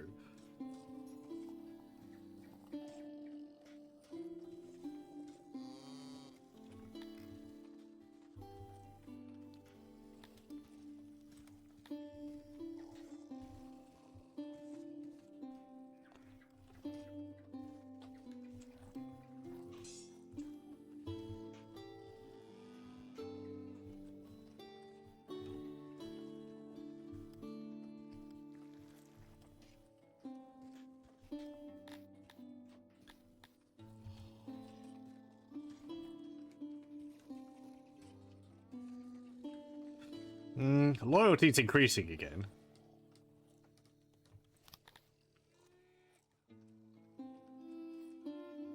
Opposition hasn't really seemed to have changed.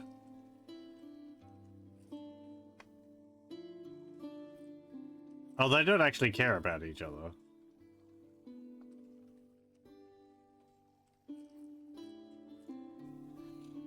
So it's... Right, okay. It's not this god they have a problem with. It's this one and this god. These are the ones which I have problems with. These two are like... Okay, I see how it is.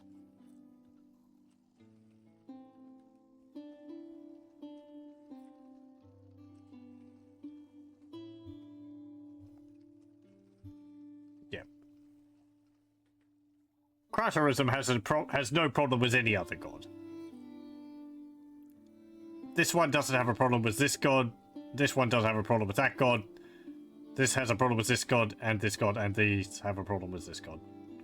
So, if I want to make people happy, I would get rid of this and this. Oh, and these two gods have a problem with this one. Or these two religions have a problem with this religion.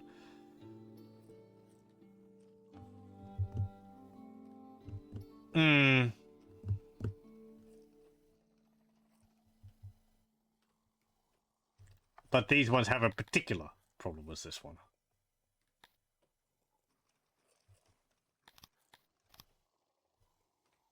Oh, ban that one. Ban them both. Whatever. Who cares? Civil unrest, here we go.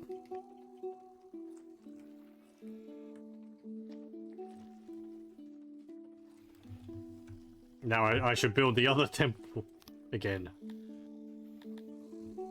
Temple to a minion.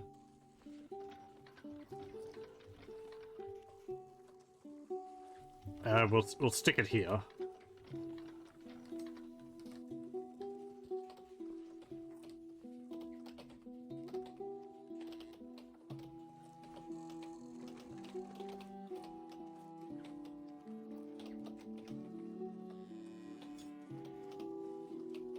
Again, I'm still learning this game, so I'm figuring these things out as I go along.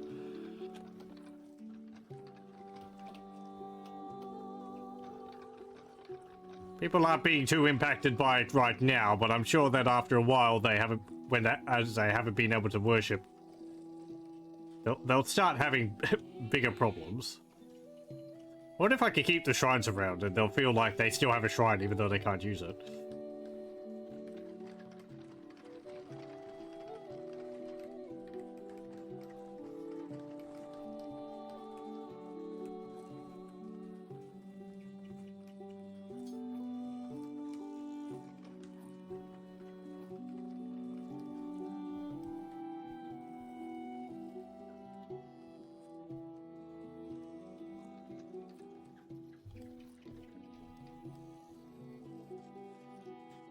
Okay. Hey, they're tending the field. We're gonna get so much grain.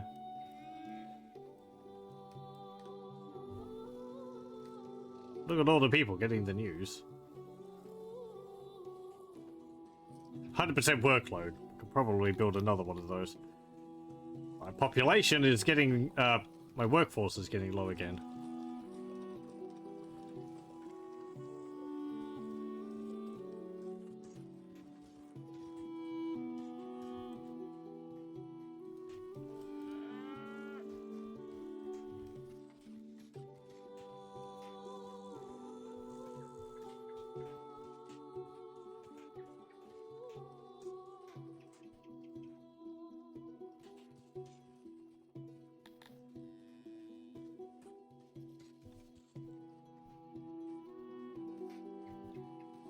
It's going to be producing a lot, so I'm actually going to remove this field.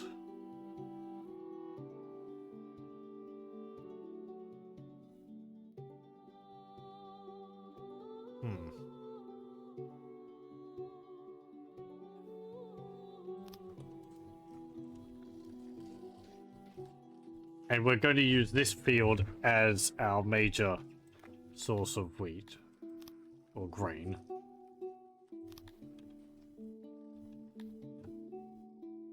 Me and Jared the 15th of Barracks, the Dignified, the Conqueror, the Merciful, etc., etc. Extend greeting to Prontix McFor of Terranay, etc., etc. Do you want to become friends? We give you become colleagues. As colleagues, you will trade and also pledge not to attack each other or respect each other's sovereignty. You will give them 52 bread, 11 meat, 68 wood, 8 grain, 27 leather. I've actually got a fair bit of leather from that hunting, probably. We give you nothing. Yeah, sure, why not? Whatever. You agree not to attack us. Like it's worth the paper which is written on, if it's written on paper. We can't do anything about it if you decide to.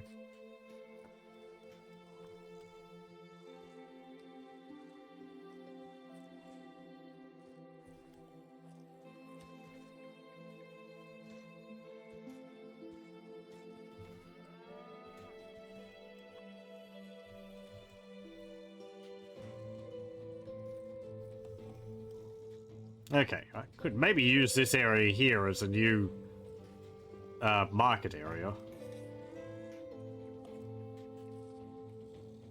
I could build the temples there. Yeah,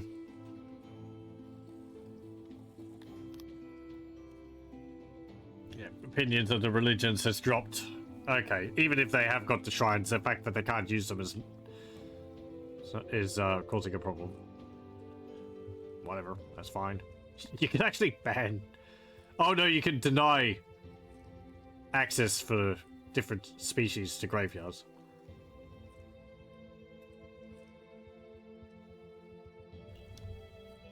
Let me just check this again.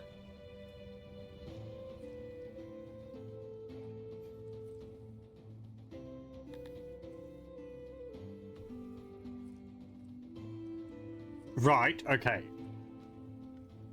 These two religions, I'm pretty sure, don't have a problem with each other, but they've got a problem with these. I will delete these.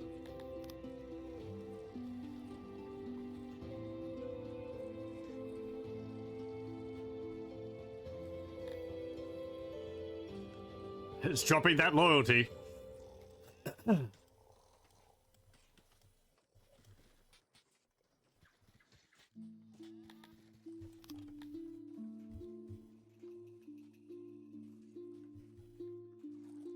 Degrees. No, that's fine.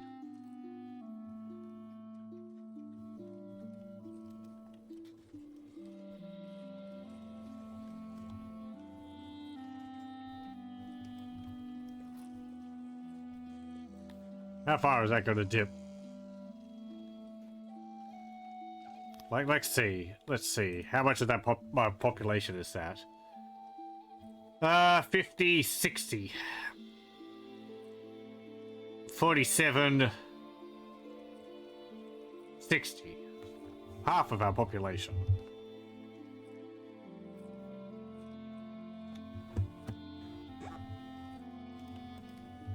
Okay.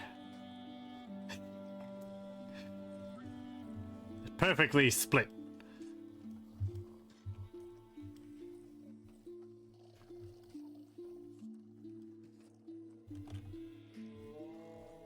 Well, yeah.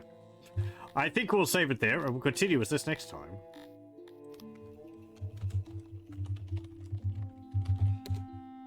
We'll see the, end results of my banning 2 of the 4 religions which we worship in the town. And, see how that affects things. Probably terribly. Anyway, well, thank you very much for joining, and I hope you join me again next time.